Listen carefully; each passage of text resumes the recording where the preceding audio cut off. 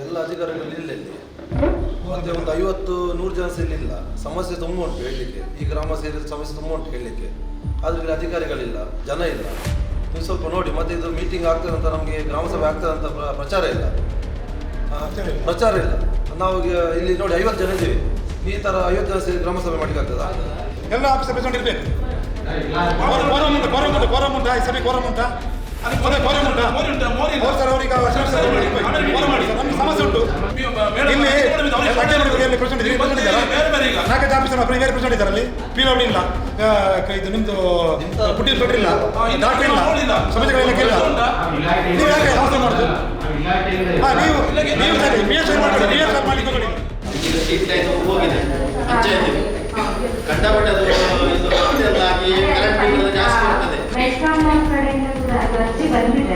ಅವರು ಹೇಳಿದ್ರೆ ನೀವು ಕಡಿಬೇಕಂತ ಹೇಳ್ತಾರೆ, ನಿಮ್ಮ ಹತ್ರ ಹೇಳಿದ್ರೆ ಅವರಿಗೆ ಕಡಿಬೇಕು. ಈಗ ಯಾವ್ದಾದ್ರು ಕ್ಲಿಯರ್ ಮಾಡಿ. ಅದು ನನ್ನ ವೋಟರ್ ಐಡಿಯಾಗೆಲ್ಲ ರೇಷನ್ ಕಾರ್ಡ್ ಬಂದಾಗಿದೆ, ಸಂದೇಶ ಸುರಕ್ಷೆ ಬಂದಾಗಿದೆ ಎಲ್ಲ ಹೇಳ್ತಾರೆ. ಒಬ್ಬರಿಗೆ ಗದ್ದೆಯಲ್ಲಿ ಗ್ರಾಮ ಸಭೆಯಲ್ಲಿ ವಾರ್ಡ್ ಸಭೆಯಲ್ಲಿ ಜನರಿಗೆ ಮನೆಯಿಂದ ಬರಲಿಕ್ಕೆ ಭಾರಿ ಕಷ್ಟ. ನಾವೇ ಅವರಲ್ಲಿಗೆ ಹೋಗ್ಬೇಕು.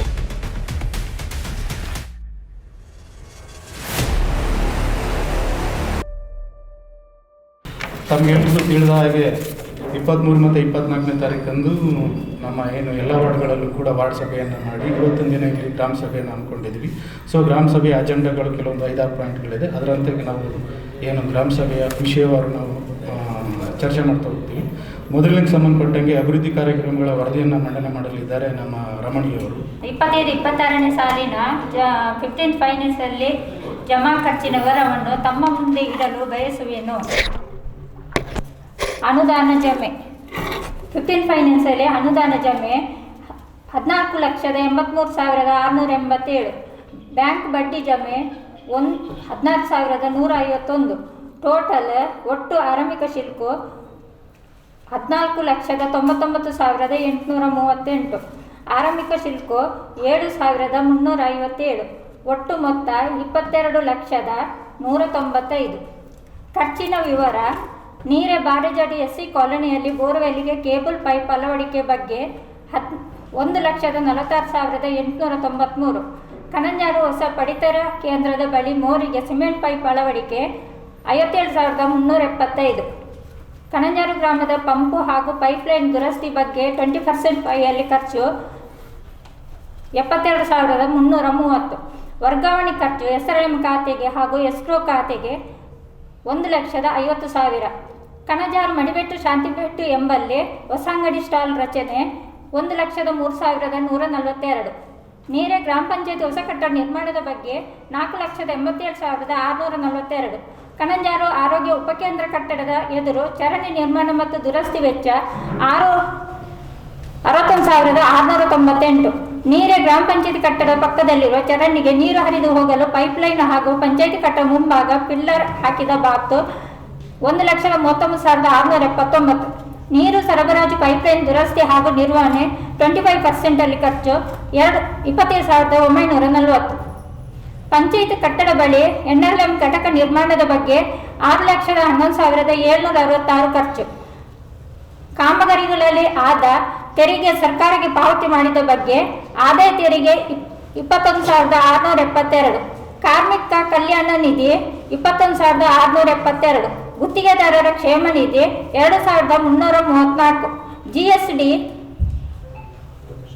21,770. ರಾಜ್ಯಧನ 30,324. ಒಟ್ಟು ಖರ್ಚು 15ನೇ ಹಣಕಾಸು ಯೋಜನೆಯಲ್ಲಿ 19,62,237. ಅಂತಿಮ ಶುಲ್ಕ 22,37,958. ಟೋಟಲ್ ಒಟ್ಟು ಮೊತ್ತ 22,195. ಎಲ್ಲರಿಗೂ ನಮಸ್ಕಾರ. ತೋಟಗಾರಿಕೆ ಇಲಾಖೆ ವತಿಯಿಂದ ಇರುವಂಥ ಯೋಜನೆಗಳು, ಸವಲತ್ತುಗಳ ಬಗ್ಗೆ ಹೇಳೋಕ್ಕಿಂತ ಪೂರ್ವದಲ್ಲಿ 1-2 ವಿಷಯಗಳನ್ನ ತಮ್ಮ ಗಮನಕ್ಕೆ ತರ್ತೇನೆ. ಈಗ ಬೆಳೆ ಸರ್ವೆ ಆಗ್ತಾಯಿದೆ. ಬೆಳೆ ಸರ್ವೆಗೆ ಮಹತ್ವ ಪ್ರಾಬಬ್ಲಿ ಕೆಲವು ಜನಿಗೆ ಆಗಲೇ ಗೊತ್ತಾಗ್ತಾ ಇದೆ. ಏಕೆಂದರೆ ಬೆಳೆ ಸರ್ವೆ ಇಲ್ಲ ಅಂತ ಇನ್ಶೂರೆನ್ಸ್ ಕಟ್ಟಲಿಕ್ಕೆ ಆಗ್ತಾ ಇಲ್ಲ. ಕೆಲವು ಜನಿಗೆ ಬೆಳೆ ಸರ್ವೆ ಹಿಂದಿನ ವರ್ಷದ ಸರ್ವೆ ಇಲ್ಲ ಅಂತ ಇನ್ಶೂರೆನ್ಸ್ ತಗೊಳ್ತಾ ಇಲ್ಲ. ಈ ರೀತಿಯದ್ದು ಕೆಲವು ಜನಿಗೆ ತೊಂದರೆ ಆಗಿರ್ಬೋದು. ಬೆಳೆ ಸರ್ವೆಗಳನ್ನು ಎಲ್ಲ ಒಂದು ವಲಯಗಳಲ್ಲೂ ಉಪಯೋಗಿಸ್ತಾ ಇದ್ದಾರೆ. ಈಗ ಸದ್ಯಕ್ಕೆ ನಮಗೆ ಇನ್ಶೂರೆನ್ಸಿಗೆ ಮಾತ್ರ ತಗೋತಾ ಇದ್ದಾರೆ. ಇನ್ಶೂರೆನ್ಸ್ ಕಟ್ಟಬೇಕಾದ್ರೆ ಅಡಿಕೆ ಕಾಳುಮೆಣಸಿಗೆ ಇನ್ಶೂರೆನ್ಸ್ ಕಟ್ಟಬೇಕಾದ್ರೆ ನಿಮಗೆ ಬೆಳೆ ಸರ್ವೆನಲ್ಲಿ ಹಿಂದಿನ 2 ವರ್ಷದ ಬೆಳೆ ಸರ್ವೆನಲ್ಲಿ ಇರಬೇಕು ಬೆಳೆ, ಇಲ್ಲಾಂದರೆ ಕಟ್ಟಲಿಕ್ಕೆ ಆಗ್ತಾಯಿಲ್ಲ. ಬಟ್ ಮುಂದಿನ ದಿನಗಳಲ್ಲಿ ಲೋನಿಗೂ ತಗೋಬೋದು, ನಿಮ್ಮ ಬೆಳೆ ಪರಿಹಾರಕ್ಕೂ ತಗೋಬೋದು, ಬೆಳೆ ಮಾಲ್ಕಿ ವ್ಯಾಲ್ಯೂಯೇಷನ್ ಮಾಡ್ತಾರೆ ಅದಕ್ಕೂ ತಗೋಬೋದು, ಎಲ್ಲದಕ್ಕೂ ತಗೊಳ್ಳುವಂಥ ಒಂದು ಸಾಧ್ಯತೆಗಳಿರ್ತದೆ. ಹಾಗಾಗಿ ಬೆಳೆ ಸರ್ವೆಯನ್ನು ಎಲ್ಲರೂ ಕರೆಕ್ಟಾಗಿ ಮಾಡ್ಕೊಳ್ಳಿ. ಈಗ ರೈತರ ಆ್ಯಪ್ ಬಿಟ್ಟಿದ್ದಾರೆ.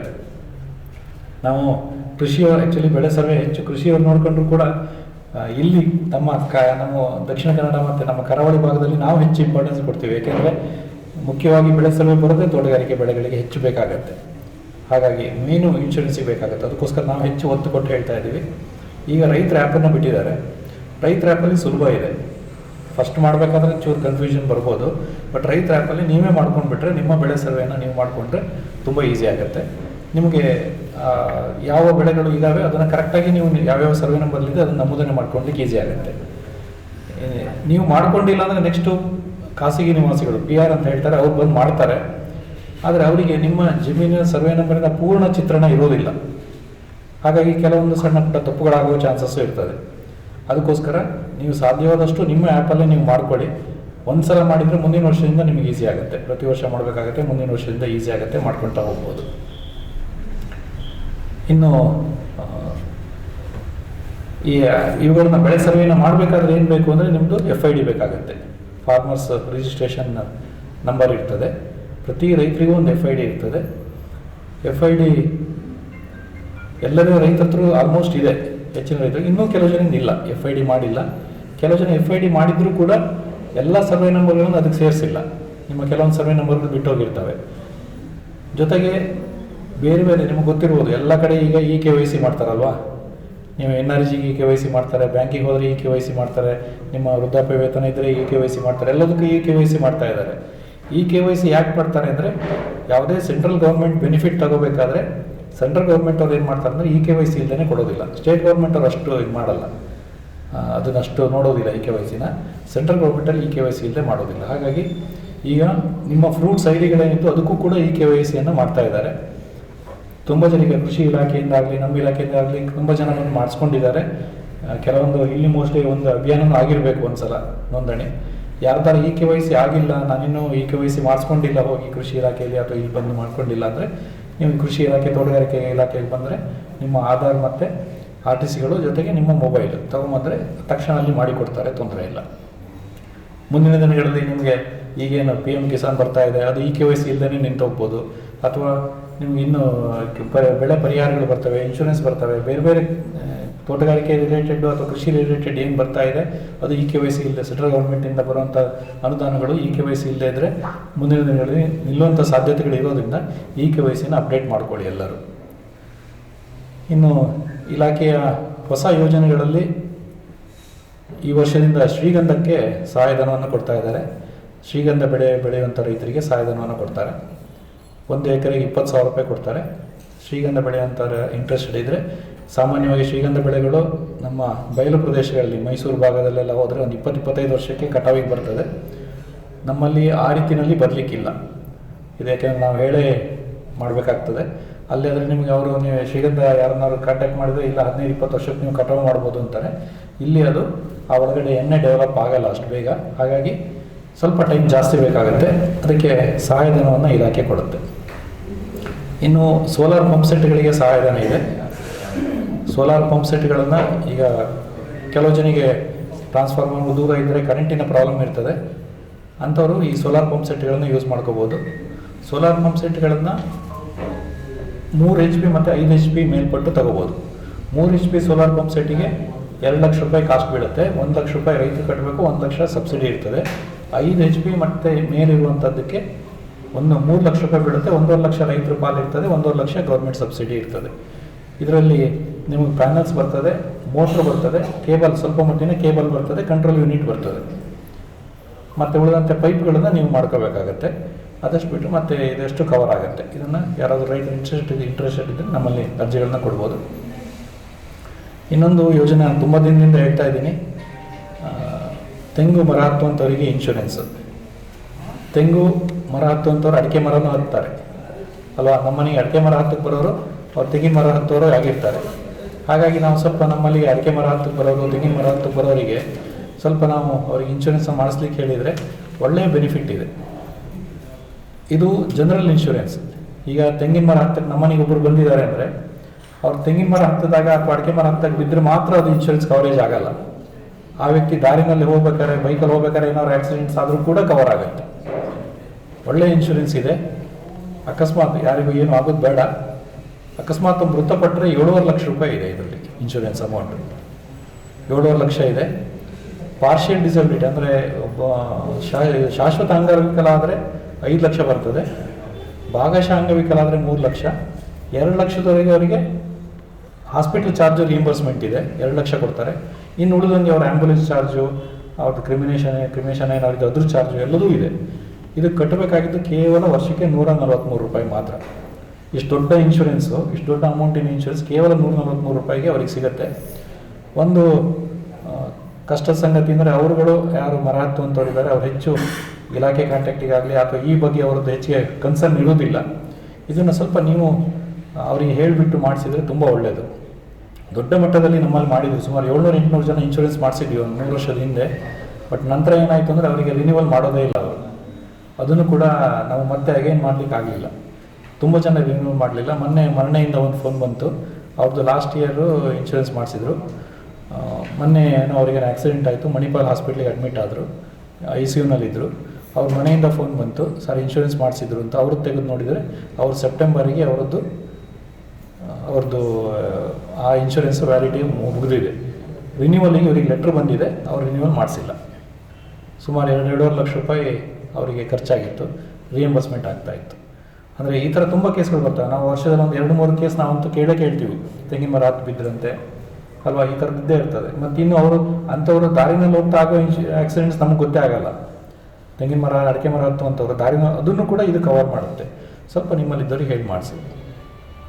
ಇನ್ನು ಇಲಾಖಾ ಯೋಜನೆಗಳಿಗೆ ಹೇಳಿದರೆ ನಮ್ಮಲ್ಲಿ ಹೊಸದಾಗಿ ಈಗ ಈ ಮೈನರ್ ಫ್ರೂಟ್ಸ್ ಅಂತ ಬರ್ತದೆ, ಅಪ್ರಧಾನ ಹಣ್ಣುಗಳು ಅಂತ ಹೊಸ ಬೆಳೆಗಳು ಬರ್ತಾ ಇದ್ದಾವೆ. ಈ ರಾಂಬೂಟಾನ್ ಇದೆ, ಮ್ಯಾಂಗೋಸ್ಟೀನ್ ಇದೆ, ಡ್ರ್ಯಾಗನ್ ಫ್ರೂಟ್ ಇದೆ, ಹಲಸನ್ನು ಕೂಡ ಕೆಲವು ಜನ ದೊಡ್ಡ ಮಟ್ಟದಲ್ಲಿ ಮಾಡ್ತಾ ಇದ್ದಾರೆ. ಇದಕ್ಕೆಲ್ಲ ಇಲಾಖೆ ಸಹಾಯಧನವನ್ನು ಕೊಡಲಿಕ್ಕೆ ಪ್ರಾರಂಭ ಮಾಡಿದೆ. ದೊಡ್ಡ ಸಹಾಯಧನ ಬರೋದಿಲ್ಲ, ಅವುಗಳ ಗಿಡದ ರೇಟಿಗೆ ಕಂಪೇರ್ ಮಾಡಿದರೆ ಸಹಾಯಧನ ದೊಡ್ಡದು ಬರೋದಿಲ್ಲ, ಸಣ್ಣ ಮಟ್ಟದ ಸಹಾಯಧನ ಬರ್ತದೆ. ದೊಡ್ಡ ಮಟ್ಟದಲ್ಲಿ ಇದನ್ನು ಬೆಳೀತಾ ಇದ್ದಾರೆ. 10-20 ಎಕರೆಗಳಲ್ಲಿ ಇವತ್ತು ರಾಂಬೂಟಾನ್ ಬೆಳೀತಾರೆ, ಹಲಸನ್ನು ಬೆಳೀತಾ ಇದ್ದಾರೆ, ಇಂಥದ್ದು ಬೆಳೀತಾ ಇದ್ದಾರೆ. ಬೆಳೆಗಳಿಗೆ ಸಹಾಯಧನ ಇದೆ. ಇನ್ನು ಪ್ರತಿ ವರ್ಷದಂತೆ ನಮ್ಮದು ಗೇರು, ಕಾಳುಮೆಣಸು, ಕೋಕೋ, ಅನಾನಸ್ಸು, ಬನಾನಾ, ಬಾಳೆ ಇಂಥದ್ದಕ್ಕೆಲ್ಲ ಸಹಾಯಧನ ಇದ್ದೇ ಇರ್ತದೆ. ತಾಳೆ ಬೆಳೆನೂ ಕೂಡ ಸಹಾಯಧನ ಇದೆ. ಯಾರು ಅಡಿಕೆ ಬೇಡ, ಸ್ವಲ್ಪ ಬೇರೆ ಬೆಳೆಗಳಿಗೆ ಹೋಗಬೇಕು ಅಂತ ಯೋಚನೆ ಮಾಡ್ತಾರೆ, ಅವರಿಗೆ ಅಪ್ರಧಾನ ಹಣ್ಣುಗಳು ಒಳ್ಳೆಯ ಒಂದು ಆಲ್ಟರ್ನೇಟಿವ್. ಜೊತೆಗೆ ತಾಳೆನೂ ಕೂಡ ಬೆಳಿಬೋದು. ಜೇನು ಕೃಷಿಗೆ ಸಹಾಯಧನ ಇರ್ತದೆ. ಜೇನು ಪೆಟ್ಟಿಗೆಯನ್ನು ಮಾಡಲಿಕ್ಕೆ ಇಂಟ್ರೆಸ್ಟ್ ಇರೋರು 2 ದಿನ ತರಬೇತಿ ಕೊಡ್ತೀವಿ. ಜೊತೆಗೆ ಜೇನು ಪೆಟ್ಟಿಗೆಗೆ 75% ಸಹಾಯಧನ ಇರ್ತದೆ. ಜೇನು ಪೆಟ್ಟಿಗೆ ಹುಳ ಸಹಿತ ಬರ್ತದೆ. ತರಬೇತಿ ತಗೊಂಡು ಜೇನು ಪೆಟ್ಟಿಗೆಯನ್ನು ಪ್ರಾರಂಭ ಮಾಡ್ಬೋದು. ಅದಕ್ಕೆ ಇಲಾಖೆ ಸಹಾಯಧನ ಕೊಡ್ತೇವೆ. ಸೆಪ್ಟೆಂಬರ್-ಅಕ್ಟೋಬರ್ನಲ್ಲಿ ತರಬೇತಿ ಇರ್ತದೆ. ಇನ್ನು ಮಶ್ರೂಮ್ ಯೂನಿಟ್ಗಳಿಗೆ, ಅಣಬೆ ಬೇಸಾಯಕ್ಕೆ ಸಹಾಯಧನ ಇರ್ತದೆ. 3-4 ಟೈಪ್ ಮಶ್ರೂಮ್ಗಳಿದೆ, ಅಣಬೆಗಳು. ನಾವು ಇಲ್ಲಿ ಆಯಿಸ್ಟರ್, ಸಾಮಾನ್ಯ ಮಟ್ಟಿಗೆ ಎಲ್ಲರೂ ಆಯಿಸ್ಟರ್ ಬೆಳೀತಾರೆ. ಮಿಲ್ಕಿ ವೈಟ್ ಇರ್ತದೆ, ಬಟನ್ ಮಶ್ರೂಮ್, ನಾವು ಹೋಟೆಲಲ್ಲಿ ತಿನ್ನುವಂಥದ್ದು ಬಟನ್ ಮಶ್ರೂಮು. ಅದಕ್ಕೂ ಕೂಡ ಎಲ್ಲದಕ್ಕೂ ನಮ್ಮಲ್ಲಿ ಸಹಾಯಧನ ಇರ್ತದೆ. 2 ರೀತಿ ಇರ್ತದೆ. ಒಂದು ಕೇವಲ ಇದು ನೀವು ಬಿಲ್ಡಿಂಗ್ ನಿಮ್ಮದೇ ಇದ್ದು ನೀವು ಮಶ್ರೂಮ್ ಯೂನಿಟ್ ಮಾಡಿದರೆ ಅದಕ್ಕೆ 1.25 ಲಕ್ಷ ಇರ್ತದೆ. ವಿತ್ ಬಿಲ್ಡಿಂಗ್ ನೀವು ಮಾಡೋದಾದರೆ 12 ಲಕ್ಷದವರೆಗೆ ಸಹಾಯಧನ ಇರ್ತದೆ. ನಮ್ಮಲ್ಲಿ ಇಲ್ಲಿ ಒಂದು ಮಿಲ್ಕಿ ವೈಟ್ ಮಶ್ರೂಮ್ ಘಟಕ ಒಳ್ಳೆಯ ರೀತಿಯಲ್ಲಿ ಕಾರ್ಕಳದಲ್ಲಿ ನಡೀತಾ ಇದೆ. ಈಗ ಹೊಸದಾಗಿ ಒಂದು ಬಟನ್ ಮಶ್ರೂಮ್ ಘಟಕ ಮಿಯಾರಲ್ಲಿ ಸ್ಟಾರ್ಟ್ ಆಗಿದೆ. ಆ ರೀತಿ ಮಾಡ್ತಾರೆ. ಸ್ವಲ್ಪ ಇನ್ವೆಸ್ಟ್ಮೆಂಟ್, ನೀವು ಬಟನ್ ಮಶ್ರೂಮಿಗೆ ಹೋಗೋದಾದರೆ ಸ್ವಲ್ಪ ಇನ್ವೆಸ್ಟ್ಮೆಂಟ್ ಇರ್ತದೆ, 1 ಕೋಟಿವರೆಗೆ ಆಗ್ತದೆ. ಆಯಿಸ್ಟರ್ ಎಲ್ಲ ತುಂಬ ಬೇಡ. ಆಯಿಸ್ಟರ್ ಮತ್ತು ಮಿಲ್ಕಿ ವೈಟಿಗೆ ತುಂಬ ಬೇಡ. ಬಟನಿಗೆ ಮೋಸ್ಟ್ಲಿ ಕಾಸ್ಟ್ಲಿ ಇರ್ತದೆ ಅಷ್ಟೇ. ಇಲಾಖೆಯಿಂದ ನೀರು ಸಂರಕ್ಷಣಾ ಘಟಕಗಳು, ಕೃಷಿ ಹೊಂಡಗಳನ್ನು ಮಾಡೋದಿದ್ರೆ ಸಹಾಯಧನ ಇರ್ತದೆ. ನಮ್ಮಲ್ಲಿ ದೊಡ್ಡ ಕೃಷಿ ಹೊಂಡಗಳಿಗೆ ಸಹಾಯಧನ ಇತ್ತು, ಈಗ ಈ ವರ್ಷದಿಂದ ನಿಲ್ಲಿಸಿದ್ದಾರೆ. ಸಣ್ಣ ಕೃಷಿ ಹೊಂಡಗಳಿಗೆ ಸಹಾಯಧನ, ಬಟ್ ನಾವು ಹೆಚ್ಚಿನ ಜನನ ಕೃಷಿ ಇಲಾಖೆಗೆ ನಾವು ಡೈವರ್ಟ್ ಮಾಡ್ತೀವಿ, ಯಾಕೆಂದರೆ ಅವರಲ್ಲಿ ಕೃಷಿ ಭಾಗ್ಯದಲ್ಲಿ ಜಾಸ್ತಿ ಸಬ್ಸಿಡಿ ಸಿಗುತ್ತೆ ಅಂತ. ಇನ್ನು ಯಾಂತ್ರೀಕರಣ ಯೋಜನೆಯಲ್ಲಿ ಬೇರೆ ಬೇರೆ ಯಂತ್ರಗಳಿಗೆ ಸಹಾಯಧನ ಇದೆ. ಕಳೆ ಕೊಚ್ಚು ಮಿಷಿನ್ ಇರ್ಬೋದು, ಅಡಿಕೆ ಸೋಲಿ ಮಿಷಿನ್ನು, ಮರ ಹತ್ತುವಂಥ ಏಣಿಗಳು, ತಳ್ಳು ಗಾಡಿಗಳು, ಚಾಫ್ ಕಟ್ಟರ್ಸು, ಚೈನ್ಸಾ ಇಂಥದ್ದಕ್ಕೆಲ್ಲ ಸಹಾಯಧನ ಇರ್ತದೆ. ಶೇಕಡ 40-50% ಸಹಾಯಧನ ಇರ್ತದೆ. ಇದನ್ನು ಬಳಸ್ಕೋಬೋದು. ಹನಿ ನೀರಾವರಿ ಮತ್ತು ಡ್ರಿಪ್ ಇರಿಗೇಷನ್. ಯಾಕೆ ಈ ವರ್ಷ ಒತ್ತಿ ಕೊಟ್ಟು ಹೇಳಬೇಕು ಅಂದರೆ, ಈ ವರ್ಷದ ಮಳೆ ಗೊತ್ತಿದೆ. ಈಗ ಮಳೆ ಬಿದ್ದರೂ ಕೂಡ ನಮ್ಮ ಬೋರ್ವೆಲ್ಗಳು ಎಷ್ಟು ಮಟ್ಟಿಗೆ ರೀಚಾರ್ಜ್ ಆಗಿದ್ದಾವೆ ಅಂತ ಗೊತ್ತಿಲ್ಲ. ಬಾವಿಗಳು ಆಗಿಬಿಟ್ಟಿದ್ದಾವೆ, ಬಾವಿಗಳು ಮೇಲೆ ಬಂದಿದೆ. ಬೋರ್ವೆಲ್ಲಲ್ಲಿ ನೀರು ಎಷ್ಟಿದೆ ಅನ್ನೋದು ಇನ್ನೂ ನಮಗೆ ಗೊತ್ತಿಲ್ಲ. ನೆಕ್ಸ್ಟ್ ಬೇಸಿಗೆನಲ್ಲಿ ತೆಗೆದಾಗಲೇ ಗೊತ್ತಾಗಬೇಕು. ನೀರಿನ ಶಾರ್ಟೇಜ್ ಆಗುವಂಥ ಚಾನ್ಸಸ್ ಜಾಸ್ತಿ ಇರ್ತದೆ ಈ ವರ್ಷ.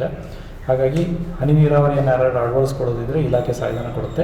ಅದೇ ರೀತಿ PVC ಪೈಪಲ್ಲಿ ಸ್ಪ್ರಿಂಕ್ಲರ್ ಮಾಡ್ಕೊಳ್ಳೋದಿದ್ರು ಕೂಡ ಇಲಾಖೆ ಸಹಾಯಧನ ಇದೆ. ಒಳ್ಳೆಯ ಸಹಾಯಧನ ಸಿಗ್ತಾ ಇದೆ. ಈಗ ಒಳ್ಳೆಯ ನಮ್ಮಲ್ಲಿ ರೇಟ್ಗಳು ಕೂಡ ಜಾಸ್ತಿ ಆಗಿರೋದ್ರಿಂದ ಸಹಾಯಧನ ಚೆನ್ನಾಗಿ ಸಿಗ್ತಾ ಇದೆ. ಇದನ್ನು ಉಪಯೋಗಿಸ್ಕೊಳ್ಬೋದು ಅಂತ ಕೇಳ್ಕೊಳ್ತೇನೆ. ಮತ್ತು ಇನ್ಯಾವುದಾದ್ರೂ ನಿಮ್ಮ ಕ್ವಶನ್ಸ್ಗಳಿದ್ರೆ ಕೇಳ್ಬೋದು. 50% ಇರ್ತದೆ. 3 HP-ಗೆ 2 ಲಕ್ಷ ರೂಪಾಯಿ total cost, 1 lakh subsidy, 1 lakh ರೈತರದ್ದು ಶೇರ್ ಇರ್ತದೆ. 5 HP ಆ್ಯಂಡ್ ಎಬವ್ ಇದ್ದರೆ 3 ಲಕ್ಷ ರೂಪಾಯಿ ಟೋಟಲ್ ಕಾಸ್ಟ್ ಇರುತ್ತೆ, 1.5 ಲಕ್ಷ ಇಲಾಖೆ ಸಬ್ಸಿಡಿ ಇರುತ್ತೆ, 1.5 ಲಕ್ಷ ರೈತರದ್ದು ಇರ್ತದೆ.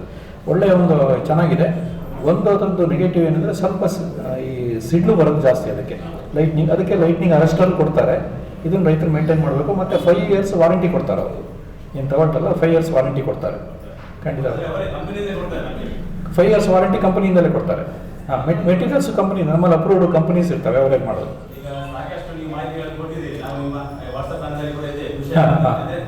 ವಿಚಾರ ಬೇಕಿತ್ತು. ಅದು ಫಾರ್ಮ್ ಐಡಿ ಕ್ರಿಯೇಟ್ ಮಾಡಿದ್ರೆ ಬೇರೆ ಬೇರೆ ವಿಚಾರ ಇರ್ಬೋದು. ಅದ್ರಲ್ಲಿ ಏನು ಮತ್ತು ನೀವು ಅಣಬೆಯ ಬಗ್ಗೆ ಹೇಳಿದ್ರಿ. ಒಂದು 10-15 ವರ್ಷದಿಂದ ಅಣಬೆಯ ಬಗ್ಗೆ ತುಂಬಾ ಜನ ಮಾಡಿದ್ರು. ಒಂದು ರೀತಿಯಲ್ಲಿ ಪ್ರಾತ್ಯಕ್ಷಿಕೆಯನ್ನು ಒಂದು ಟ್ರೈನಿಂಗ್ ಕೊಟ್ಟರೆ ಒಳ್ಳೇದು. ಅಂದ್ರೆ ಮಾಡೋರು ಸ್ವಲ್ಪ ಸಹೋದ್ಯೋಗಕ್ಕೆ ಸ್ವಲ್ಪ ಅದು ಆಗ್ಬಹುದು. ಮತ್ತೊಂದು ಏನೋ ಒಂದು ವಿಚಾರ ಅಂತ ಹೇಳಿದ್ರೆ, ನೀವು ತೋಟಗಾರಿಕೆ ಅಂದ್ರೆ ನೀವು ಅಡಿಕೆ ಇದೆಲ್ಲ ಕೇಳಿದ್ರಿ. ಈಗ ಏನಾಗಿದೆ ಅಂತ ಹೇಳಿದ್ರೆ, ಬಹಳ ರೈತರ ಸಮಸ್ಯೆ ಏನಾಗಿದೆ ಅಂತ ಹೇಳಿದ್ರೆ ಕಾಮನ್ ಆಗಿದೆ. ಯಾವುದು ಕೋತಿಗಳ ಕಾಟ ಅಂತ ಕಾಮನ್ ಆಗಿ ವಿಷಯಗಳು. ನೀವು ಅರಣ್ಯ ಜೊತೆಗೂಡಿ ಏನಾದ್ರೂ ಒಂದು ಪರಿಣಾಮಕಾರಿಯಾಗಿ ಹೆಜ್ಜೆ ಇಡುವ ಸ್ವಲ್ಪ ಗಮನ ಹರಿಸಿ ಅಂತ ನಮ್ದು ರಿಕ್ವೆಸ್ಟ್ ಅಷ್ಟೇ. ಹಾಗಾಗಿ ಅದೇ ಅದು ನಗುವಂತ ವಿಷಯ ಯಾಕಂತ ಹೇಳಿದ್ರೆ, ಈಗ ಅಡಿಕೆ ನೋಡಿ, ಅಡಿಕೆ ಬಗ್ಗೆ ಮಾಹಿತಿ ಇಲ್ಲದವರಿಗೆ ತೆಂಗು ಹಾಕ್ತಾರೆ. ತೆಂಗು ಸ್ವಲ್ಪ ಮೇಂಟೆನೆನ್ಸ್ ಕಡಿಮೆ ಇರ್ತದೆ, ಬಟ್ ದೊಡ್ಡದಾದಾಗ ಹೀಗೆ ಇವುಗಳ ಕಾಟ ಇರ್ತದೆ.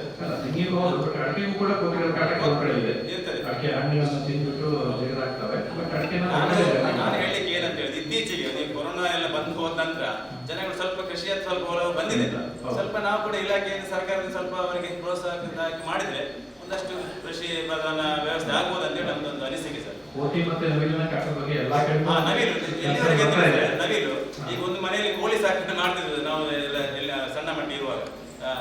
ಈಗ ಏನಾಗಿದೆ, ಎಲ್ಲ ಒಂದೊಂದು ಮನೆಯಲ್ಲಿ ಒಂದು 20-25 ನವಿಲು ತರ ಇದೆ. ನಮಗೆ ತುಂಬಾ ಕಾಟ ಇದೆ. ಅಂದ್ರೆ ನಾವು ಸ್ವಲ್ಪ ನವಿಲನ್ನು ನೋಡ್ಲಿಕ್ಕೆ ನಾವು ಒಂದು 20 ವರ್ಷದ 15-20 ವರ್ಷದಿಂದ ಎಲ್ಲಿ ಹೋಗ್ತಿದ್ವಿ. ಇವಾಗ ಆಗಲ್ಲ, ನಮ್ಮ ಮನೆ ಅಂಗಳದಲ್ಲಿ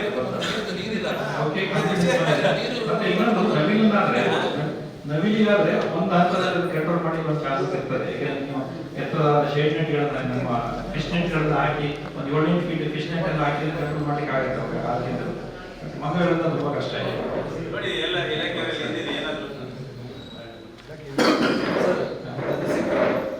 ಎಲ್ಲ ಅಧಿಕಾರಿಗಳು ಇಲ್ಲ ಇಲ್ಲಿ. ಮತ್ತೆ ಒಂದು 50-100 ಜನ ಇಲ್ಲಿಲ್ಲ.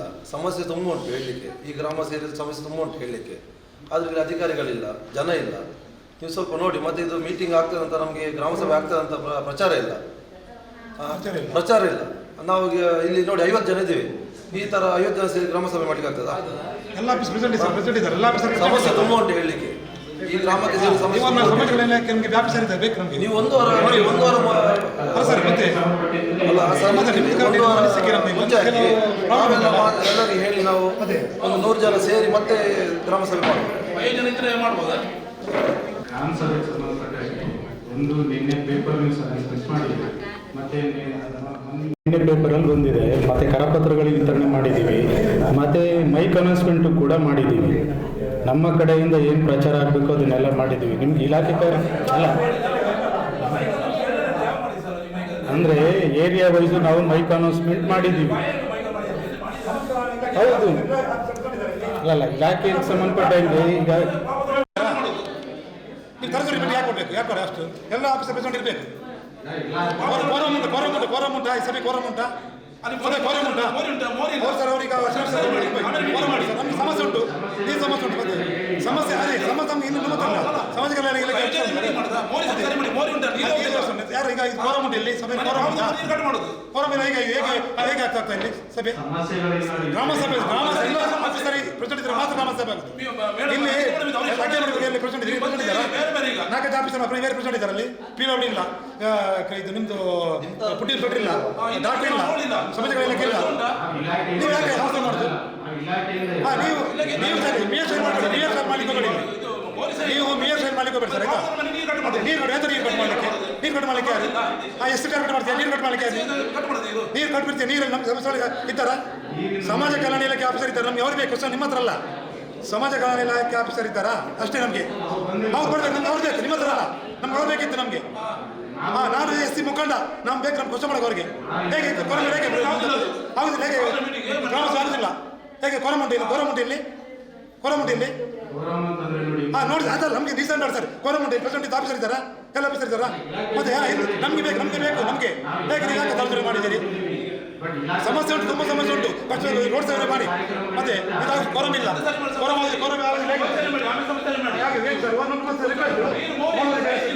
ನೀವು ನೋಡಿ ಸರ್, ಇವಾಗ ಮಾಡಿಲ್ಲ, ಡಾಕ್ಟರ್ ಇಲ್ಲ, PWD ನಿಲ್ಲಿಸ್ಕೊಟ್ಟಿಲ್ಲ, ಸಮಸ್ಯೆ ಇಲ್ಲ. ಹೇಗೆ ನೀವು ಗ್ರಾಮ ಸಭೆ ಹೇಗೆ ಅನುಮತಿ ಹೇಗೆ ಆಗ್ತದೆ ನಿಮ್ಮದು? ಗ್ರಾಮ ಸಭೆ ಸರ್ ನೋಡಿ, ಗ್ರಾಮ ಸಭೆ ಹೇಗೆ ಆಗ್ತದೆ? ಗ್ರಾಮ ಸಭೆ ಸರ್ ಎಲ್ಲ ಪ್ರೆಸಿಡೆಂಟ್ ಇದ್ರೆ ಮಾತ್ರ ಗ್ರಾಮ ಸಭೆ ಸರಿಯಾ? ನಮ್ಮ ಸಮಸ್ಯೆ ಉಂಟು, ಅಂಕಿತ ಮಾಡಿ ಇವಾಗ ಏನು ಸಮಸ್ಯೆ ಇರಲಿಲ್ಲ. ಇವಾಗ ಬಂದು ಯಾಕೆ ತರತರಿ ಕೂಡಲೇ ಮೀಟಿಂಗ್ ಮಾಡಿದ್ರು ಎಲ್ಲ? ಈಗ ಬೇರೆ ಆಫೀಸರ್ ಇದ್ದಾರೆ, ಪ್ರೆಸಿಡೆಂಟ್ ಇದ್ದಾರೆ ಇಲ್ಲಿ. ನಮ್ಮದು ಸ್ಟೇಟ್ ಕ್ವಶನ್ ಸಮಾಜ ಕಲ್ಯಾಣ ಇಲಾಖೆ ಆಫೀಸರ್ ಬೇಕು ನಮಗೆ. ಫುಡ್ ಇನ್ಸ್ಪೆಕ್ಟರ್ ಇಲ್ಲ, PWD ಇಲ್ಲ, ಡಾಕ್ಟರ್ ಇಲ್ಲ, ಶಿಕ್ಷಣ ಇಲಾಖೆ ಇಲ್ಲ. ಇದ್ದಾರಾ? ಕಂಟಿನ್ಯೂ ಮಾಡಿ. ಓಕೆ, ನಾವು ಅಗ್ರಿ. ಓಕೆ, ಇಲ್ಲಾಂದ್ರೆ ಹೇಗೆ ಗ್ರಾಮ ಸಭೆ ಆಗ್ತಾರೆ? ನಮ್ಗೊಂದು ರೀಸನ್ ಬೆಳೆದು ಇಲ್ಲಿ ಗ್ರಾಮ ಸಭೆ ಆಗೋದಿಲ್ಲ, ಕೊರಮ ಇಲ್ಲ ನಮ್ಮದು. 100 ಚಾನ್ಸ್ ಕೂಡ ಸರ್ ಇಲ್ಲಿ ಆಗಿದಾ? ನೀವು ಒಂದು ಫೀಲ್ ಮಾಡಿ, ಪಂಚಾಯತ್ ಅಧಿಕಾರಿ ಒಂದು ಆನ್ಸರ್ ಮಾಡಿ. ನೀರು ಕಟ್ ಮಾಡಲಿಕ್ಕೆ ಎಂದ್ರೆ ನೀರು ಕಟ್ ಮಾಡೋದು? ನೀರು ಕಟ್ ಮಾಡಿ ನೀರು ಕೊಡ್ತೀರಾ? ನೀರು ಬಿಡಿ ಹೊತ್ತಿಗೆ ನೀರು ಬಿಡಿ. ನಮ್ಮ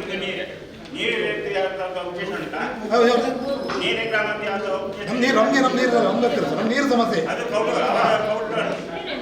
ನಮ್ಮ ನೀರಿಗೆ ಸರ್, ಇದು ಈಗ ಅವರು ಹೇಳುವಂತದ್ದು ಅವರು ಗೌಡರ ಗ್ರಾಮಕ್ಕೆ ಸಂಬಂಧಪಟ್ಟರು ಅಂತ ಹೇಳಿ. ಅಂದ್ರೆ ಅವರಿಗೆ ನಮ್ಮ ನೀರಿಂದ ನೀರು ಸರಬರಾಜು ಆಗ್ತಿತ್ತು ನಮಗೆ ತಿಳಿದ ಮಟ್ಟಿಗೆ. ನಮ್ಮ ಸಂದೇಶ ಅವ್ರು ನೀರಿನ ವಿಚಾರವಾಗಿ ಮಾತಾಡಲಿಕ್ಕೆ ಬಂದಿದ್ದಾರೆ, ನೀರಿನ ವಿಚಾರವಾಗಿ. ಹೌದು, ಗೌಡರು. ಹಾಗಾಗಿ ವಿಷಯಗಳು ನಾನು ಹೇಳುವಂತದ್ದು, ಅವರು ಮಾತಾಡಿದ್ದಾರೆ. ಏನೇ ಇರಲಿ, ನೀರು ನಾವು ಎಲ್ಲರಿಗೂ ಕೊಡಬೇಕಾಗಿರುವಂಥದ್ದು. ಮೊದಲಿಂದ ನಾವು ಸುಮಾರು ವರ್ಷದಲ್ಲಿ ಪಂಚಾಯತ್ ಕೊಡ್ತಿದ್ವಿ. ಈಗ ಸ್ವಲ್ಪ ಏನಾದರೂ ಕೂತು ಅವ್ರು ಸ್ವಲ್ಪ ನೀರು ಕೊಡುವ ಹಾಗೆ, ಬಿಲ್ ಕಟ್ಟುವಾಗ ನೀವು ಸ್ವಲ್ಪ ಸಪ್ರೇಟ್ ಆಗಿ ಕೂತ್ಕೊಂಡು ಮಾತಾಡಿ ಬೇಕಾಗಿದೆ.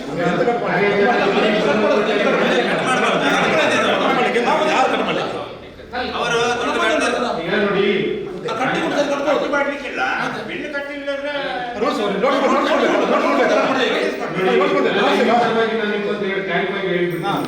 ಈಗ ಗ್ರಾಮೀಣ ಕುಡಿಯುವ ನೀರು ಮತ್ತು ಮೇಲ್ಮೂಲ ಇಲಾಖೆಯಿಂದ ಸ್ಟೇಟ್ ಗೌರ್ಮೆಂಟ್ ಇಂದಾನೆ ಒಂದು ಕಾರ್ಯಾಚರಣೆ ಮತ್ತು ನೀತಿ ನಿರ್ವಹಣೆ ನೀತಿ ಅಂತೇಳಿ ಒಂದು ಅಮೆಂಡ್ಮೆಂಟ್ ಆಗಿದೆ.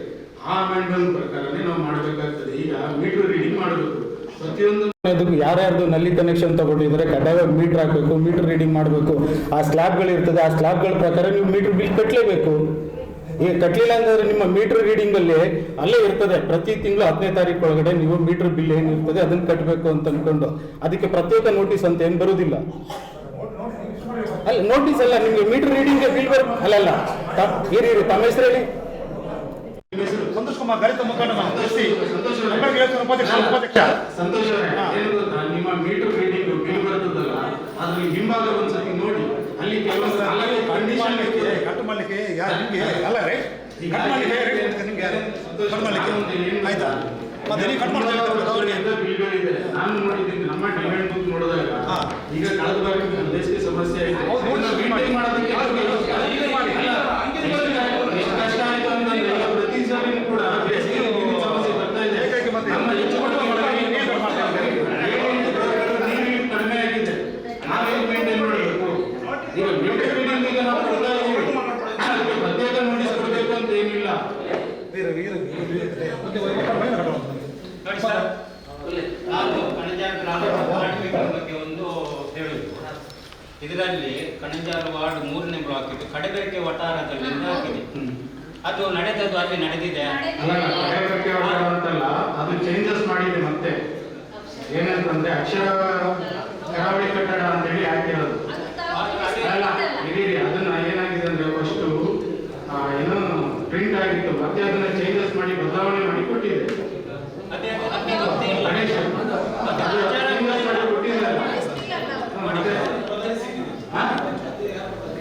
ಅದಲ್ಲ, ಅದು ಚೇಂಜಸ್ ಮಾಡಿ ಕೊಟ್ಟಿದೆ. ಕಡಬೇರಿಕೆ ವಠಾರ, ಅದು ವಠಾರ ಎಂದೆಂದಿದೆ. ನಿನ್ನೆ ಏನಿತ್ತು ಅದನ್ನ ನೋಡಿದ್ವಿ. ಏನಾಗ್ತದೆ ಅಂತಂದ್ರೆ ಚೇಂಜಸ್ ಮಾಡಿ ಅಕ್ಷರ ಕಟ್ಟಡದಲ್ಲಿ ನಾವು ಮಾಡಿದ್ರೆ ಅದು ವ್ಯತ್ಯಾಸ ಇದೆ, ಅದು ವ್ಯತ್ಯಾಸ ಆಗಿದೆ ಅಷ್ಟೇ. ಅದು ನೆಕ್ಸ್ಟ್ ನಾವು ಅದನ್ನ ಒಂದೇ ಪ್ಲೇಸ್ ಆಗಿ ಕರೆಕ್ಟಾಗಿ ಮೆನ್ಷನ್ ಮಾಡಿ ಕೊಡ್ತೀವಿ. ಅದೆಲ್ಲ ಗ್ರಾಮ ಸೌಧಕ್ಕೆ ಮೈಕ್ನಲ್ಲಿ ಪ್ರಚಾರ ಮಾಡಿದ್ರ ಪ್ರಚಾರ ಮಾಡಿದ್ವಿ. ಬರಲೇ ಇಲ್ಲ.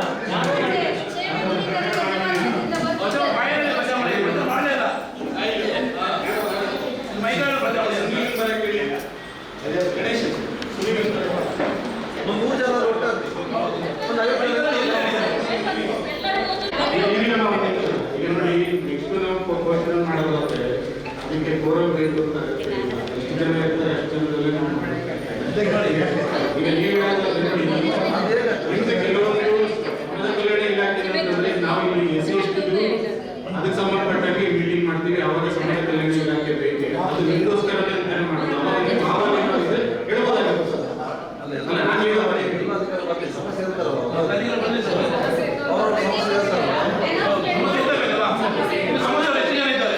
ನಾವು ಅಷ್ಟು ಪ್ರಚಾರ ಮಾಡಿದ್ವಿ, ಸಮಸ್ಯೆ ಇದ್ದವ್ರು ಬರುವುದಿಲ್ಲ. ನಮ್ಗೆ ಫೋನ್ ಮಾಡಿ ಹೇಳ್ತಾರೆ ನಮ್ಮ ಸಮಯಕ್ಕೆ ಬಂದು ಹೇಳಿದ್ರೆ ಯಾರು ಬರುವುದಿಲ್ಲ. ನಾವು ಎಷ್ಟು ಸಲ ಹೇಳ್ತೇವೆ. ನಿನ್ನೆ ಇವತ್ತು ಬೆಳಿಗ್ಗೆ ಕೂಡ ನೀರಿನಂತ ಫೋನ್ ಬಂತು, 10:30ಕ್ಕೆ ಗ್ರಾಮ ಸಭೆ ಬಂದು ಹೇಳಿದ್ರೆ ಯಾರು ಬರುವುದಿಲ್ಲ. ಜನರಿಗೆ ಅವರ ಹತ್ತಿರವೇ ಹೋಗ್ಬೇಕು. ಒಂದು ಮೆಂಬರ್ ಹತ್ರ ಈಗ ಮಾಜಿ ಆದ್ರೂ ಕೂಡ ನಮ್ಗೆ ಎಲ್ಲರಿಗೆ ಹೇಳುದು ನನ್ನ ವೋಟರ್ ಐಡಿ ಆಗಲಿಲ್ಲ, ರೇಷನ್ ಕಾರ್ಡ್ ಬಂದಾಗಿದೆ, ಸಂದೇಶ ಸುರಕ್ಷೆ ಬಂದಾಗಿದೆ ಎಲ್ಲ ಹೇಳ್ತಾರೆ. ಒಬ್ಬರಿಗೆ ಗದ್ರೆ ಅಲ್ಲಿ ಗ್ರಾಮ ಸಭೆಯಲ್ಲಿ ವಾರ್ಡ್ ಸಭೆಯಲ್ಲಿ ಜನರಿಗೆ ಮನೆಯಿಂದ ಬರ್ಲಿಕ್ಕೆ ಭಾರಿ ಕಷ್ಟ. ನಾವೇ ಅವರಲ್ಲಿಗೆ ಹೋಗ್ಬೇಕು. ಹೇಳಿದ್ದೆ ನೋಡಿ, ಇವರು ಮಾತ್ರ ಇಬ್ಬರು ಬಂದರು, ಮತ್ತೆ ಯಾರು ನೀರಿಲ್ಲ ಹೇಳ್ತಾರೆ, ಬರ್ಲಿಕ್ಕೆ ರೆಡಿ ಇಲ್ಲ. ಅಲ್ಲಿ ಇಲ್ಲಿ ಬಂದು ಅಧಿಕಾರಿಗಳಿದ್ದಾರೆ, ಒಂದು ಸಮಸ್ಯೆ ಹೇಳ್ಬೇಕಲ್ಲ. ನಮ್ಮ ಹತ್ರ ಫೋನ್ ಮಾಡಿ ಹೇಳುದು ಅಷ್ಟೇ. ಒಂದು ಬನ್ನಿ, ಸಂದೇಶ ಸುರಕ್ಷಾ, ರೇಷನ್ ಕಾರ್ಡ್ ಇರ್ಬೋದು, ಏನೇ ಇರ್ಬೋದು, ಸಮಸ್ಯೆ ಹೇಳ್ತಾ ಇರ್ತಾರೆ. ಇವತ್ತು ಸಭೆ ನಿಂತಾಗಿ ಅಂತ ಹೇಳಿದ್ರೆ ಯಾರು ಮನೆಯಿಂದ ಹೊರಡುವುದಿಲ್ಲ. ಅಲ್ಲಿ ಸಮಸ್ಯೆಗೆ 10:30 ಟೈಮ್ ಹಾಕಿದ್ರೆ 11:30 ಆಯ್ತು ಸ್ಟಾರ್ಟ್ ಆಗಬೇಕು. ಹೀಗೆ ಅಂದ್ರೆ ಜನ ಬರ್ತಾರಾ? ಜನ ಬರಬೇಕಲ್ಲ. ಸ್ಟಾರ್ಟ್ ಆಗ್ಬೇಕಲ್ಲ, ಅದು ಸ್ಟಾರ್ಟ್ ಆಗ್ಬೇಕು. ಈಗ ಜನ ಇದ್ರೆ ನಾವು ಮಾಡ್ಲಿಕ್ಕೆ ಆಗ್ತದ, ಜನ ಬರ್ಬೇಕು. ವ್ಯತ್ಯಾಸ ಆಗ್ತದೆ, ಯಾಕಂದ್ರೆ ಬಂದಾಗ್ತಾನೆ ಮಾಡೋದು. ಈಗ ಇಲಾಖೆ ಅಧಿಕಾರಿಗಳು ಬಂದು ಮಾಹಿತಿ ಕೊಡ್ಬೇಕಂದ್ರೆ ಜನ ಇರ್ಬೇಕಲ್ಲ. ಯಾಕಂದ್ರೆ ಬೇರೆ ಇಲಾಖೆ ಅಧಿಕಾರಿಗಳು ಇರ್ತಾರೆ, ಅವ್ರಿಗೂ ಕೂಡ ಕೆಲವೊಂದು ವಿಜಿಲೆನ್ಸ್ ಕಮಿಟಿ ಟೀಮ್ಗೆ ಹೋಗ್ಬೇಕಾಗಿದೆ ಅವರು ಕೂಡ. ಹಾಗಾಗಿ ಕಾರ್ಯಕ್ರಮ ಮುಂದುವರಿಸೋದ್ರೆ ಅವರು ಇಲಾಖೆ ಕಾರ್ಯಕ್ರಮಗಳ ಬಗ್ಗೆ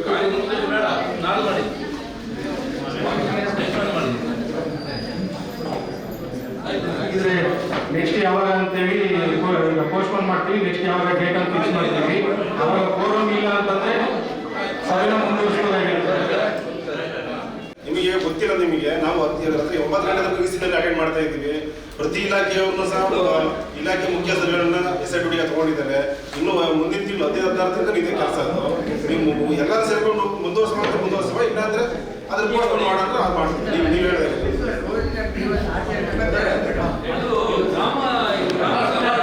ಸಮಸ್ಯೆ ಇದು ಸುಮಾರು ಹೇಳಿಗೆ ಸಮಸ್ಯೆ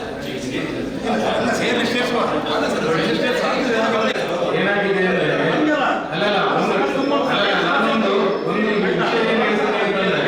ಇದು ರೋಡ್ ಒಂದೇ ರೋಡ್ ನೋಡಿದ್ದೀರಾ? ರೋಡ್ ಸ್ಲ್ಯಾಬ್ ಉಂಟಾ? ಅದು ಮಾತಾಡಿ. ಖಾಲಿ ಗ್ರಾಮ ಸಭೆಯಲ್ಲಿ ಸಮಸ್ಯೆ ಉಂಟು, ಸಮಸ್ಯೆ ಬರ್ತಾರೆ ನೋಡಿ. ಅಲ್ಲಿ BJP ಬ್ಯಾಂಕ್ ನೀರು ನಿಲ್ತದೆ, ಸಮಸ್ಯೆ ಸರಿ ಮಾಡಿ ನೀವು. ಅಲ್ಲ, ಎಲ್ಲ ರಾಜ್ಯಗಳ ಒಂದೇ ಎಲ್ಲ ಆಯ್ತಾ? ನಮಗೆ ನಾವು ಸಹ ಎಲ್ಲ ಗೊತ್ತು ನಮ್ಗೆ, ಆಯ್ತಾ? ಎಲ್ಲ ಅಂಡರ್ಸ್ಟ್ಯಾಂಡಿಂಗ್ ಬಿಟ್ಟಿಲ್ಲ, ನಿಮ್ಗೆ ಅಂಡರ್ಸ್ಟ್ಯಾಂಡಿಂಗ್ ಉಂಟು. ಎಲ್ಲ ಕಮಿಷನ್ ಬ್ರೋಕರ್ ಎಲ್ಲ ಆಯ್ತು ನೋಡಿದಲ್ಲ, ಪಂಚಾಯತ್ ಗೊತ್ತಲ್ಲ. ನಾವು ನೋಡ್ತದೆ ನೋಡ್ರಲ್ಲ ನೋಡಿ ಹೇಳಲ್ಲ. ಅಲ್ಲಿ ಸಮಸ್ಯೆ ಇಲ್ಲ, ಚೆನ್ನಾಗಿ ನೀವು ಬೈಕ್ ಕೊಟ್ಟು ನೋಡಿದ್ದೀರಾ? ಲೈಟ್ ಇಲ್ಲ, ಮತ್ತೆ ಲೈಟ್ ಇಲ್ಲ. ಇಲ್ಲಲ್ಲ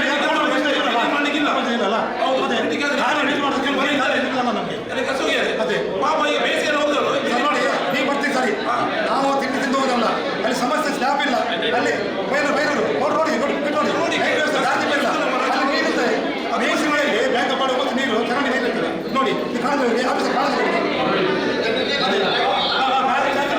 ಮೀಟಿಂಗ್ ಬಂದಿದ್ದು ಸಮಸ್ಯೆ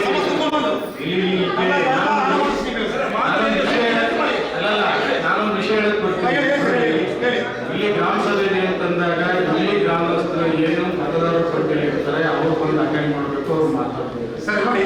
ಈಗ ಏನಾಗಿದೆ ನೋಡಿ, ನೀವು ಕೂಡ ಹೇಳ್ತೀರಿ ಗೌರವ ವಿಲೇಜ್ ಅಂತ ಹೇಳ್ತೀರಿ. ಈಗ ನೀರಿನ ಸಮಸ್ಯೆ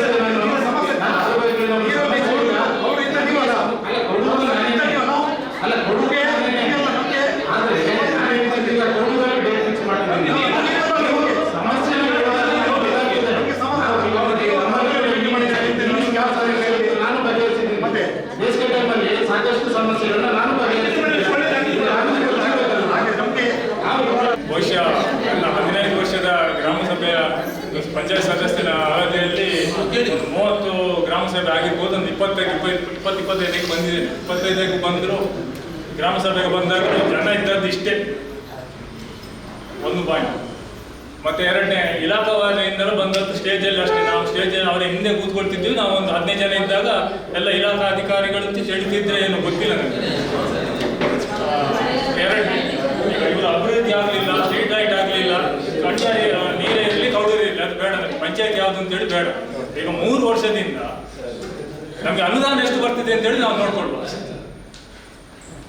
ಈಗ ಇವ್ರಿಗೆ ಹೇಳಿದ್ವಿ 20 ಲಕ್ಷನೇನೋ ರಮಣಿ ಓದುವಾಗ 20 ಲಕ್ಷನೇನೋ ನಮಗೆ 15 ಫೈನಾನ್ಸಲ್ಲಿ ಬಂದದ್ದು. 20 ಹೇಳಿದ್ರು ಟೋಟಲ್ ಅವರಿದ್ದದ್ದು.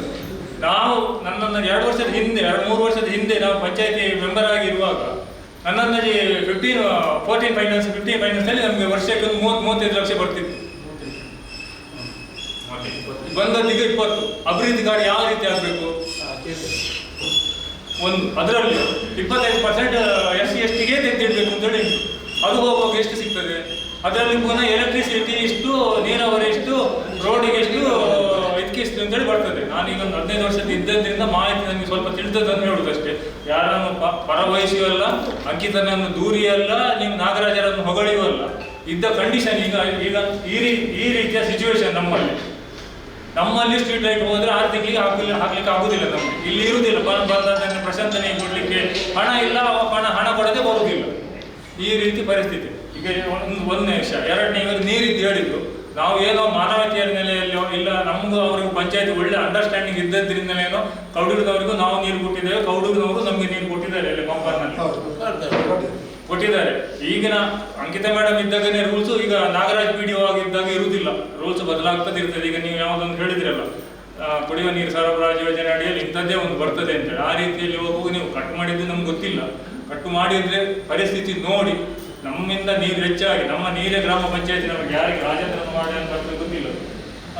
ಯಾರಿಗೂ ಸಮಸ್ಯೆ ಆಗದಿದ್ದರೆ ನೀರು ಕೊಡುವುದು ಬೇಡ ಅಂತ ಹೇಳುವುದಿಲ್ಲ. ಆದರೆ ನಮಗೆ ನಮ್ಮ ಆದ್ಯತೆ ಮುಖ್ಯ ಅಂತೇಳಿ ನನ್ನ ಅಭಿಪ್ರಾಯ ಹೇಳುದು. ಯಾರಿಗೂ ಬೇಸರ ಆಗುವುದು ಬೇಡ. ನನ್ನ ಅಂದಾಜು ಇಲ್ಲಿ ಒಂದು ಗ್ರಾಮ ಸಭೆ ಇನ್ನೊಂದು ನೀವು ವಾರ 15 ದಿವಸ ಬಿಟ್ಟು ನೋಟಿಸ್ ಕೊಟ್ಟರು ಯಾರು ಬರುವುದಿಲ್ಲ. ನಾನು ವೈಯಕ್ತಿಕ ಮಾಡ್ತೇನೆ. ಒಂದು ನಿಮಿಷ ಮಾತಾಡುವುದನ್ನು ಕೇಳುವಷ್ಟು ತಾಳ್ಮೆ ಇರಲಿ ಎಲ್ಲರೂ. ಒಬ್ರು ಮಾತಾಡಿ ಎಲ್ಲರೂ ಮಾತಾಡಿ ಗಲಾಟೆ ಮಾಡ್ಕೊಳ್ಳೋದು ಬೇಡ. ಯಾಕೆಂತ ಹೇಳಿದ್ರೆ ಮೊನ್ನೆ ಗ್ರಾಮ ಸಭೆ ವಾರ್ಡ್ ಸಭೆ ಆದಾಗ ನಾನು ಒಂದು 25 ಜನ ಕೇಳಿದ್ದೀನಿ. ನಾನು ಮೆಂಬರ್ ಅಂತ ಹೇಳಿಲ್ಲ. ಏನಾದರೂ ನಮ್ಮ ಊರಿನಲ್ಲಿ ಸಮಸ್ಯೆ ಇದ್ದರೆ ಅಲ್ಲಿ ಹೋಗಿ ಮಾತಾಡುವ. ಏನು ನಾವು ಇಲ್ಲಿ ಮಾತಾಡಬೇಕು, ಪಾಸ್ ಆಗಬೇಕಾದ್ರೆ ವಾರ್ಡ್ ಸಭೆಯಲ್ಲಿ ಬರಬೇಕು. ವಾರ್ಡ್ ಸಭೆಯಲ್ಲಿ ಬಂದ ನಂತರ ಗ್ರಾಮ ಸಭೆಗೆ ಅಪ್ರೂವಲ್ ಆಗಿ ಅದು ಮುಂದಿನ ಹಂತಕ್ಕೆ ಹೋಗುದು.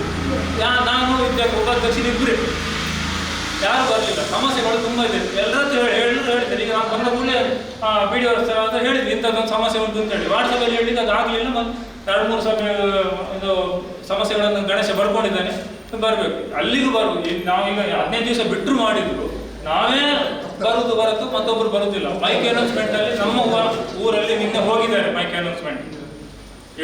ಇವರ ವಾರ್ಡಿಗೆ ಹೋಗ್ಲಿಲ್ಲ ಅಂತ ಗೊತ್ತಿಲ್ಲ. ನಮ್ಮ ವಾರ್ಡಿಗೆ ಬಂದಿದ್ದಾರೆ, ಪ್ಯಾಂಪ್ಲೆಟ್ ಕೊಟ್ಟಿದ್ದಾರೆ.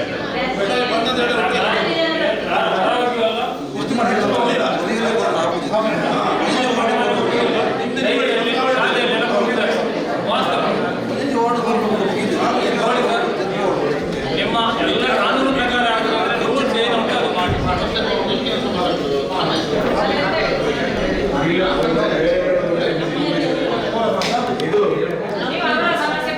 ಸಂತೋಷ.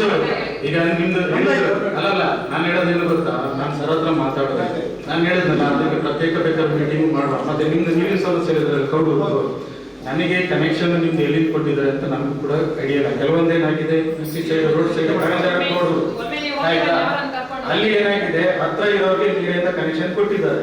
ಆದರೆ ಕೆಲವೊಂದು ಟೈಮಲ್ಲಿ ಬೇಸಿಗೆಯಲ್ಲಿ ಮೇಂಟೆನೆನ್ಸ್ ಮಾಡೋದು ಕಷ್ಟ. ಯಾಕೆ ಅಂತಂದ್ರೆ ಈ ಮಡಿಬೆಟ್ಟು ಮತ್ತೆ ಕಣಜಾರು ನಾನು ಕಳೆದ ಬೇಸಿಗೆಯಲ್ಲಿ ಎಷ್ಟು ಎಫರ್ಟ್ ಹಾಕಿದ್ದೀನಿ ಅಂದ್ರೆ ಕೆಲವೊಂದು ನೀವು ಹೇಳ್ತಿರಲ್ಲ, ಕೆಲವೊಂದು ನಮಗೂ ಬೇಜಾರಾಗ್ತದೆ. ಯಾಕೆ ಅಂತಂದ್ರೆ ಕೆಲವೊಂದು ಸರ್ಕಾರದ ಮಾರ್ಗಸೂಚಿ ನಾವು ಏನಿದೆ ಅದು ನಾವು ಮಾಡಲೇಬೇಕು. ಬಟ್ ಏನಾಗ್ತದೆ, ಪಕ್ಕದ ಮನೆಯವನಿಗೆ ನೀರು ಬರ್ತದೆ, ಅದ್ರ ಪಕ್ಕದ ಮನೆಯವನಿಗೆ ನೀರು ಬರಲ್ಲ. ರೀಸನ್ ಏನು ಅಂತ ನಾನು ನೋಡಿದಾಗ ಒಂದು ಮನೆಯಲ್ಲಿ 2-3 ಕನೆಕ್ಷನ್ ಇದೆ. 2-3 ಕನೆಕ್ಷನ್ ತಗೊಂಬೋದ? ಈಗ ಒಬ್ಬ ನೀರು ತಗೊಂತಾನೆ, ಪಕ್ಕದ ಮನೆಯವನಿಗೆ ನೀರು ಬರಲ್ಲ. ಅವನೇನಂತಾನೆ, ಅವ್ರಿಗೆ ನೀರು ಬರ್ತದೆ, ನನಗೆ ನೀರು ಬರಲ್ಲ ಅಂತಂದ್ರೆ ವೆರಿಫೈ ಮಾಡಿ, ತುಂಬಾ ನಾನು ವೆರಿಫೈ ಮಾಡಿದ್ದೀನಿ, ಪೆನಾಲ್ಟಿ ಕೂಡ ಹಾಕಿದ್ದೀನಿ. ಎಲ್ಲಕ್ಕೂ ಬರ್ತದೆ. ಆದ್ರೆ ಬೇಕಾಗಿರೋದು ಯಾವಾಗ ಅಂತಂದ್ರೆ ಬೇಸಿಗೆ ಟೈಮಲ್ಲಿ, ಮಳೆಗಾಲದಲ್ಲಿ ಯಾರು ಕೇಳಿದ್ರು.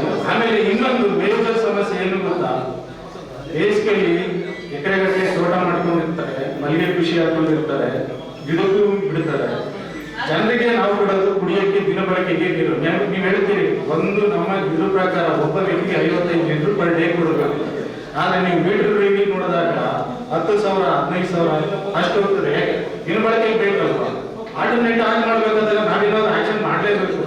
ಒಂದು ಹಂತಕ್ಕೆ ನಾವು ಸರಿಪಡಿಸೋ ತನಕ ನಾವು ನೀವೆಲ್ಲ ಕೈ ಜೋಡಿಸ್ಲೇಬೇಕು, ಎಫರ್ಟ್ ಹಾಕ್ಲೇಬೇಕು. ಒಂದು ಹಂತದಲ್ಲಿ ದಾಟಿ ಸರಿ ಹೋದಾಗ ಒಂದು ಹಂತಕ್ಕೆ ಬರ್ತದೆ. ಆವಾಗ ಪ್ರತಿಯೊಂದು ಕೂಡ ಯಾವುದೋ ಸಮಸ್ಯೆ ಇಲ್ಲ. ಬೇಕಾದ್ರೆ ನಿಮ್ದು ವಿಷಯ ಇದೆಯಲ್ಲ ಅದನ್ನ ಬೇಕಾದ್ರೆ ಪರ್ಸನಲಿ ಬಂದು ನಾನು ವಿಸಿಟ್ ಮಾಡ್ತೀನಿ. ನೀವು ಬೇಕಾದ್ರೆ ಹೇಳಿ, ನಾಳೆ ಅಲ್ಲೂ ಕೂಡ ಇಲ್ಲಿ ಡೇಟ್ ಫಿಕ್ಸ್ ಮಾಡಿದ್ದೀನಿ, ಬೈಲೂರು ಬನ್ನಿ, ಅಲ್ಲೂ ಕೂಡ ಸಮಸ್ಯೆ ಹೇಳಿ. ಯಾಕಂದ್ರೆ ಇದು ಅಲ್ಲಿಗೆ ಸಂಬಂಧಪಡ್ತದಲ್ಲ, ನಾನು ಬರ್ತೀನಿ, ನಿಮ್ಮನ್ನೇ ಕರಿತೀನಿ, ನೀವು ಬನ್ನಿ, ಹೋಗಿ ಬರುವ ಸಮಸ್ಯೆನೇ ಬಗೆಹರಿಸೋದಕ್ಕೆ ನಾವು ಖಂಡಿತ ಇದ್ದೇ ಇದ್ದೀವಿ. ಬಟ್ ನಮ್ಮ ಜೊತೆ ನೀವು ಇರಬೇಕಷ್ಟೇ, ನಮ್ಗೆ ಅದೇ ಬೇಕಾಗಿರೋದು. ಕರ್ನಾಟಕ ರೈತ ಸುರಕ್ಷಾ ಪ್ರಧಾನ ಮಂತ್ರಿ ಫಸಲ್ ಬಿಮಾ ಯೋಜನೆಯು ಅನುಷ್ಠಾನ ಆಗಿದೆ. ಈಗ ಅದರಲ್ಲಿ ಭತ್ತ ಮಳೆಯಾಶ್ರಿತ ಬೆಳೆಗೆ ಬೆಳೆ ವಿಮಾ ಬಿಟ್ಟಿದ್ದಾರೆ. ಈಗ ನಾವು ಬೆಳೆ ವಿಮೆ ಮಾಡಿಸ್ಬೇಕಾದ್ರೆ ರೈತರು 1 ಹೆಕ್ಟೇರಿಗೆ ವಿಮಾ ಕಂತು 1,512 ರೂಪಾಯಿ, ಅಂದ್ರೆ 2% ವಿಮೆ ಕಂತನ್ನ ಪ್ರತಿ ಹೆಕ್ಟೇರಿಗೆ ಅವರು ರೈತರು ಕಟ್ಟಬೇಕು. ಅದೇ ರೀತಿ ಅವರು ಕಟ್ಟಬೇಕಾದ್ರೆ ಅವರು CSC ಮತ್ತೆ ನಮ್ದು ಗ್ರಾಮೀಣ ಬ್ಯಾಂಕ್ಗಳು ಮತ್ತೆ ಅದೇ ರೀತಿ ನಮ್ದು ಪ್ಯಾಕ್ಸ್ ಅವ್ರ ಹತ್ರ ಹೋಗಿ ಅಥವಾ CSC ಸೆಂಟರ್ ಅಲ್ಲಿ ಹತ್ರ ಹೋಗಿ ಪಹಣಿ ಮತ್ತೆ ಬ್ಯಾಂಕ್ ಪುಸ್ತಕ ಜೆರಾಕ್ಸ್ ಮತ್ತೆ ಆಧಾರ್ ಕಾರ್ಡ್ ಮತ್ತೆ FID ಈ ದಾಖಲೆಗಳನ್ನು ತಗೊಂಡು ಹೋಗಿ ತಾವು ಬೆಳೆ ವಿಮೆ ಮಾಡಿಸಬಹುದು. ಇದಕ್ಕೆ ಕೊನೆಯ ದಿನಾಂಕ 31/7 ಅಂದ್ರೆ ನಾಳೆ ಲಾಸ್ಟ್ ಡೇಟ್ ಇದೆ ಇದಕ್ಕೆ ಬೆಳೆ ವಿಮೆಗೆ. ಇದು ಉಪಯೋಗ ಬೆಳೆ ವಿಮೆ ವಿಫಲ ಆದ್ರೆ ಯಾವಾಗ ಉಪಯೋಗ ಆಗುತ್ತಂದ್ರೆ ಬಿತ್ತನೆ ವೈಫಲ್ಯ ಆದಾಗ, ಮತ್ತೆ ಪ್ರಕೃತಿ ವಿಕೋಪ ಆದಾಗ, ಮತ್ತೆ ಕಟಾವಿನ ನಂತರ ಬೆಳೆ ಹಾನಿ ಆದಾಗ ಇದು ಬೆಳೆ ವಿಮೆಯು ತಮಗೆ ಅನುಕೂಲ ಆಗುತ್ತೆ. ಮತ್ತೆ ಈ ಬೆಳೆ ವಿಮೆಯು ಈ ವರ್ಷ 2026-27 ಅನುಷ್ಠಾನಗೊಳಿಸುತ್ತಿರುವ ಕಂಪನಿ ಅಂದ್ರೆ ಇಂಡಸ್ಇಂಡ್ ಜನರಲ್ ಇನ್ಶೂರೆನ್ಸ್ ಕಂಪನಿ. ಅದೇ ರೀತಿ ನಮ್ದು ಇಲಾಖೆಯಲ್ಲಿ ಕೃಷಿ ಪಂಡಿತ ಪ್ರಶಸ್ತಿ ಅರ್ಜಿ ಆಹ್ವಾನ ಮಾಡಿದ್ದೀವಿ ನಾವು. ಇದರಲ್ಲಿ ರೈತರಿಗೆ ಮಿನಿಮಮ್ 1 ಎಕರೆ ಇದು ಜಮೀನು ಇರಬೇಕು.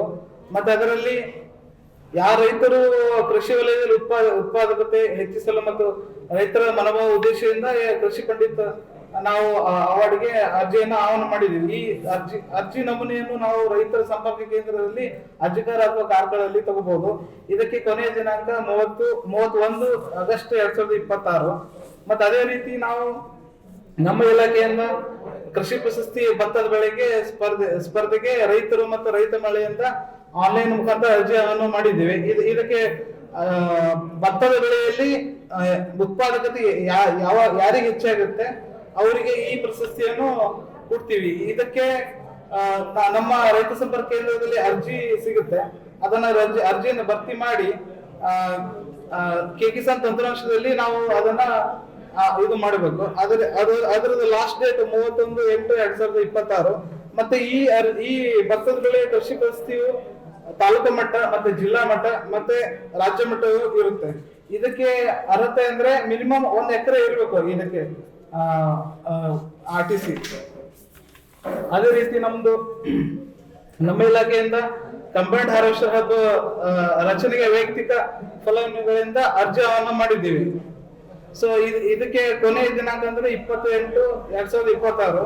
ಇದಕ್ಕೆ ವೈಯಕ್ತಿಕ ಫಲಾನುಭವಿಗಳಿಗೆ 50% ಸಹಾಯಧನದಲ್ಲಿ ಗರಿಷ್ಠ 40 ಲಕ್ಷವರೆಗೆ ಸಹಾಯಧನ ಕೊಡ್ತೀವಿ. ಇದರಲ್ಲಿ ನಾವು ಕಂಬೈನ್ಡ್ ಹಾರ್ವೆಸ್ಟರ್ ಮತ್ತು ಬೇಲರ್ ಅನ್ನು ಕಡ್ಡಾಯವಾಗಿ ರೈತರು ತಗೊಳ್ಬೇಕು. ಇದರ ಅರ್ಜಿ ನಮೂನೆಯು ನಮ್ಮ ರೈತ ಸಂಪರ್ಕದಲ್ಲಿ ಸಿಗುತ್ತೆ. ಅದೇ ರೀತಿ ನಮ್ಮ ಇಲಾಖೆಯಿಂದ ನಾವು RKVY PM ಪ್ರಧಾನಮಂತ್ರಿ PMKSY ಅಂತ ಯೋಜನೆ ಇದೆ, ಸೂಕ್ಷ್ಮ ನೀರಾವರಿ ಘಟಕ ಕೂಡಕ್ಕೆ.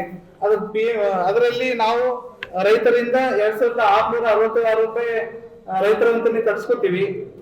ರೈತರಿಗೆ 1 ಎಕರೆ ಇದ್ರೆ 30 ಪೈಪ್ ಮತ್ತೆ 5 ಜೆಟ್ ಸ್ಪ್ರಿಂಕ್ಲರ್ ಕೊಡ್ತೀವಿ.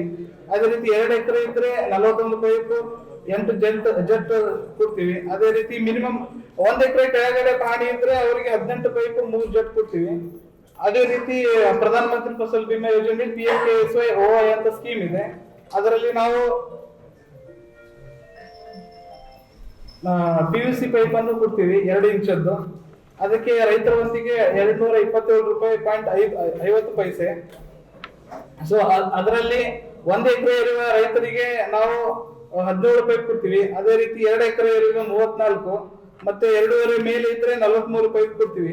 ಒಟ್ಟು 5 ಎಕರೆವರೆಗೆ ಅಷ್ಟು ನಾವು ಸಬ್ಸಿಡಿ ಕೊಡ್ತೀವಿ. ಅದೇ ರೀತಿ ನಾವು ನಮ್ಮ ಇಲಾಖೆಯಿಂದ ರೈತರ ಆಕಸ್ಮಿಕ ಮರಣ ಮತ್ತೆ ಆತ್ಮಹತ್ಯೆ ಆದರೆ ಅವರಿಗೆ ನಮ್ಮ ಇಲಾಖೆಯಿಂದ ಅವರಿಗೆ ಸಹಾಯಧನ ಅವರಿಗೆ ಇದು ಪರಿಹಾರ ಹೋಗುತ್ತೆ. ರೈತರ ಆಕಸ್ಮಿಕ ಮರಣ ರೈತರಿಗೆ 2 ಲಕ್ಷ, ಆತ್ಮಹತ್ಯೆ ಆಗಿದ್ರೆ ಅವರ ರೈತರಿಗೆ 5 ಲಕ್ಷವನ್ನು ನಾವು ನಮ್ಮ ಇಲಾಖೆಯಿಂದ ಪರಿಹಾರವನ್ನು ಕೊಡ್ತೀವಿ. ಎಸ್ಕಾಂ ಇಲಾಖೆಯಿಂದ ಈಗ ಗೃಹಜ್ಯೋತಿ ಯೋಜನೆ ಫಲಾನುಭವಿಗಳಿಗೆ ಅವರಿಗೀಗ ಪುನಃ ಇದು ಅಪ್ಲಿಕೇಶನ್ ಕೊಡ್ಲಿಕ್ಕೆ ಬಂದಿದೆ. ಅದರಿಂದ ಎಲ್ಲರೂ ಬಂದು ಒಂದು ಕೊಟ್ಟು ಬಿಡಿ. ಯಾಕಂದ್ರೆ ಈಗ ಸರಿಸುಮಾರು ಒಂದು 75% ನಮ್ಮ ಇಲಾಖೆಯಿಂದ ಮುಗಿದಿದೆ. ಇನ್ನೊಂದು 25% ಬಾಕಿ ಉಳಿದೆ. ನಿಮ್ಮ ನೆರೆಕರೆಯಲ್ಲಿ ಅಥವಾ ಯಾರು ಮನೆ ಬಂದಿದ್ರೆ ಅವರತ್ರ ಸ್ವಲ್ಪ ಹೇಳಿಬಿಡಿ, ಬಂದು ಒಂದು ಮಾಡಿಬಿಡ್ಲಿಕ್ಕೆ. ಅಥವಾ ಇಲ್ಲ ನಮ್ಮ ಸಿಬ್ಬಂದಿಗಳು ಯಾರು ಬಾಕಿ ಅಂತ ಅವ್ರಿಗೆ ಈಗ ಫೋನ್ ಮಾಡ್ತಾ ಇದ್ದಾರೆ. ಯಾಕಂದ್ರೆ ಕೆಲವರು ಬಂದು ಅಲ್ಲೇ ಮಾಡ್ತಾರೆ, ನಮ್ಮ ಸಿಬ್ಬಂದಿಗಳು ಬಂದು. ಒಂದು ವೇಳೆ ಅಲ್ಲಿ ನೆಟ್ವರ್ಕ್ದ ಸಮಸ್ಯೆ ಏನು ಇದ್ರೆ ಆಫೀಸ್ಗೆ ಬಂದು ಮಾಡಬೇಕಾಗಿ ನಿಮ್ಮ ಹತ್ರ ಕೇಳಿಕೊಳ್ತೇನೆ. ಸದನ ಆಗಿದೆ ಅಂತ 75%, ಇನ್ನೊಂದು 25% ಬಾಕಿ ಇದೆ. ಅದೀಗ ಆಗಸ್ಟ್ 31 ಒಳಗೆ ನಮಗೆ ಮುಗಿಬೇಕಂತ ಉಂಟು. ಅದೇ ನಮ್ಮ ಅಧಿಕಾರಿಗಳೆಲ್ಲ ಸ್ವಲ್ಪ ಅಂದ್ರೆ ಆದಷ್ಟು ಬೇಗ ಮುಗಿಸಲಿ ಅಂತ ಹೇಳಿ ನಮಗೆ ಹೇಳ್ತಾ ಇದ್ದಾರೆ. ಅದರಿಂದ ನಾವೊಂದು ಆಗಸ್ಟ್ 10-15 ಒಳಗೆ ಒಂದು ಮುಗಿಸಬೇಕಂತ ಇಟ್ಟಿದ್ದೇವೆ. ಅದರಿಂದ ಸ್ವಲ್ಪ ಸಹಕರಿಸಬೇಕಾಗಿ ವಿನಂತಿ ನಿಮ್ಮ ಹತ್ರ ಎಲ್ಲ. ಹಾಗೇನೆ ಮತ್ತೆ ನಮ್ಮ ಈಗ ಮಳೆ ಇದ್ರಿಂದ ಸ್ವಲ್ಪ ನಮಗೆ ಇದು ಈ ಲೈನ್ ಫಾಲ್ಟಿನ ಸ್ವಲ್ಪ ಸಮಸ್ಯೆ ಇದೆ ರಾತ್ರಿ ಎಲ್ಲ. ಅಂದ್ರೆ 10-11 ಗಂಟೆ ತನಕ 12 ಗಂಟೆ ತನಕ ನಮ್ಮ ಸಿಬ್ಬಂದಿಗಳು ಹೋಗ್ತಾರೆ. ಆದ್ರೆ 2-3 ಗಂಟೆ ನಂತರ ಸ್ವಲ್ಪ ಸಮಸ್ಯೆ ಬಂದ್ರೆ ನಮ್ಗೆ ಬೆಳಿಗ್ಗೆನೆ ಆಗ್ತದೆ. ಅದರಿಂದ ಸ್ವಲ್ಪ ನಮಗೆ ಸ್ಟೇಷನ್ ಈಗ ಒಂದು 90% ತನಕ ನಮ್ಮ ಸ್ಟೇಷನ್ ಕೆಲಸ ಮುಗಿದಿದೆ. ಒಂದು 10% ಕೆಲಸ ಬಾಕಿ ಇದೆ. ಅದು ಒಂದು ಓಪನ್ ಆದ ನಂತರ ನಮ್ಮ ಈ ಸಮಸ್ಯೆಗೆ ಸ್ವಲ್ಪ ಪರಿಹಾರ ಸಿಗ್ಬೋದು. ಬೇರೆ ಏನಿದ್ರೆ ಕೇಳಬಹುದು.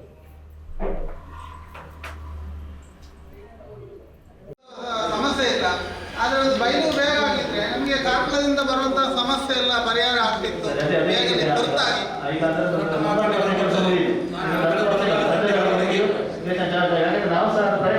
ನೀವು ರಾತ್ರಿ ಕೂಡ ಪ್ರಯತ್ನ ಮಾಡ್ತೀರಿ, ನಿಮ್ಮನ್ನ ನಾವು ಖಂಡಿತವಾಗಿ ಇದು ಮಾಡೋದಿಲ್ಲ. ಆದ್ರೆ ಒಂದು ಬೇಗ ಹತ್ತಿರದಲ್ಲಿ ಆಗಿದ್ರೆ ನಮಗೆ ಎಲ್ಲ ಕೆಲಸ ಆಗಿ ನಿಂತಿದೆ. ಏನಾದ್ರು ಸಮಸ್ಯೆ ಉಂಟಾ ಏನು ಅಂತ ಹೇಳಿ ಅಧಿಕಾರಿಗಳೆಲ್ಲ ಆದ್ರೆ ಕೆಲಸ ಉಂಟು. ಸದ್ಯದಲ್ಲಿ ಆಗ್ತದೆ ಚಾರ್ಜ್ ಆಗ್ತದೆ.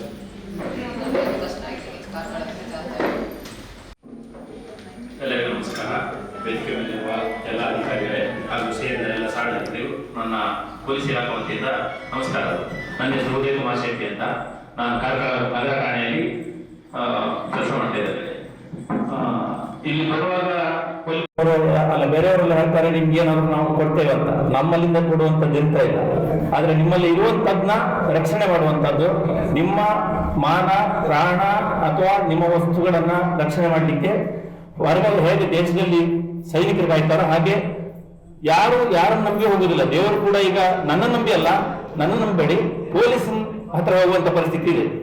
ದೇವಸ್ಥಾನದಲ್ಲಿ ಕಳ್ತಾನ ಆದ್ರೂ ಪೊಲೀಸ್ ಬಂದಿದೆ ಅಂತ. ಮನೆಯಿಂದ ನಮ್ಮ ಮಕ್ಕಳು ಹೊರಗೆ ಹೋದ್ರೆ ಬರ್ಲಿಲ್ಲ ಅಂದ್ರೆ ಹೋಗುದಿಲ್ಲಿಗೆ ಪೊಲೀಸ್ ಇದ್ದಾರೆ ಅಂತ. ಪೊಲೀಸ್ ಅಂದ್ರೆ ನನ್ನಲ್ಲ, ನಿಮ್ಮ ಅಣ್ಣ ತಮ್ಮ ಅಥವಾ ಒಂದು ಕಾನೂನು ಇದೆ ಅಂತ. ಹಾಗೆ ನಮ್ಮಲ್ಲಿ ಸಿಗುವಂತದ್ದು ಏನಿಲ್ಲ. ಆದ್ರೆ ನಿಮ್ಮಲ್ಲಿ ಇರುವಂತ ಹಣಗಳ ಬಗ್ಗೆ ಅಥವಾ ನಿಮ್ಮ ಮಕ್ಕಳು ಗಾಡಿ ಬಿಡುವ ಬಗ್ಗೆ ಅಥವಾ ನೀವು ಯಾರಾದ್ರೂ ವಾಹನ ಓಡಿಸುವ ವಿಷಯದ ಬಗ್ಗೆ ಸ್ವಲ್ಪ ತಿಳ್ಕೊಂಡಿರ್ಬೇಕು.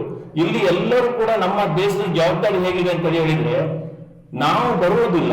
ಇಲ್ಲಿ ನೋಡಿ, ಏನಾದ್ರೂ ಒಂದು ಘಟನೆ ಆದ್ರೆ 50 ಜನ 100 ಜನ ಸೇರ್ಲಿಕ್ಕೆ 5 ನಿಮಿಷ ಸಾಕು. ಆದ್ರೆ ಇವರು ವಾರಗಟ್ಟಲೆಯಿಂದ ಹೇಳಿದ್ದಾರೆ, ಜನ ಬರುವುದಿಲ್ಲ. ಬರೇ ಇನ್ನೊಂದು ಮಾಡ್ಬೇಕು ಸರ್, ನೀವು ವಾಟ್ಸಪ್ ಗ್ರೂಪ್ ಮಾಡಿ ವಾಟ್ಸಪ್ ನಲ್ಲಿ ಮೆಸೇಜ್ ಹಾಕ್ಬೇಕು. ಮೆಸೇಜ್ ಹಾಕಿದ್ರೆ ಅವರಿಗೆ ನಮ್ದೇ ಆದ ಜವಾಬ್ದಾರಿ ಇದೆ. ಪ್ರತಿಯೊಬ್ಬನಿಗೂ ನಮ್ದೇ ಆದ ಜವಾಬ್ದಾರಿ ಇದೆ. ನಮ್ಗೆ ಜವಾಬ್ದಾರಿ ಜಾಸ್ತಿ ಕೊಟ್ಟಿದ್ದಾರೆ. ನಾವೇನಾದ್ರು ಒಂದು ಇದಾಗಿದೆ ಅಂತ ಹೇಳಿದ್ರೆ ನನಗೆ ನಿಮ್ಗಿಂತ ಇಂಚೂರು ಜಾಸ್ತಿ ಜವಾಬ್ದಾರಿ. ಯಾಕಂತ ಹೇಳಿದ್ರೆ 100 ಜನ ಗಲಾಟೆ ಮಾಡುವಾಗ ನೀವೆಲ್ಲ ಹೋದ್ರೆ ಏನು ಕೇಳುದಿಲ್ಲ. ನಾನ್ ನೋಡಿ ಹೋದ್ರೆ ಅಯ್ಯೋ ಪೊಲೀಸ್ ತೂರ್ ಪೋಯಿನಿ ಅಂತ ಹೇಳ್ತಾರೆ. ಹಾಗಂದ್ರೆ ನಾವು ಏನಾದ್ರು ನಾವು ವರದಿ ಹಾಕಿದ್ರೆ ನಮ್ಮ ಜವಾಬ್ದಾರಿ ಬರ್ತದೆ. ಹಾಗೆ ಸಮಾಜಕ್ಕೂ ಕೂಡ ಅವ್ರದ್ದೇ ಆದ ಜವಾಬ್ದಾರಿ ಇದೆ. ಯಾರೋ ಒಬ್ಬ ಬಿದ್ದರೆ, ಯಾರೋ ಒಬ್ಬ ಕಸ ಅಲ್ಲಿ ಹಾಕುವಂಥದ್ದು ಅಥವಾ ಅಂತ ಕಸವನ್ನ ನಾವು ತೆಗೆಯುವಂಥದ್ದು, ಚರಂಡಿ ಮುಗ್ದಿದೆ, ನೀವು ಒಬ್ಬರು ಕೈ ನೀಡಿ ಅಂದ್ರೆ ಚರಂಡಿ ತೆಗಿಬೇಕಂತ ಹೇಳ್ತಾ ಇಲ್ಲ ನಾನು. ಸಾರ್ವಜನಿಕರ ಎದುರಿಗೆ ಕೈಯನ್ನ ಮಡಚಿ ಸ್ವಲ್ಪ ತೆಗಿಲಿ ಸೇರಿ ಮತ್ತೊಬ್ಬ ಕೂಡ ತೆಗಿತಾನೆ. ನಿಜವಾಗಿ ಯಾವ್ದಂತದ್ದು ನಾನು ಯಾಕೆ ಹೇಳ್ತಾ ಇದ್ದೇನೆ ಅಂತ ಹೇಳಿದ್ರೆ, ನಾನು 3-4 ವರ್ಷದಿಂದ ಕಾರ್ಕಳ ಸ್ವಚ್ಛ ಬ್ರಿಗೇಡ್ ಟೀಮ್ ಅಲ್ಲಿ ಇದ್ದೇನೆ. ಬೆಳಿಗ್ಗೆ ಹೋಗಿ ಯಾರು ಹಾಕಿದ ಕಸವನ್ನು ಕೂಡ ಅವರೊಟ್ಟಿಗೆ ನಾನು ಸಂಡೆ ಹೋಗಿ ತೆಗಿತೇನೆ. ನಮ್ಮ ಕೊಳಕರು ಆದ್ರೆ ನಮ್ಮ ಮಕ್ಕಳು ಕೂಡ ಅದನ್ನು ಕಲಿತಾರೆ. ನಮಗೂ ಜವಾಬ್ದಾರಿ ಇದೆಯಲ್ಲ. ಯಾವುದೋ ಬಲ್ಲೆ ಊರಿಗೆ ಹೋಗುವ ರಸ್ತೆಯಲ್ಲಿ ಬಲ್ಲೆ ಇರ್ತದೆ, ಆ ಬಲ್ಲೆ ಬಗ್ಗಿ ಬಗ್ಗಿ ಬಗ್ಗಿ ಆಕ್ಸಿಡೆಂಟ್ ಆಗ್ತದೆ. ಒಂದು ಕತ್ತಿ ತಂದು ಒಬ್ಬ ಕಡಿಲಿಕ್ಕೆ ರೆಡಿ ಇಲ್ಲ. ಇದು ನಮ್ಮ ಜವಾಬ್ದಾರಿ ಕೂಡ ನಮ್ಗೆ ಇದೆ. ನಾವು ಸೇರ್ಲಿಲ್ಲ ಅಂತ ಹೇಳಿದ್ರೆ ನಾವು ನೆರೆಕೆರೆಯವ್ರು ನಾವು ಹೇಳ್ಬೇಕು ನಿಮ್ಗೆ ಜವಾಬ್ದಾರಿ ಇದೆ, ನಾನು ಜವಾಬ್ದಾರಿ ಹೋಗಿದ್ದೇನೆ. ಹೇಗಾಗಿದೆ ಅಂತ ಹೇಳಿದ್ರೆ ಬಂದವ ಬರ್ಲಿಲ್ಲ ಅಂತ ಅವನಿಗೆ ಬೈತಾರೆ. ನಾವು ಬರ್ಬೇಕಂತ ಹೇಳುವ ಅಥವಾ ನಮ್ಗೆ ಈ ಜವಾಬ್ದಾರಿ ಇದೆ ಅಂತ ಹೇಳುವ ಇದೇ ಇಲ್ಲ. ಸಮಾಜಕ್ಕೆ ಏನು ನಮ್ಮ ಸರ್ಕಾರಿ ಅಧಿಕಾರಿಗಳು ಬಂದಿದ್ದಾರೆ, ನೀವು ಏನ್ ಬರ್ಲಿಲ್ಲ ಅದನ್ನ ವಾಯ್ಸ್ ರೈಸ್ ಮಾಡಿ ಕೇಳೋದಕ್ಕಿಂತ ಹೀಗೆ ಬರ್ಲಿಲ್ಲ ನೋಟ್ ಮಾಡಿ, ಅವ್ರು ಬರೋ ಸಲ ಬರ್ಲಿಲ್ಲ ಆದ್ರೆ ಇದಕ್ಕೆ ಸರಿಯಾದ ಆಕ್ಷನ್ ತಕೊಳ್ಳಿ. ಅಥವಾ ಬರೋ ಸಲ ಬಂದ ಕೂಡಲೇ ಹೋದ್ ಸಲ ಬರ್ಲಿಲ್ಲ ಆದ್ರೆ ಅವ್ರ ಮೇಲೆ ಆಕ್ಷನ್ ಏನ್ ತಗೊಂಡಿದ್ದೀರಿ. ನಾವ್ ಯಾಕೆ ಹೆದರ್ತೇವೆ? ನಮ್ಮ ಆಕ್ಷನ್ ತಗೊಳ್ತಾರೆ ಅಂದ್ರೆ ಹೆದರಿಯಿಂದ ಬರುವಂತದ್ದು. ಇನ್ನು ನಾನು ಡಿಪಾರ್ಟ್ಮೆಂಟ್ ಇಂದ ಬರ್ತೇನೆ. ಮೊದಲನೇದಾಗಿ ವಾಹನಗಳು ಇದ್ದವರು ನಿಮ್ಮ ವಾಹನಗಳ ಎಲ್ಲಾ ದಾಖಲೆಗಳನ್ನು ಸರಿಯಾಗಿ ಇಟ್ಟುಕೊಳ್ಳಿ. ವಾಹನ ಓಡಿಸುವಾಗ, ಬೈಕ್ ಓಡಿಸುವಾಗ ಹೆಲ್ಮೆಟ್ ಹಾಕಿ. ಈಗ ಎಲ್ಲ ಕಡೆ ಟಿವಿ ಹಾಕಿದ್ದಾರೆ. ನೀವು ಹಾಕ್ಲಿಲ್ಲ ಆದ್ರೆ ನಿಮ್ಮ ಮನೆಗೆ ನೋಟಿಸ್ ಬರ್ತದೆ ವಿತ್ ಫೋಟೋ. ನೀವು ಎಷ್ಟು ಗಂಟೆ ಪಾಸ್ ಆಗಿದ್ರೆ, ದುಡ್ಡುಕಟ್ಟೆಯಲ್ಲಿ ಬಂದಿದೆ, ಎಷ್ಟೋ ಜನ ಕಾರ್ಕಳದವರಿಗೆ ಬಂದಿರ್ಬೋದು, ದುಡ್ಡುಕಟ್ಟೆಯಲ್ಲಿ ಇದೆ. ನೀವು 60ಕ್ಕಿಂತ ಸ್ಪೀಡ್ ಜಾಸ್ತಿ ಹೋದ್ರೆ ಬರ್ತದೆ. ಇಲ್ಲ ಅಂತ ಹೇಳಲಿಕ್ಕೆ ಆಗುದಿಲ್ಲ, ಟೈಮಿಂಗ್ ಆಗ್ತದೆ, ಫೋಟೋ ನಿಮ್ದು ಇದ್ ಮಾಡ್ತಾರೆ. ನೋಡಿ ಮೊನ್ನೆ 1000 ಗಟ್ಟಲೆ ಜನ ಇರುವಾಗ ಕ್ಯಾಮ್ರಾ ಹೇಗೆ ಕ್ಯಾಚ್ ಮಾಡಿದೆ ಅಂತ ನೀವು ಎಲ್ಲ ಟಿವಿಯಲ್ಲಿ ನೋಡ್ತಾ ಇದ್ದೀರಿ. ನಿಮ್ಮ ಎಲ್ಲಾ ಚಲನವಲನ ಎಲ್ಲಾ ಕಡೆ ಕ್ಯಾಚ್ ಆಗ್ತದೆ. ಇದು ನಾನು ಹೆಲ್ಮೆಟ್ ಹಾಕುದಿಲ್ಲ, ಬಿದ್ದ ಕೂಡಲೇ ಆಕ್ಸಿಡೆಂಟ್ ಆದ ಕೂಡಲೇ ಇಲ್ಲ ಸರ್ ನನ್ನ ಪರವಾಗಿ ಕೇಸ್ ಮಾಡಿ ಇದು ಬರುವುದು. ಅಲ್ಲಿ ಇನ್ಶೂರೆನ್ಸ್ ಇರುವುದಿಲ್ಲ ಸರ್, ಗಾಡಿ ಚೇಂಜ್ ಮಾಡ್ಬೇಕಾ, ಗಾಡಿ ಅದನ್ನ ಇಡ್ಬೇಕಾ, ಅವನು ಬಿಟ್ಟಂಗ್ ಮಾಡ್ಬೇಕಾ. ಗಾಡಿ ಓಡಿಸುವಾಗ ಲೈಸೆನ್ಸ್ ಕರೆಕ್ಟ್ ಆಗಿ ಇಟ್ಕೊಳ್ಳಿ, ಲೈಸೆನ್ಸ್ ಇನ್ಶೂರೆನ್ಸ್ ಕರೆಕ್ಟ್ ಆಗಿ ಇಟ್ಕೊಳ್ಳಿ, ಹೆಲ್ಮೆಟ್ ಹಾಕೊಳ್ಳಿ, 3 ಜನ ಹೋಗ್ಬೇಡಿ. ಯಾವುದು ಮಾಡಬಾರ್ದು ಅನ್ನೋದು ವಿಷಯ ನಮ್ಗೆ ಯಾರು ಹೇಳಿಕೊಡುದು ಬೇಡ, ಎಲ್ಲರಿಗೂ ಗೊತ್ತಿದೆ. ಯಾರಿಗೆ ಗೊತ್ತಿಲ್ಲ ಹೇಳಿ ಟ್ರಿಪಲ್ ರೈಡ್ ಹೋಗ್ಬಾರ್ದಂತ? ಟ್ರಿಪಲ್ ರೈಡ್ ಹೋಗ್ಬಾರ್ದಂತ ಯಾರಿಗೆ ಗೊತ್ತಿಲ್ಲ ಹೇಳಿ? ಯಾವುದೋ ಒಂದು ಕೆಟ್ಟ ಕೆಲಸ ಯಾರಿಗೆ ಮಾಡ್ಲಿಕ್ಕಿಲ್ಲ ಅಂತ ಯಾರಿಗಾದ್ರೂ ಗೊತ್ತಿಲ್ಲ ಅಂತ ಹೇಳಿ? ನಮ್ಮ ಆತ್ಮ ಗೊತ್ತಿರ್ತದೆ ಇಂಥ ಕೆಟ್ಟ ಕೆಲಸ ಮಾಡಬಾರ್ದು ಅಂತ, ಆದ್ರೂ ನಾವು ಮಾಡ್ತೇವೆ. ನಾವೆಲ್ಲ ಕಾನೂನು ವಿರುದ್ಧ ಮಾಡ್ತೇವೆ. ಯಾರು ಎಂತ ನಾನೇ ತಪ್ಪು ಮಾಡಿದ್ರೆ ಪೊಲೀಸ್ ಹೆಂಚ ಮಾಡ್ತೇವೆ ಅಂತ.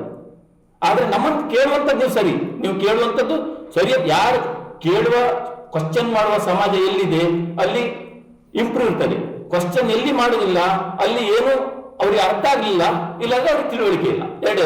ನೀವು ನನ್ನನ್ನೇ ಹತ್ರ ಏನಾದ್ರೂ ಕ್ವಶನ್ ಮಾಡೋದಿದ್ರೆ ಮಾಡ್ಬೋದು, ನೋ ಪ್ರಾಬ್ಲಮ್, ಏನು ತೊಂದರೆ ಇಲ್ಲ. ಬೈಕಿಗೆ ಹೇಳಿದೆ. ಇನ್ನೊಂದು, ನಿಮ್ಮ ಬ್ಯಾಂಕ್, ನಿಮ್ಮ ಹಣ ಎಲ್ಲ ಎಲ್ಲಿದೆ? ನಿಮ್ಗೆ ಇಷ್ಟ ಹಣ ಎಲ್ಲ ಎಲ್ಲಿದೆ? ಯಾರು ಹೇಳಿದ್ದು? ನಿಮ್ದೆಲ್ಲ ಎಲ್ಲಿ ಹಣ ಇದೆ? ಮೊದಲು ಬ್ಯಾಂಕಿನಲ್ಲಿ ಇತ್ತು, ಒಂದು 5 ವರ್ಷದಿಂದ ಬ್ಯಾಂಕ್ ಅಲ್ಲಿ ಇಲ್ಲ, ನಿಮ್ ಕೈಯಲ್ಲಿದೆ. ಮಕ್ಕಳ ಕೈಯಲ್ಲಿ ಮೊಬೈಲ್ ಕೊಡ್ತೀರಿ, OTP ಹಾಕ್ತಾರೆ, ಯಾವ್ದೋ ಲಿಂಕ್ ಕೊಡ್ತೀರಿ, ಬ್ಯಾಂಕಿನ ಹಣ ಎಲ್ಲ ನಿಮ್ ಕೈಯಲ್ಲಿದೆ. ನಿಜವಾಗಿ ಎಲ್ಲಿದೆ ಕೇಳಿದ್ರೆ ಬ್ಯಾಂಕಿನ ನಿಮ್ಮ ಮೊಬೈಲ್ ಅಲ್ಲೇ ನಿಮ್ಮ ಹಣ ಇರುವುದು. ಮೊಬೈಲ್ ಜೀವನವನ್ನ ತೆಗಿಲಿಕ್ಕೆ ನನ್ನ ಲೆಕ್ಕದಲ್ಲಿ ಮೊಬೈಲ್ ವರ್ಷಕ್ಕೆ ಎಷ್ಟೋ ಜೀವನವನ್ನು ತೆಗಿತದೆ, ಎಷ್ಟೋ ಜೀವನವನ್ನು ಹಾಳು ಮಾಡ್ತದೆ. ಆ ಮೊಬೈಲ್ ಅನ್ನ ಮಕ್ಕಳಿಗೆ ಬೇಕಾಬಿಟ್ಟಿ ಕೊಡ್ಬೇಡಿ. ಮೊಬೈಲ್ ಅಲ್ಲಿ ಯಾವ್ದಾದ್ರು ಲಿಂಕ್ ಬಂದ್ರೆ ಒತ್ತಲಿಕ್ಕೆ ಹೋಗ್ಬೇಡಿ. ಗೊತ್ತಿದ್ರೆ ಒತ್ತಿ. ಯಾವ್ದೋ ಲಿಂಕ್ ಬಂದಿದೆ, ನಾನು ಕೆಲಸ ಹುಡುಕಿದೆ, ನಾನು ಅದಕ್ಕೆ ಹಣ ಹಾಕಿದೆ, OTP ಕೊಟ್ಟೆ, OTP ಎಲ್ಲ ಕೊಡ್ಲಿಕ್ಕೆ ಹೋಗ್ಬೇಡಿ. ಮನೆಯಲ್ಲಿ ಮಕ್ಕಳಿಗೆ ಸುಮ್ನೆ ಮೊಬೈಲ್ ಕೊಡ್ಬೇಡಿ. ಮತ್ತೆ ಇನ್ನು ಡ್ರಗ್ಸ್ ಬಗ್ಗೆ ನಿಮ್ಗೆ ಡ್ರಗ್ಸ್ ಅಂತ ಹೇಳಿದ್ರೆ ಎಲ್ಲರೂ ಡ್ರಗ್ಸ್ ಬರ್ತಾರೆ. ಆದ್ರೆ ಮಾದಕ ದ್ರವ್ಯ ಅಂತ ಹೇಳಿದ್ರೆ ಇಲ್ಲಿ ಅದ್ರ ಅಗತ್ಯ ಇಲ್ಲ. ಆದ್ರೂ ನಿಮಗೆ ಗೊತ್ತಿರ್ಬೇಕು, ಮಾದಕ ದ್ರವ್ಯ ಅಂತ ಹೇಳಿದ್ರೆ ಅದು ನಿಶೆ ಇರ್ತದೆ ಮಕ್ಕಳಿಗೆ. 18ರಿಂದ 20 ವರ್ಷ ಕಾಲೇಜಿಗೆ ಹೋಗುವ ಹುಡುಗರು ಆ ನಿಶೆ, ಗಾಂಜಾ, ಅಫೀಮು ಮತ್ತೆ ಬೇರೆ ಬೇರೆ ಸಿಂಥೆಟಿಕ್ ಡ್ರಗ್ಸ್ ಎಲ್ಲ ಇದೆ. ಆ ಡ್ರಗ್ಸ್ ಅನ್ನು ತಗೊಂಡ್ರೆ ಅವನಿಗೆ ಖುಷಿ ಆಗ್ತದೆ. ಆಗ ನಿಮ್ಮ ಮಕ್ಕಳು ಎಲ್ಲಿ ಹೋಗ್ತಾರೆ, ಎಲ್ಲಿ ಬರ್ತಾರೆ, ನಿಮ್ಮ ಅಣ್ಣ ತಮ್ಮ ಎಲ್ಲಿ ಹೋಗ್ತಾರೆ, ಎಲ್ಲಿ ಬರ್ತಾರೆ, ಕಾಲೇಜಿಗೆ ಹೋಗೋರು ಹೇಗಿದ್ದಾರೆ ಅನ್ನೋ ಬಗ್ಗೆ ಜಸ್ಟ್ ಗಮನ ವಹಿಸಿ. 12 ಗಂಟೆ ನಂತರ ಚಾದರ್ ಒಳಗೆ ಮುಚ್ಕೊಳ್ತಾನೆ, ಮೊಬೈಲ್ ನೋಡ್ತಾ ಇರ್ತಾನೆ. ಏನು ಗಮನ ವಹಿಸದೆ ಮತ್ತೆ ನನ್ನ ಮಗ ಹೊಡೆಯೋದ, ನನ್ನ ಮಗಳು ಹೀಗಾದ್ದು, ಇದೆಲ್ಲ ಹೇಳುವುದಲ್ಲ. ಹೇಳೋದಕ್ಕಿಂತ ಮೊದಲು ನಮ್ಗೆ ಜವಾಬ್ದಾರಿ ಇದೆ, ಆ ಜವಾಬ್ದಾರಿಯನ್ನು ಸರಿಯಾಗಿ ನಿಭಾಯಿಸುವ. ಮತ್ತೆ ಡ್ರಗ್ಸ್ ಬಗ್ಗೆ ಆಯ್ತು. ಬೇರೆ ಏನೇ ಘಟನೆ ಆದ್ರೆ ನಮ್ಮಲ್ಲಿ ಪೊಲೀಸಲ್ಲಿ 112 ಅಂತ ಇದೆ. ಆ 112 ಸರಿಯಾಗಿ ಯೂಸ್ ಮಾಡ್ಕೊಳ್ಳಿ. ಈಗ ಮೇಡಮ್ ಹೇಳಿದ್ರು, ಒಂದು ಸಲ ಒಂದು ಓಟ್ ಹಾಕಿದ್ದಕ್ಕೆ ಅವ್ರಿಗೆ 5 ವರ್ಷ, ಅವ್ರು ಯಾವುದೇ ಪಕ್ಷ ಆಗ್ಲಿ, ನಾ ಪಕ್ಷ ವತಿಯಿಂದ ಹೇಳ್ತಾ ಇಲ್ಲ, 5 ವರ್ಷ ಅವರಿಗೆ ಫೋನ್ ಎತ್ತಿ ಸಾಕಾಗ್ತದೆ. ಹಾಗಾದ್ರೆ ಈ ಓಟ್ ಹಾಕಿದವ್ರಿಗೆ ಬರೀ ಹೇಳುದಾ? ಈಗಿನ ಒಂದು ಸಭೆ ಆದ್ರೆ 150 ಜನ 200 ಜನ ಬರುವಂತ ಒಂದು ಜವಾಬ್ದಾರಿ ಇಲ್ವಾ ಜನರಿಗೆ? ಇನ್ನು ನೀವು 4 ಜನ ಮಾತಾಡುವಾಗ ಹೇಳಿ, ಬೇರೆ ಎಲ್ಲದಕ್ಕೆ ಹೋಗ್ತಾರಲ್ಲ, ಹಾಗಾದ್ರೆ ಅವರು ಇದಕ್ಕೆ ಸಮಯ ಮಾಡ್ಕೊಳ್ಳೋದಿಲ್ಲ ಅಂತ ಅರ್ಥ. ಹಾಗಾಗಿ ನೀವು ನಮ್ಮ ಇಲಾಖೆಯಲ್ಲಿ ಹೇಳುವಂಥದ್ದು, ನಿಮ್ಮ ಹಣವನ್ನ ಮೊಬೈಲ್ ಅಲ್ಲಿ ಇದೆ, ಮೊಬೈಲ್ OTP ಅನ್ನು ಯಾರಿಗೂ ಕೊಡಬೇಡಿ. ಮೊಬೈಲ್ ಅಲ್ಲಿ ವಿಪರೀತ ಹಣವನ್ನ ಇಡ್ಲಿಕ್ಕೆ ಹೋಗ್ಬೇಡಿ. ಒಂದೇ ಬ್ಯಾಂಕಿನ ಅಕೌಂಟ್ ಅಲ್ಲಿ ನಿಮ್ ತಿಳುವಳಿಕೆ ಹೇಳೋದು ಇಟ್ಟನ್ನ ಅದನ್ನು UPI ಅಲ್ಲಿ, ನೀವೆಲ್ಲ ಯಾವ್ದ್ರಲ್ಲಿ ಪೇ ಮಾಡ್ತೀರಿ? ನೀವೆಲ್ಲ ನಿಮ್ಮ ಅಣ್ಣ ತಮ್ಮ ಅಲ್ಲ, ನಾವು UPI ಅಲ್ಲಿ ಪೇ ಮಾಡ್ತೇವೆ. ಆ UPI ಬ್ಯಾಂಕ್ ಕೊಡ್ತೇವಲ್ಲ, ಅದರಲ್ಲಿ ಜಾಸ್ತಿ ಅಮೌಂಟ್ ಇಡಬೇಡಿ, ಆಯ್ತಾ ಸ್ವಾಮಿ? ಎರಡು ಅಕೌಂಟ್ ಮಾಡ್ಕೊಳ್ಳಿ. UPI ಯಾವ್ದು ಪೇ ಮಾಡ್ತೀರಿ ಅದರಲ್ಲಿ ಕಡಿಮೆ ಅಮೌಂಟ್ ಇಡಿ. ಮತ್ತೆ ಡಿಜಿಟಲ್ ಅರೆಸ್ಟ್ ಅಂತ ಒಂದು ಪೇಪರ್ ಎಲ್ಲ ನೋಡ್ತಿರಲ್ಲ, ಡಿಜಿಟಲ್ ಅರೆಸ್ಟ್ ಅಂತ ಇಡೀ ಇಂಡಿಯಾದಲ್ಲಿ ಎಲ್ಲೂ ಇಲ್ಲ. ನಿನ್ನೆ ಡಿಜಿಟಲ್ ಅರೆಸ್ಟ್ ಅಂತ ಯಾವುದೂ ಕೂಡ ಇಲ್ಲ. ಡಿಜಿಟಲ್ ಅರೆಸ್ಟ್ ಅಂತ ಹೇಳಿದ್ರೆ ನೀವು ಯಾರು ಹೆದರ್ಕೊಳ್ಬೇಡಿ. ಯಾವ ಘಟನೆ ಆದ್ರೂ 112ಕ್ಕೆ ಫೋನ್ ಮಾಡಿ, ನಮ್ಮಿಂದ ಆಗುವ ಸಹಾಯ ಮಾಡ್ತೇವೆ. ಅದರಲ್ಲಿ ನಮ್ಮವರಲ್ಲಿ ಒಳ್ಳೆಯವರು ಕೆಟ್ಟವರು ಇದ್ದೇವೆ, ಅದ್ರ ಬಗ್ಗೆ ನೀವು ತರ್ಕ ಮಾಡ್ಲಿಕ್ಕೆ, ಚರ್ಚೆ ಮಾಡ್ಲಿಕ್ಕೆ ಏನು ತೊಂದರೆ ಇಲ್ಲ. ನಮ್ಮಲ್ಲಿ ಕೂಡ ಕೆಟ್ಟವರು ಇದ್ದಾವೆ, ಒಳ್ಳೆಯವರು ಇದ್ದೇವೆ. ಎಲ್ಲ ಸಮಾಜದಲ್ಲಿ ಹೇಗಿದೆ ಹಾಗೆ ಕೂಡ ನಾವು ಸಮಾಜದಿಂದನೇ ಬಂದವರಲ್ವಾ? ಸಮಾಜದಿಂದ ಬಂದವರು, ಸಮಾಜದಲ್ಲಿ ಹೇಗೆ ಕೆಟ್ಟದ್ದಿದೆ ಹಾಗೆ ಒಳ್ಳೆದಿದೆ, ಆಯ್ತಾ? ನೀವು ಯಾವುದು ಇದಕ್ಕೆ ಏನಾದ್ರು ಘಟನೆ ಆದ್ರೆ, ಹಲೋ ಸ್ವಾಮಿ ಒಂಚೂರು ಕೇಳಿ, ಏನಾದ್ರೂ ನಿಮ್ಮ ಅಕೌಂಟಿಂದ ಹಣ ಹೋದ್ರೆ 19:30ಕ್ಕೆ ಕೂಡಲೇ ಫೋನ್ ಮಾಡಿ. 24 hours ಅಲ್ಲಿ ಹೋದ್ರೆ ಹೋಲ್ಡ್ ಮಾಡುವಂತ ಒಂದು ಇದಿದೆ, 19:30 ನೆನ್ಪಿಟ್ಕೊಳ್ಳಿ, ಆಯ್ತಾ?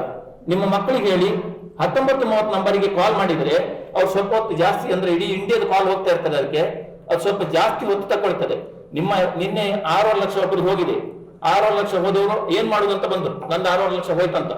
6 ಲಕ್ಷ ಹೋಯ್ತಂತ ಹೇಳುವಾಗ ನಾವು ಅರ್ಜೆಂಟ್ ಆಗಿ 19:30 ಕರೆ ಮಾಡಿತ್ತು, ಹೋಲ್ಡ್ ಆಯ್ತು. 6 ಲಕ್ಷ ಹೋಲ್ಡ್ ಆಯ್ತು, ಇಲ್ಲಾಂದ್ರೆ 6 ಲಕ್ಷ ಹೋಗ್ತೇವೆ. ಅದು 24 hours ಒಳಗೆ ಮಾಡಬೇಕು. ಆದ್ರೂ ಕೂಡ ನೀವು ಆದಷ್ಟು ಬೇಗ ಮಾಡಿ. ನೀವು ಎಷ್ಟು ಬೇಗ ಮಾಡ್ತೀರಿ ಅಷ್ಟು ಬೇಗ ಮಾಡಿ. ಆವಾಗ ನೀವು ನಿಮ್ಮ ಅಕೌಂಟಿಂದ ಇನ್ನೊಂದು ಅಕೌಂಟಿಗೆ ಹೋಗುವ ಹಣ ಅದು ಹೋಲ್ಡ್ ಆಗ್ತದೆ. 19:30 ಇದನ್ನು ಮಕ್ಕಳಿಗೆ ಕೂಡ ಕಲಿಸಿ. ಬರೀ ಮಕ್ಕಳಿಗೆ ನಮ್ಮ ಇದನ್ನಲ್ಲ, ಟೆಕ್ನಿಕಲ್ ಕಲಿಸ್ಬೇಕಾಗ್ತದೆ. 19:30 ಅಂತ ಉಂಟು, 112 ಅಂತ ಉಂಟು. ನಿನ್ಗೆ ಯಾರಾದ್ರೂ ಮೈ ಮೇಲೆ ಕೈ ಹಾಕಿದ್ರೆ ಅಥವಾ ಏನಾದ್ರು ತೊಂದರೆ ಆದ್ರೆ, ಮಧ್ಯರಾತ್ರಿ ತೊಂದರೆ ಆದ್ರೂ ಕಾಲ್ ಮಾಡಿ. 112 ಬರುದಿಲ್ಲ ಅಂತ ಹೇಳುದಿಲ್ಲ. ಎಲ್ಲೋ ಒಂದು ಲೇಡೀಸ್ ಹೋಗಿರ್ತಾರೆ, ಬರುವಾಗ 12 ಗಂಟೆ ಆಗ್ತಾರೆ ಕಾರ್ಕಳ ಬಸ್ ಸ್ಟ್ಯಾಂಡಿಗೆ, ನನಗೆ ಬೈಲೂರಿಗೆ ಹೋಗ್ಬೇಕು, 112 ಕರೆ ಮಾಡಿ 112 ತಂದು ಬಿಡ್ತಾರೋ ಬಿಡುದಿಲ್ಲ, ಜವಾಬ್ದಾರಿ ಬಂದ್ಬಿಡ್ತಾರೆ. ನಿಮ್ ಜವಾಬ್ದಾರಿ ತಪ್ಪಿದಲ್ಲಿ ನನಗೆ ಬೈಲೂರು ಮುಟ್ಟಿಸುವಂತ ಜವಾಬ್ದಾರಿ ಮಾಡ್ತೇವೆ ನಾವು, ಏನಾದ್ರು ವ್ಯವಸ್ಥೆ, ಆಯ್ತಾ? ಮತ್ತೆ ಏನಾದ್ರೂ ನಮ್ಮ ಡಿಪಾರ್ಟ್ಮೆಂಟ್ ಬಗ್ಗೆ ಏನಾದ್ರೂ ಕೊಡುವಂತದಿಲ್ಲ, ಕೊಟ್ರೆ ನಿಮ್ಗೆ ಗೊತ್ತಿದೆ, ಕೆಟ್ಟದ್ದು ಮಾಡಿದವರಿಗೆ ಏನಾದ್ರು ಲಾಠಿಯಲ್ಲಿ ಪೆಟ್ಟು ಸಿಗ್ಬೋದು ಅಷ್ಟೇ. ಏನಾದ್ರೂ ನಮ್ಮ ಡಿಪಾರ್ಟ್ಮೆಂಟ್ ಕೇಳಿಕ್ಕಿದ್ರೆ ಕೇಳ್ಬೋದು.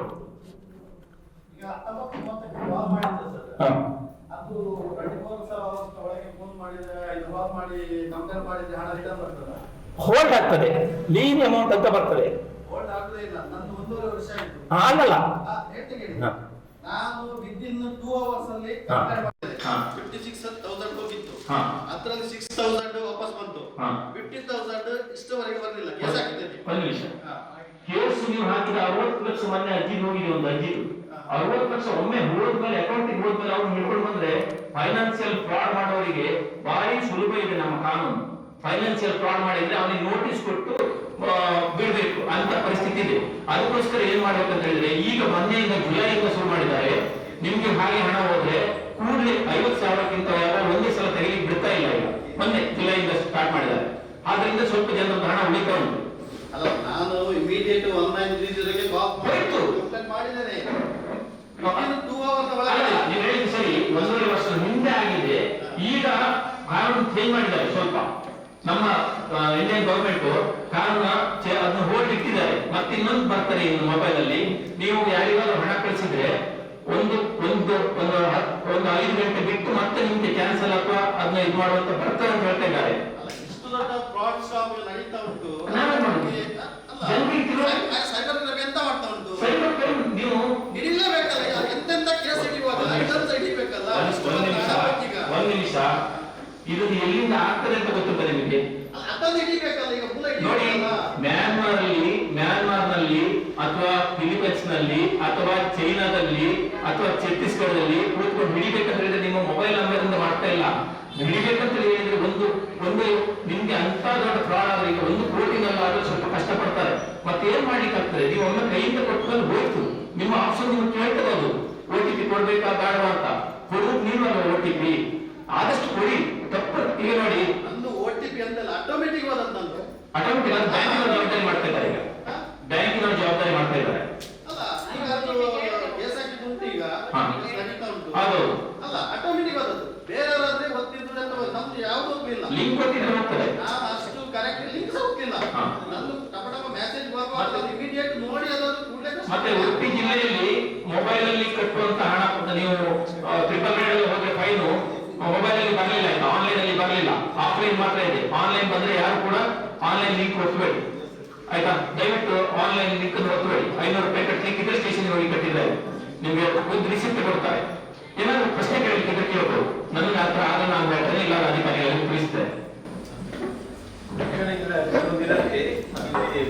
ಪಂಚಾಯತಿ ರಸ್ತೆಯಲ್ಲಿ 2 ಕಡೆ ಆಟೋಗಳು ನಿಲ್ಲಿಸ್ತಾ ಇದ್ದಾರೆ. ಸಾರ್ವಜನಿಕರು ತುಂಬಾ ತೊಂದರೆ ಆಗ್ತಿದೆ. ಅವರಿಗೆ 2 ಕಡೆ ನಿಲ್ಲಿಸ್ತಾರೆ, ಅಡ್ಡ ನಿಲ್ಲಿಸ್ತಾರೆ. ಯಾವ ವೆಹಿಕಲ್ ನಿಲ್ಲಿಸ್ತಾರೆ ಸಾರ್ವಜನಿಕ ಓಡಾಡಕ್ಕೂ ತೊಂದರೆ ಕೊಡ್ತಾ ಇದೆ. ಇಲ್ಲೇ ಪಕ್ಕದಲ್ಲಿ ಪಂಚಾಯತ್ ಎದುರುಗಡೆ ಒಂದು ಕಡೆ ವ್ಯವಸ್ಥೆ ಮಾಡ್ಕೊಡಿ ಅವರಿಗೆ.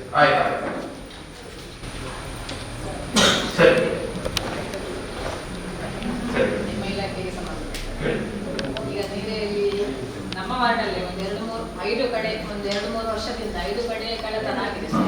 ಯಾರು ಇಲ್ಲದಾಗ ಬೇಗ ಹೊಡೆದು ಮನೆಯನ್ನ ಇದು ಮಾಡ್ತಾ ಇದ್ದಾರೆ. ಮೊನ್ನೆ ಒಂದು 5-6 ತಿಂಗಳ ಹಿಂದೆ ಹಾಗೆ 1-2 ದಿವಸದ ಮುಂದೆ ಸುಮಾರು ಈ ವರ್ಷದಲ್ಲಿ 1-2 ತಿಂಗಳಲ್ಲಿ 2-3 ಮನೆ ಇಲ್ಲೇ ಇತ್ತು. ಅಲ್ಲಿ ತುಂಬಾ ಏನು ಸಿಗ್ಲಿಲ್ಲ, ಆದ್ರೂ ಬಂದಿದ್ದ ಮನೆಗಳಿಗೆ ಹಾಗೆ ಹೋಗ್ತಾರೆ. ಯಾರೊಂದು ಒತ್ತು ಹಿಡಿಲಿಲ್ಲ, ಅದೇ ಬೇಸರ. ಒಬ್ಬರನ್ನು ಕೂಡ ಇಷ್ಟೊಂದು 7-8 ಮನೆಯಲ್ಲಿ ಕಳ್ಳತನ ಆಗಿದೆ. ಕೆಲವು ಕಡೆ ಹೋಗ್ಲಿಲ್ಲ, ಪಾತ್ರೆ ಹಾಗೆ ಹೋಗೋದು ಇರುವುದಿಲ್ಲ ಯಾರು ಮನೆಯಲ್ಲಿ. ಮೊನ್ನೆ ಇವರ ಮನೆಯಲ್ಲಿ ಸ್ವಲ್ಪ ಮನೆಯಲ್ಲಿ ಒಬ್ಬರನ್ನಾದ್ರೂ ಬಿಟ್ಟರೆ ಸಮಾಧಾನ. ಯಾರನ್ನು ಹಿಡಿಲಿಲ್ಲ ಅಂತ ಹೇಳಿ ಬೇಸರ. ನಿಮ್ಮ ಕರ್ತವ್ಯ ಮಾಡಿದ್ದೀರಾ. ಆದ್ರೆ ಮೇಡಮ್ ಒಂದು ಅಲ್ಲ, ನನಗೆ 30 ವರ್ಷದ ಅನುಭವ ಇದೆ, ಪೊಲೀಸಲ್ಲಿ 30 ವರ್ಷದ ಅನುಭವ ಇದೆ. ಎಷ್ಟು ಹಿಡಿದಿದ್ದೇವೆ. ಒಂದು ಕಳ್ಳನೆ ಹಿಡಿಬೇಕಿದ್ರೆ ನೀವು ಕಾಣದ ರೂಮಿನಲ್ಲಿ ಮನೆಯಲ್ಲಿ ನಿಮ್ದು ಒಂದು ಕಾಯಿನ್ ಬಿದ್ದು ಹೋಗಿದೆ. ಆ ಒಂದು ಕಾಯಿನ್ ಅನ್ನ ನಿಮ್ಮ ಮನೆ ಒಳಗೆ ಎಲ್ಲಿ ಬಿತ್ತು ಅಂತ ಹುಡುಕ್ಲಿಕ್ಕೆ ಆಗುದಿಲ್ಲ. ಒಂದು ಕಾರಣದ ಒಬ್ಬ ಕಳ್ಳನನ್ನು ಹಿಡಿಬೇಕಿದ್ರೆ ಎಷ್ಟು ಕಷ್ಟ ಇದೆ ಅಂತ ಹೇಳಿ ಇವತ್ತು ಅನುಭವಿಸುವಾಗ ಗೊತ್ತಾಗುತ್ತೆ. ನಾವು ಯಾರನ್ನು ಬೈ ಮಿಸ್ಟೇಕ್ ಆಗಿ ತಗೊಂಡು ಬಂದು ಹೊರದ್ರೆ ಅವನು ಹೊಡೆದವನು ಯಾರಾದ್ರೂ ಒಂದು ವೇಳೆ ಅಲ್ಲದಿದ್ರೆ ಭಾರಿ ಕಷ್ಟದ ಕೆಲಸ ಕಳ್ಳನ ಹಿಡಿಯುವಂತದ್ದು. ಆದ್ರೆ ನಾವು ಅಲ್ಲಿ CCTVಯನ್ನ 2 ದಿವಸ ಕೂತ್ಕೊಂಡು ಎಲ್ಲಾ CCTV ಮಾಡ್ತಾ ಇದ್ದೇವೆ. CCTVಯನ್ನು ಪೂರ್ತಿ ಎಲ್ಲ ಬೈಲೂರಿಗೆ ಬರುವಂತ ಎಲ್ಲಾ CCTVಯನ್ನ ಹೋಗುವಂತ CCTVಯನ್ನ ಚೆಕ್ ಮಾಡಿದ್ದೇವೆ. ಈಗಲೂ ಕೂಡ ಪ್ರಯತ್ನ ಮಾಡ್ತಾ ಇರ್ತೇವೆ. ಕೆಲವು ಸಲ ಎಂತ ಅಂದ್ರೆ ಬೇರೆ ಕಡೆಯಿಂದ ಕಳೆದ ಒಂದು ಕತ್ತು ಹೋದ್ರೆ ಒಬ್ಬ ಕಳ್ಳ ಸಿಗುವಾಗ ಸಿಗ್ತದೆ, ಸಿಗುದಿಲ್ಲ ಅಂತಿಲ್ಲ. ಈ ಸಲ ನಮ್ಮಲ್ಲಿ ಅತಿ ದೊಡ್ಡ ಕಳ್ಳತನ ಸಿಕ್ಕಿದೆ, ಎಫ್ಐಆರ್ ಸಿಕ್ಕಿದೆ.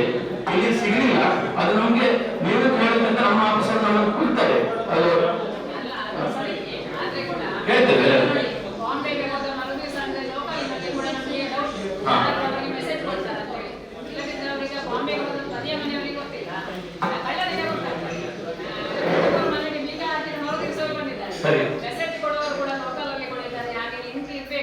ಅಲ್ಲ, ಸೆಲ್ಡಮ್ ತಂದಿದ್ದೇವೆ. ಮೊಬೈಲ್ ಇದು ಮಾಡಿದ್ದೇವೆ. ಎಲ್ಲ CCTVಯನ್ನು ನೀವು ಕ್ರೈಮ್ ಟೀಮ್ ಬಿಟ್ಟು CCTVಯನ್ನು ಪೂರ್ತಿ ಚೆಕ್ ಮಾಡಿ. ಈಗಲೂ ಬಿಟ್ಟಿಲ್ಲ, ಅದರಲ್ಲಿ ಇದ್ದಾರೆ, ಹಿಂದೆ ಇದ್ದಾರೆ, ಆಯ್ತಾ? ಅದು ನಾನು ಹೇಳ್ತೇನೆ ಬೈಲಲ್ಲಿ. ಆಯ್ತು. ನಮಸ್ಕಾರ. ನಾವೊಂದು RTO ಕಂಪ್ಲೇಂಟ್ ಕೊಟ್ಟಿದ್ದೇವೆ. ಸ್ಟೇಜ್ ವೈಸ್ ಟಿಕೆಟ್ಗಿಂತ ಜಾಸ್ತಿ ತಗೊಳ್ತಿದ್ದಾರೆ. ಇದು ಆಕ್ಚುಲಿ ಈಗ ಕಣಜಾರಿಂದ ಜೋಡಿಸ್ಲಿಕ್ಕೆ 12 ಕಿಲೋಮೀಟರ್ ಇರೋದು. ಅವರ ಲೆಕ್ಕದಲ್ಲಿ ಒಂದು 21-22 ರೂಪಾಯಿ ಟಿಕೆಟ್ ಆಗಬೇಕು. ಇವರು 29 ರೂಪಾಯಿ ಟಿಕೆಟ್ ತೆಗಿತಾ ಇದ್ದಾರೆ. ಪಳ್ಳಿ ಬಳಿ ಎಲ್ಲ ಉಂಟು, ಎಲ್ಲ ಸ್ಟಾಜಿಗಳಲ್ಲಿ ಟಿಕೆಟ್. ನಮಗೆ ಸಂಬಂಧ ಅವರಿಗೆ ಅರ್ಥನೇ ಅದು. ಆದ್ರೆ ನಾವು ಅವ್ರನ್ನ ಕೇಳ್ಬೋದು, ಗ್ರಾಮ ಸಭೆಯಲ್ಲಿ ಬಂದದ್ದು ನೀವು ಅವ್ರಿಗೆ ಕಳಿಸ್ಬೋದಲ್ಲ. ಅಲ್ಲ, ಅವರು ಇವರು ಬರ್ದು ಕಳಿಸ್ತಾರೆ, RTO ಬರ್ದು ಕಳಿಸ್ತಾರೆ, ಅವ್ರು ಬರ್ದು ಕಳಿಸ್ತಾರೆ RTO ಪಳ್ಳಿ ಕಡೆ. ಅದು ಮತ್ತೆ ನಮಗೂ ಕೂಡ ಏನುಂಟು, ನಾವು ಅವರಿಗೆ ಕಲ್ತು ಕೇಳಬಾರ್ದಂತಿಲ್ಲ, ನಾವು ಹೇಳ್ತೇವೆ. ನಮ್ಮ ಪಳ್ಳಿ ಬೆಳ್ಳೆ ಭಾಗಕ್ಕೆ ಸರ್ಕಾರಿ ಬಸ್ ಬೇಡಿಕೆ ಉಂಟು. ಬೆಳಿಗ್ಗೆ ಒಂದು 8 ಗಂಟೆಗೆ ಬಸ್ ಬರ್ತದೆ, 2 ಬಸ್ ಇಂದ ಜನ ತುಂಬಿಸ್ತಾರೆ. ಅದರಲ್ಲಿ ಶಾಲೆ ಮಕ್ಕಳೆಲ್ಲ ಬಿದ್ದರೆ ಅದಕ್ಕೆ ಮತ್ತೆ ಯಾರು ಮಾಡಿ ಯಾರು ಕೇಳುವುದಿಲ್ಲ. ನಾವು ಅದರ ಬಗ್ಗೆ ಫಾಲೋಅಪ್ ಉಂಟು, ಆದ್ರೂ ಯಾರು ಕೇಳುವುದಿಲ್ಲ. ಪಳ್ಳಿ ಬೆಳ್ಳೆ ಬಸ್ ಅವರಿಗೆ ಟೈಮಿಂಗ್ ಬಸ್ ಇಲ್ಲ, ಹಾಗಾಗಿ ತುಂಬಿಸುವುದು ಅಂದ್ರೆ ಫುಟ್ಪಾತ್ ಅಲ್ಲೇ ಇರ್ತಾರೆ. ಆ ಬಗ್ಗೆ ನೀವು ಕಾರ್ಕಳ ಟೌನ್ ವಿಷಯ ಸರಿ. ಎಲ್ಲರಿಗೂ ನಮಸ್ಕಾರ. ಎಲ್ರಿಗೂ ನಮಸ್ಕಾರ. ನೋಡಿ, ನಾನು ಹೇಳೋದಂದರೆ ಇವರೆಲ್ಲ ಅಧಿಕಾರಿಗಳನ್ನು ನೀವು ಡೈಲಿ ನೋಡಲ್ಲ ಅನ್ಕೋತೀವಿ, ಬಟ್ ನಾವು ಇಲ್ಲಿ ನಿಮ್ಮ ಎದುರು ಯಾವಾಗಲೂ ಓಡಾಡ್ಕೊಂಡಿರ್ತೀವಿ. ನಿಮ್ದು ಏನಾದರೂ ಕಂಪ್ಲೇಂಟ್ಸ್ ಇದ್ದರೆ ಅಲ್ಲಿ ನಮ್ಮ ಆಫೀಸಿಗೆ ಬಂದು ಹೇಳ್ತೀರಾ, ಇಲ್ಲಾಂದರೆ ಫೋನ್ ಮಾಡಿ ನಮಗೆ ವಿಷಯ ತಿಳಿಸ್ತೀರಾ. ಈಗ ನಾವಂದರೆ ನಿಮಗೆ ಒಂದು ಅಪಾಯಕಾರಿ ಮರಗಳ ಬಗ್ಗೆ ಅದನ್ನು ನಾವು ಆಲ್ಮೋಸ್ಟ್ ನಿಮಗೆ ಎಲ್ರಿಗೂ ಗೊತ್ತಿದೆ ಅದ್ರ ಬಗ್ಗೆ ಮಾಹಿತಿ. ಏನಾದರೂ ಅರ್ಜಿ ಇದ್ದರೆ ಪಂಚಾಯತಿ ಇವ್ರಿಗೆ ತಲುಪಿಸ್ತೀರಿ, ಇವರು ನಮಗೆ ಕಾರ್ಕಳ ಆಫೀಸಿಗೆ ಕಳಿಸ್ತಾರೆ. ಅಲ್ಲಿಂದ ನಮಗೆ ವಿಷಯ ಬಂದು ನಾವು ಅದಕ್ಕೇನು ಮಾಡಬೇಕು ಅದನ್ನು ಆಲ್ಮೋಸ್ಟ್ ಈಗ ಮಳೆಗಾಲ ಸ್ಟಾರ್ಟ್ ಆಗೋಕ್ಕಿಂತ ಮುಂಚೆ ಅರ್ಜಿ ಬಂದರೆ ಒಳ್ಳೆಯದು. ಯಾಕಂದರೆ ಎಲ್ಲ ಮಳೆಗಾಲ ಸ್ಟಾರ್ಟ್ ಆದಮೇಲೆ ಅರ್ಜಿಗಳು ಬರೋಕ್ಕೆ ಸ್ಟಾರ್ಟ್ ಆಗುತ್ತೆ. ಆಗ ನಮಗೂ ಕೂಡ ಅದು ತುಂಬಾ ಪ್ರಾಬ್ಲಮ್ ಆಗುತ್ತೆ. ಹೋಗಿ ಅದನ್ನು ಮಾಜರೆಲ್ಲ ರೆಡಿ ಮಾಡಿ ತೆಗೆಸ್ಲಿಕ್ಕೆ ಮತ್ತು ನಾವು ಅದನ್ನು ರೆಕಮೆಂಡ್ ಮಾಡಿ ಕಳಿಸ್ಬೇಕು.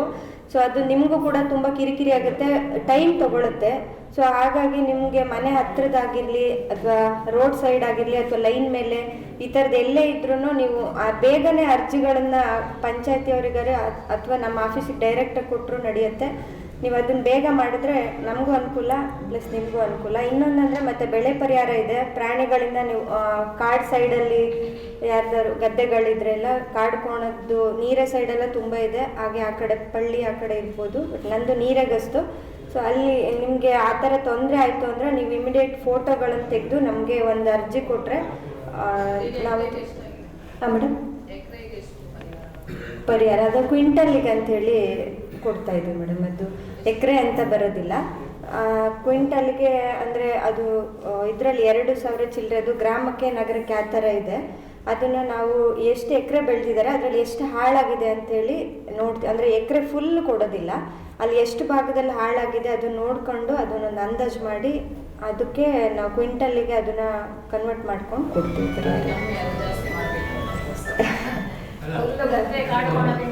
ಮಂಗಗಳು, ಹಂದಿಗಳು ಎಲ್ಲ ಬೆಳೆ ಹಕ್ಕಿ ಉಂಟಾ? ಹಂದಿಗಳು, ಮಂಗಗಳು, ನವಿಲುಗಳು ಅದು ಕಾಡ್ಕೋಣದ್ದೆಲ್ಲ ಇದೆ ಸರ್. ಇದು ಮಂಗಗಳದ್ದು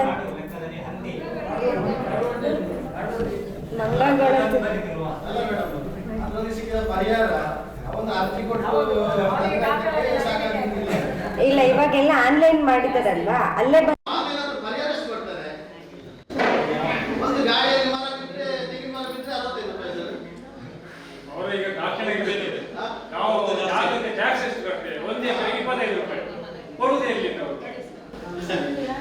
ಅವ್ರದ್ದು ಜಾಸ್ತಿ ಇದೆ. ನಮ್ಮದು ಪ್ರಾಕೃತಿಕ ವಿಕೋಪದ ಅವ್ರದ್ದಲ್ಲಿ ಜಾಸ್ತಿ ಇಲ್ಲ. ಎಕರೆಗೆ 2,000 ಅಷ್ಟು ಇಲ್ಲ.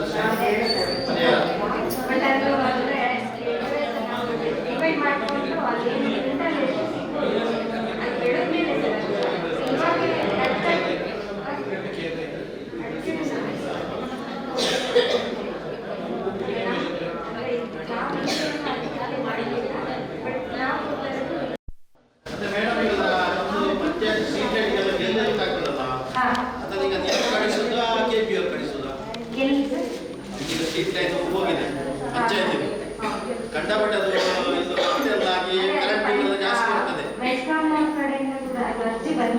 ಅಲ್ಲ. ಅವರು ಹೇಳಿದ್ರೆ ನೀವು ಕಡಿಬೇಕಂತ ಹೇಳ್ತಾರೆ, ನಿಮ್ಮ ಹತ್ರ ಹೇಳಿದ್ರೆ ಅವ್ರಿಗೆ ಕಡಿಬೇಕು. ಈಗ ಯಾವ್ದಾದ್ರು ಕ್ಲಿಯರ್ ಮಾಡಿ, ಅದು ಇಬ್ರು ಇದ್ದೀರಲ್ಲ ನೋಡಿ, ಅದು ಬರ್ಡನ್ ಪಂಚಾಯತಿಗೆ. ಅದು ನೋಡಿ, ಒಂದು ಗಾಡಿ ಬಂದ್ರೆ ಗೆಲ್ಲದಾಗಿ ವಾರ್ ಶಾರ್ಟ್ ಆದ್ರೆ ಎಲ್ಲ 10-20 ಬಲ್ಬ್ ಹೋಗ್ತದೆ. ಅದು ಯಾರಿಗೆ? ಪಂಚಾಯತ್. ಅವರು ಅರ್ಜಿ ಕೊಟ್ಟಿದ್ದಾರೆ,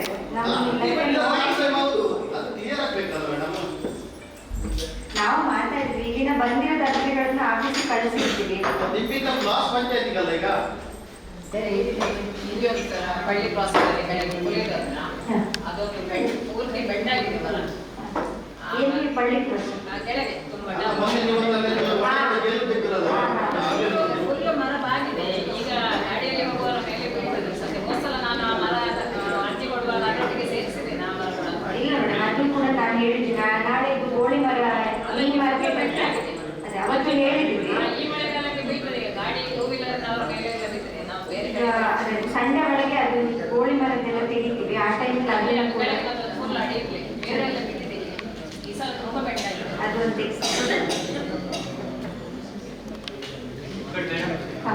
ನಮ್ದು ಕಣಜಾಲ ಗುಂಡು ಬಾತಿಯಿಂದ ಬೆರ್ನಂಚಿಲವರೆಗೆ 2 ಬಾತಿಯಿಂದ ಅರಣ್ಯ ಮರ ಹೀಗೆ ಉಂಟು. ಅದು ನಿಮ್ಮ ಮನವಿ ಕೊಟ್ಟಿದ್ದೇವೆ ನಿಮಗೆ ಅಡಿಗೆ. ನಮಗೆ ಮುಟ್ಲಿಕ್ಕಿಲ್ಲ, ಅವರಿಗೆ ಕರೆಕ್ಟ್ ಅವರಿಗೆ ಮುಟ್ಲಿಕ್ಕಿಲ್ಲ. ಅದು ನಿಮಗೆ ಕಡಿಮೆಗೆ ಆಪ್ಷನ್ ಇಲ್ವ? ಹೋದ್ಸಲ ಮರ ಬಿಟ್ಟು 2 ಕಡೆ ರಸ್ತೆ ಬ್ಲಾಕ್ ಆಗುತ್ತೆ ಗಾಡಿಗೆ. ವಾಹನಗಳು ನಾವು ಬೆಳಿಗ್ಗೆ ಹೋಗುವಾಗ ರಸ್ತೆಯಲ್ಲಿ ಮರ ಇರ್ತದೆ, ಏನು ಗಾಡಿಯ ಯೋಜನೆ ಇಲ್ಲ ನಿಮ್ಮದು, ರಸ್ತೆ ಬದಿ ಬಿದ್ದದ್ದು. ಹೋದ್ಸಲ ಅಕ್ಕಿ ಮೊದಲು ಕೊಟ್ಟಿದ್ದೆ, ಹೋದ್ಸಲ ಅಲ್ಲ, ನೀವು ಕಡಿಲಿಲ್ಲ. ಹೋದ್ಸಲ ಗಾಡಿಯಲ್ಲಿ ಬಿದ್ದದ್ದು, ಅದು ನೀವು ಮೊದಲೇ ಕಡಿಬೇಕಲ್ಲ, ರಸ್ತೆ ಬಿದ್ದ ಮರದು. ನಮ್ಮ ಆಫೀಸರ್ ವೇದಿಕೆ ಮೇಲಿರುವ ಇಲಾಖಾ ಅಧಿಕಾರಿಗಳು ಹಾಗೂ ಗ್ರಾಮಸ್ಥರೇ, ನಾನು ಆರೋಗ್ಯ ಇಲಾಖೆಯಿಂದ ಪ್ರಾಥಮಿಕ ಆರೋಗ್ಯ ಕೇಂದ್ರ ಬೈಲೂರು ಇಲ್ಲಿಂದ ನನ್ನ ಹೆಸರು ಶ್ಯಾಮಲಾ ಅಂತೇಳಿ ಸೀನಿಯರ್ PHCO ಆಗಿ ಕಳೆದ 20 ದಿನಗಳಿಂದ ಹಿಂದೆ ನಾನು ಇಲ್ಲಿ ಕರ್ತವ್ಯಕ್ಕೆ ಹಾಜರಾಗಿದ್ದೇನೆ. ಇಲ್ಲಿ ಈಗಾಗಲೇ ನಿಮಗೆಲ್ಲ ಗೊತ್ತಿರುವ ಹಾಗೆ ಈಗ ಮಳೆಗಾಲ ಶುರುವಾಗಿದೆ. ಮಳೆಗಾಲದಲ್ಲಿ ಶುರುವಾಗುವಂತಹ ಕಾಯಿಲೆಗಳೆಲ್ಲ ಈಗ ಒಂದೊಂದಾಗಿ ನಮ್ಮಲ್ಲಿ ಕಂಡು ಬರ್ತಾ ಇದೆ. ಇದು ಮುಖ್ಯ ಏನು ಕಾರಣ ಅಂತಂದರೆ, ಒಂದು ಸೊಳ್ಳೆ ಉತ್ಪತ್ತಿ ಆಗುವಂಥದ್ದು, ಇನ್ನೊಂದು ಸೊಳ್ಳೆ ಕಚ್ಚಿಸ್ಕೊಳ್ಳದೆ ಇರುವಂಥದ್ದು. ಒಂದು ನಾವು 2 ಏನು ಮುಖ್ಯ ಗುರಿಗಳನ್ನು ನಾವು ಇಟ್ಕೋಬೇಕಾಗಿರುವಂಥದ್ದು. ಯಾವಾಗ ಸೊಳ್ಳೆ ಉತ್ಪತ್ತಿ ತಾಣಗಳನ್ನು ನಾವು ನಾಶಪಡಿಸುವುದಿಲ್ವೋ ಅಲ್ಲಿಯವರೆಗೆ ಕಾಯಿಲೆಗಳನ್ನು ತಡೆಗಟ್ಟೋದು ತುಂಬ ಕಷ್ಟ ಆಗಿದೆ. ಇದಕ್ಕೆ ನಾವು ಇಲಾಖೆ ಒಂದೇ ಮುತುವರ್ಜಿಯಿಂದ ಕೆಲಸ ಮಾಡಿದರೆ ಸಾಕಾಗೋದಿಲ್ಲ. ಇತರ ಇಲಾಖೆಗಳೊಂದಿಗೆ ಜನ ಸಮುದಾಯ ಕೂಡ ನಮಗೆ ಕೈ ಜೋಡಿಸಬೇಕು ಅಂತ ನಾನು ಕೇಳ್ಕೊತಾ ಇರೋದು.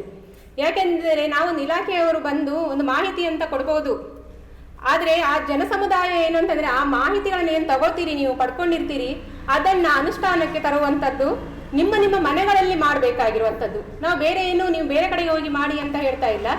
ನಿಮ್ಮ ಮನೆಗಳಲ್ಲಿ ಸ್ವಚ್ಛತೆಯನ್ನು ಕಾಪಾಡಿಕೊಳ್ಳುವಂಥದ್ದು ಮಾಡಿದರೆ ಅದು ಒಂದು ದೊಡ್ಡ ಏನು ಸಮಾಜಕ್ಕೆ ನೀವುಗಳು ಮಾಡ್ತಾ ಇರುವ ಸಮಾಜಕ್ಕೆ ಕೊಡ್ತಾ ಇರುವ ಒಂದು ಕೊಡುಗೆ ಅಂತ ಅನ್ಕೋಬೇಕು ಅಷ್ಟೇ. ಈಗ ನಮ್ಮಲ್ಲಿ ಈಗ ಡೆಂಗ್ಯೂ ಅಲ್ಲಲ್ಲಿ ಒಂದೊಂದು ಅಂದರೆ ಕೇಸಸ್ಗಳು ನಮಗೆ ಕಂಡು ಬರ್ತಾ ಇದೆ. ಹಾಗೆ ತುಂಬ ಕಡಿಮೆ ಆಗಿದ್ದಾರೆ. ಈಗ ಆಸ್ಪತ್ರೆಗೆ ಹೋಗುವ ಬದಲು ಎಲ್ಲಿಯೋ ಕ್ಲಿನಿಕ್ಗೆ ಅಂದರೆ ಮೆಡಿಕಲ್ಗೆ ಹೋಗಿ ಮೆಡಿಸಿನ್ ತಗೊಂಡು ಲಾಸ್ಟ್ ಮೂಮೆಂಟ್ಗೆ ಬರುವಂಥದ್ದು ಜಾಸ್ತಿ ಆಗ್ತಾ ಇದೆ. ದಯವಿಟ್ಟು ಅದನ್ನ ಯಾರಾದರೂ ಕೂಡ ತಡೆಗಟ್ಟಬೇಕು. ಯಾಕಂದ್ರೆ ಅದನ್ನು ಯಾವಾಗ ನಾವು ಮಾಡ್ತಾ ಹೋಗ್ತೇವೆ ಆ ಕಾಯಿಲೆಗಳಿಂದ ಏನು ಯಾವುದು ಅಂತೇಳಿ ಗೊತ್ತಾಗದೆ ನಾವೀಗ ಪ್ರತಿಯೊಂದು ಕಾಯಿಲೆಗಳಲ್ಲಿ ಕೂಡ ಈಗ ಜ್ವರ ಕಾಣಿಸ್ಕೊಳ್ತಾ ಇದೆ. ಆ ಜ್ವರ ಅಂದ ತಕ್ಷಣ ನಮ್ಗೇನು ಬರೋದು ಅಂತಂದು ಕೆಲವೊಮ್ಮೆ ವೈರಲ್ ಫೀವರ್ ಅಂತೇಳಿ ನಾವು ಅನ್ಕೊಬಿಡ್ತೇವೆ. ಆದ್ರೆ ಯಾವಾಗ ನಾವು ಅದು ಪರೀಕ್ಷೆಗೆ ಒಳಪಡಿಸಿರ್ತೇವೋ, ರಕ್ತ ಪರೀಕ್ಷೆ ಯಾವಾಗ ಮಾಡ್ತೇವೋ ಆಗಲೇ ನಮಗೆ ಇದು ಯಾವ ಜ್ವರ ಅಂತೇಳಿ ಕನ್ಫರ್ಮ್ ಆಗುವಂಥದ್ದು. ಆ ಜ್ವರಕ್ಕೆ ಅನುಗುಣವಾಗಿ ಅಥವಾ ಇದಕ್ಕೆ ಅನುಗುಣವಾಗಿ ನಾವು ಚಿಕಿತ್ಸೆಯನ್ನು ಪಡ್ಕೊಳ್ಬೇಕಾಗಿದ್ದು ಮುಖ್ಯ ಆಗಿರ್ತದೆ. ಯಾಕೆ ನಾವು ಎಷ್ಟು ಡಿಲೇ ಅಂತೇಳಿ ಮಾಡ್ತಾ ಹೋಗ್ತೇವೋ ಅಷ್ಟು ಸಿವಿಯರಿಟಿ ಜಾಸ್ತಿ ಆಗ್ತಾ ಹೋಗ್ತಾ ಇದೆ. ಹಾಗೆ ಅದರಲ್ಲಿ ಮುಖ್ಯ ಒಂದು ನಾವು ಕೇಳ್ಕೊಳ್ತಾ ಇರುವಂತದ್ದು, ನಿಮ್ಮ ಮನೆಗಳಲ್ಲಿ ವಾರಕ್ಕೆ ಒಮ್ಮೆ, ನಮ್ಮಲ್ಲಿ ಸರ್ಕಾರದಿಂದ ಕೂಡ ಅಷ್ಟೇ, ಇಲಾಖೆಯಿಂದ ಕೂಡ ಅಷ್ಟೇ, ನಾವು ಒಂದು ದಿನ ವಾರಕ್ಕೆ ಒಮ್ಮೆ ಫ್ರೈಡೇ ಡ್ರೈ ಡೇ ಅಂತೇಳಿ ಶುಕ್ರವಾರ ದಿನ ನಾವು ಅದನ್ನ ಕ್ಯಾಂಪೇನ್ ಎಲ್ಲ ಆಶಾ ಕಾರ್ಯಕರ್ತರ ಜೊತೆಗೂಡಿ, ಅಂಗನವಾಡಿ ಕಾರ್ಯಕರ್ತರ ಜೊತೆಗೂಡಿ, ಇಲಾಖಾ ಅಧಿಕಾರಿಗಳ ಜೊತೆಗೂಡಿ ಅದನ್ನು ಕ್ಯಾಂಪೇನ್ ಮಾಡ್ತಾ ಇದ್ದೇವೆ. ಹಾಗೆ ತಾವುಗಳು ಕೂಡ ಅಷ್ಟೇ ವಾರಕ್ಕೆ ಒಂದು ದಿನ ತಮ್ಮ ಮನೆ ಸುತ್ತಮುತ್ತ 10 ರಿಂದ 15 ನಿಮಿಷ ಅಷ್ಟೇ ಯಾವುದೋ ಒಂದು ದಿನ ಅಂತೇಳಿ ಒಂದು ಇಟ್ಕೊಂಡು ಮನೆ ಸುತ್ತಮುತ್ತ ನೀರು ನಿಲ್ಲದೆ ಇರುವ ಹಾಗೆ ನೋಡ್ಕೋಬೇಕಾಗಿರೋದು ನಮ್ಮೆಲ್ಲರ ಜವಾಬ್ದಾರಿಯಾಗಿದೆ. ನೀವೇನು ನೀರು ಶೇಖರಣೆ ಮಾಡಿಟ್ಟಿದ್ದೀರಿ, ಹೊರಗಡೆ ಆಗಿರ್ಬೋದು ಅಥವಾ ಒಳಗಡೆ ಆಗಿರ್ಬೋದು, ಯಾವುದೇ ಪಾತ್ರೆ ಆಗಿರ್ಬೋದು, ಸಿಂಟೆಕ್ಸ್ ಯಾವುದೇ ಕೂಡ ಆಗಿರ್ಬೋದು, ಅದನ್ನ ವಾರಕ್ಕೆ ಒಮ್ಮೆ ತಿಕ್ಕಿ ತೊಳೆದು ಒಣಗಿಸಿ ನೀರು ಶೇಖರಣೆ ಮಾಡಿರುವಂತದ್ದು ಮುಖ್ಯ ಆಗಿತ್ತು. ಇದು ಯಾಕೆ ಅಂತಂದ್ರೆ ನಮ್ಮಲ್ಲಿ ಡೆಂಗ್ಯೂ ಅಂತೇಳಿ ಏನು ಕಾಯಿಲೆ ಬರ್ತದೆ, ಇಡೀ ಸೊಳ್ಳೆ ಅಂತೇಳಿ ಏನುಂಟು, ಅದು ನಮ್ಮಲ್ಲಿ ಅದು ಹೇಗೆ ಅಂತಂದ್ರೆ ಈ ಕಾಮಜಿ ಅಂತೇಳಿ ಹೇಳ್ತೇವೆ, ಅದರಲ್ಲಿ ಅದು ಬೆಳೆಯುವಂಥದ್ದು, ಜಾಸ್ತಿ ಬೆಳೆಯುವಂಥದ್ದು. ನಾವು ಪಾತ್ರೆಗಳನ್ನ ಏನು ಕೌಚಿ ಹಾಕಿ ಬಿಡ್ತೇವೆ ಮತ್ತು ಪುನಃ ಅದನ್ನ ನೀರು ಶೇಖರಣೆ ಮಾಡಿಬಿಡ್ತೇವೆ. ಯಾವಾಗ ಅದು ಸುತ್ತಮುತ್ತ ಅದು ಕ್ಲೀನ್ ಆಗುದಿಲ್ವೋ ಅದರಲ್ಲಿ ಸೊಳ್ಳೆ ಮರಿಗಳು ಉತ್ಪತ್ತಿ ಆಗುವುದು ಜಾಸ್ತಿ ಆಗ್ತಾ ಇದೆ. ಹಾಗೆ ಈಗ ನಮ್ಮಲ್ಲಿ ಮಲೇರಿಯಾ ಕೇಸಸ್ಗಳಿಲ್ಲ, ಡೆಂಗ್ಯೂ ಕೇಸ್ಗಳು ಅಲ್ಲಲ್ಲಿ ಕಾಣಿಸ್ಕೊಳ್ತಾ ಇದೆ. ಹಾಗೆ ಒಂದು ತಮ್ಮ ಆರೋಗ್ಯವನ್ನು ತಾವು ಕಾಪಾಡ್ಕೋಬೇಕು ಅಂತ ಹೇಳಿ ಕೇಳ್ಕೊತಾ ಇದ್ದೀವಿ. ಇನ್ನೊಂದು ನೆಕ್ಸ್ಟ್ ನಮ್ಮಲ್ಲಿ ಈಗ ಹೊಸದಾಗಿ ಅಂತ ನಮ್ಮ ಇಲಾಖೆಗೆ ಹೊಸದಾಗಿ ಬರ್ತಿರುವಂತದ್ದು, ಈಗಾಗಲೇ ಪ್ರೈವೇಟ್ಗಳಲ್ಲಿ ಲಸಿಕೆಯನ್ನು ಕೊಡ್ತಾ ಇದ್ರು, HPV ಅಂತ ಹೇಳಿ.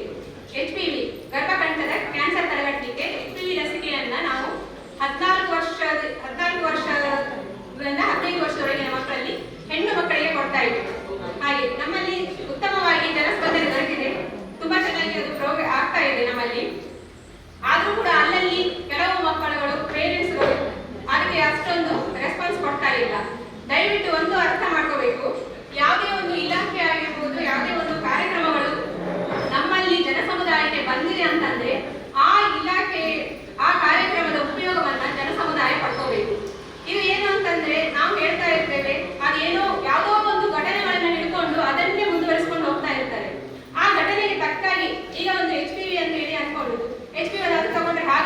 ಹೀಗಾಗ್ತದಂತೆ ಹೀಗಾಗ್ತದಂತೆ ಅವರವರೇ ಮಾತಾಡ್ಕೋತಾರೆ ಅಂತ ಬಿಟ್ರೆ ಯಾರು ಕೂಡ ಒಂದು ಪೇರೆಂಟ್ಸ್ ಆಗಿ ಪೇರೆಂಟ್ಸ್ ಜವಾಬ್ದಾರಿ ಆಗಿರ್ತದೆ.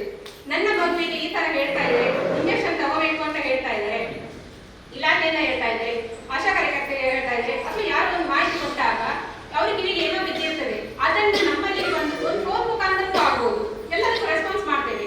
ಅದು ಆಸ್ಪತ್ರೆಗೆ ಬಂದಾಗಿರ್ಬೋದು. ದಯವಿಟ್ಟು ಅದರಲ್ಲಿ ಏನು ಒಳ ಅರ್ಥ ಉಂಟು, ಅದು ಯಾವುದು ಸರಿ ಯಾವುದು ತಪ್ಪು ಅನ್ನೋಂಥದ್ದು ಫಸ್ಟಿಗೆ ನಾವು ತಿಳ್ಕೋಬೇಕು. ಯಾರು ಏನೋ ಹೇಳಿದ್ರು ಅಂತ ಹೇಳಿ ಅದನ್ನೇ ನಾವು ಇನ್ನೊಬ್ಬರಿಗೆ ಹೇಳುವಂತ ತಪ್ಪುಗಳನ್ನ ನಾವು ಮಾಡಬಾರ್ದು. ಈ ಲಸಿಕೆಯನ್ನ ಈಗಾಗಲೇ ಶಾಲೆಗಳಲ್ಲಿ ಆಗಿರ್ಬೋದು ಕೊಡ್ತಾ ಇದ್ದೇವೆ. ಹಾಗೆಯೇ ಈಗ ಪ್ರಾಥಮಿಕ ಆರೋಗ್ಯ ಕೇಂದ್ರಕ್ಕೆ ಬಂದರೆ, ನಮ್ಮದು ವೈದ್ಯರು ಆಸ್ಪತ್ರೆಗೆ ಬಂದರೆ ಅಲ್ಲಿ ಕೂಡ ನಾವು ಲಸಿಕೆಯನ್ನ ಪ್ರತಿದಿನ ಕೊಡ್ಲಿಕ್ಕೆ ತಯಾರಿದ್ದೇವೆ. ಹಾಗೆ ಅದಕ್ಕೆ ಸಪೋರ್ಟ್ಗಳು ನಿಮ್ಮಿಂದ ಬರಬೇಕು. ನಮಗೆ ಪಾಲಕರು, ಪೋಷಕರು ಮಕ್ಕಳಿಗೆ ಹೇಳಬೇಕು. ಕೆಲವೊಂದು ಕಡೆ ಏನಾಗಿದೆ ಅಂದ್ರೆ ನಾವು ಶಾಲೆಗೆ ಹೋಗಿ ಹೇಳಿದಾಗ ಶಾಲೆಯಲ್ಲಿ ಮಕ್ಕಳು ಕೇಳ್ಕೊಳ್ತಾರೆ, ಮಕ್ಕಳಿಗೆ ತಗೋಬೇಕು ಅನ್ನೋ ಅರಿವು ಮಕ್ಕಳಲ್ಲಿ ಇದೆ. ಅದೇ ಮಕ್ಕಳು ಮನೆಗೆ ಹೋಗಿ ಹೇಳಿದಾಗ ತಂದೆ ತಾಯಿಗಳು ಅದಕ್ಕೆ ಪ್ರೋತ್ಸಾಹ ನೀಡ್ತಾ ಇಲ್ಲ. ಈ ತರದ ಅವಕಾಶಗಳು ಆಗಬಾರ್ದು. ಯಾಕೆಂದ್ರೆ ಆ ಏಜ್ ಗ್ರೂಪ್ ಅಲ್ಲಿ ನಾವು ಕೊಡುವಂತದ್ದು ಆ ಏಜ್ ಗ್ರೂಪಿಗೆ ಕೊಡಬೇಕು. ಈಗ ಬರ್ತಾ ಇರೋದು ಏನಂತಂದ್ರೆ, ಯಾವ ಏಜ್ ಗ್ರೂಪ್ ನಾವು ಹೇಳಿದೆವೋ ಆ ಏಜಿನವರು ಯಾವಾಗ ತಗೋಬೇಕಿತ್ತು ಆಗ ತಗೊಳ್ಳದೆ ಈಗ ಬರ್ತಾ ಇದ್ದಾರೆ. ಈಗ ಬಂದ್ರೆ ನಮಗೆ ಅದನ್ನು ಕೊಡ್ಲಿಕ್ಕೆ ಆಗ್ತಾ ಇಲ್ಲ. ಈಗೆಲ್ಲ ಆನ್ಲೈನ್ ಸಿಸ್ಟಮ್ ಆಗಿರೋದ್ರಿಂದ ಅದು ಡೇಟ್ಗಳನ್ನ ಫೀಸ್ ಆಗಿರೋದ್ರಿಂದ ನಮಗೆ ಅದು ಕೊಡ್ಲಿಕ್ಕೆ ಆಗ್ತಾ ಇಲ್ಲ. ಅದಕ್ಕೋಸ್ಕರ ಇನ್ನು ಮುಂದಿನ ದಿನಗಳಲ್ಲಿ ಕೂಡ ತಮ್ಮ ಸಹಕಾರವನ್ನ ನಾವು ನಿರೀಕ್ಷಿಸ್ತಾ ಇದ್ದೇವೆ. ನಮ್ಮದು ಒಂದೇ ಒಂದು ಗೋಲ್ ಇರುವಂತದ್ದು, ಆ ಏಜಿಗೂ 14 ರಿಂದ 15 ವರ್ಷದೊಳಗಿನ ಯಾವ ಹೆಣ್ಣು ಮಗುವು ಲಸಿಕೆಯಿಂದ ವಂಚಿತ ಆಗಬಾರ್ದು. ಆ ಮಗುವಿಗೆ ಸಿಗುವಂತ ಹಕ್ಕು ಅದು. ಆ ಹಕ್ಕನ್ನ ಮಗು ಪಡ್ಕೊಳ್ಳೇಬೇಕು. ಆ ಮಗುವನ್ನ ಆ ಅವಕಾಶವನ್ನ ವಂಚಿತರನ್ನಾಗ ಮಾಡದೇ ಇರುವಂತದ್ದು ಜವಾಬ್ದಾರಿ ನಮ್ಮದಾಗಿರ್ಬೇಕು. ಅದೊಂದು ತಮ್ಮಲ್ಲಿ ಕಳಕಳಿಯ ವಿನಂತಿ. ಯಾಕೆಂದ್ರೆ ಇನ್ನೂ ಕೂಡ ನಮ್ಮಲ್ಲಿ ಅಂದ್ರೆ ವ್ಯಾಕ್ಸಿನ್ಗಳು ತುಂಬಾ ಕಡಿಮೆ ಬರ್ತಾ ಇದೆ ನಮಗೆ.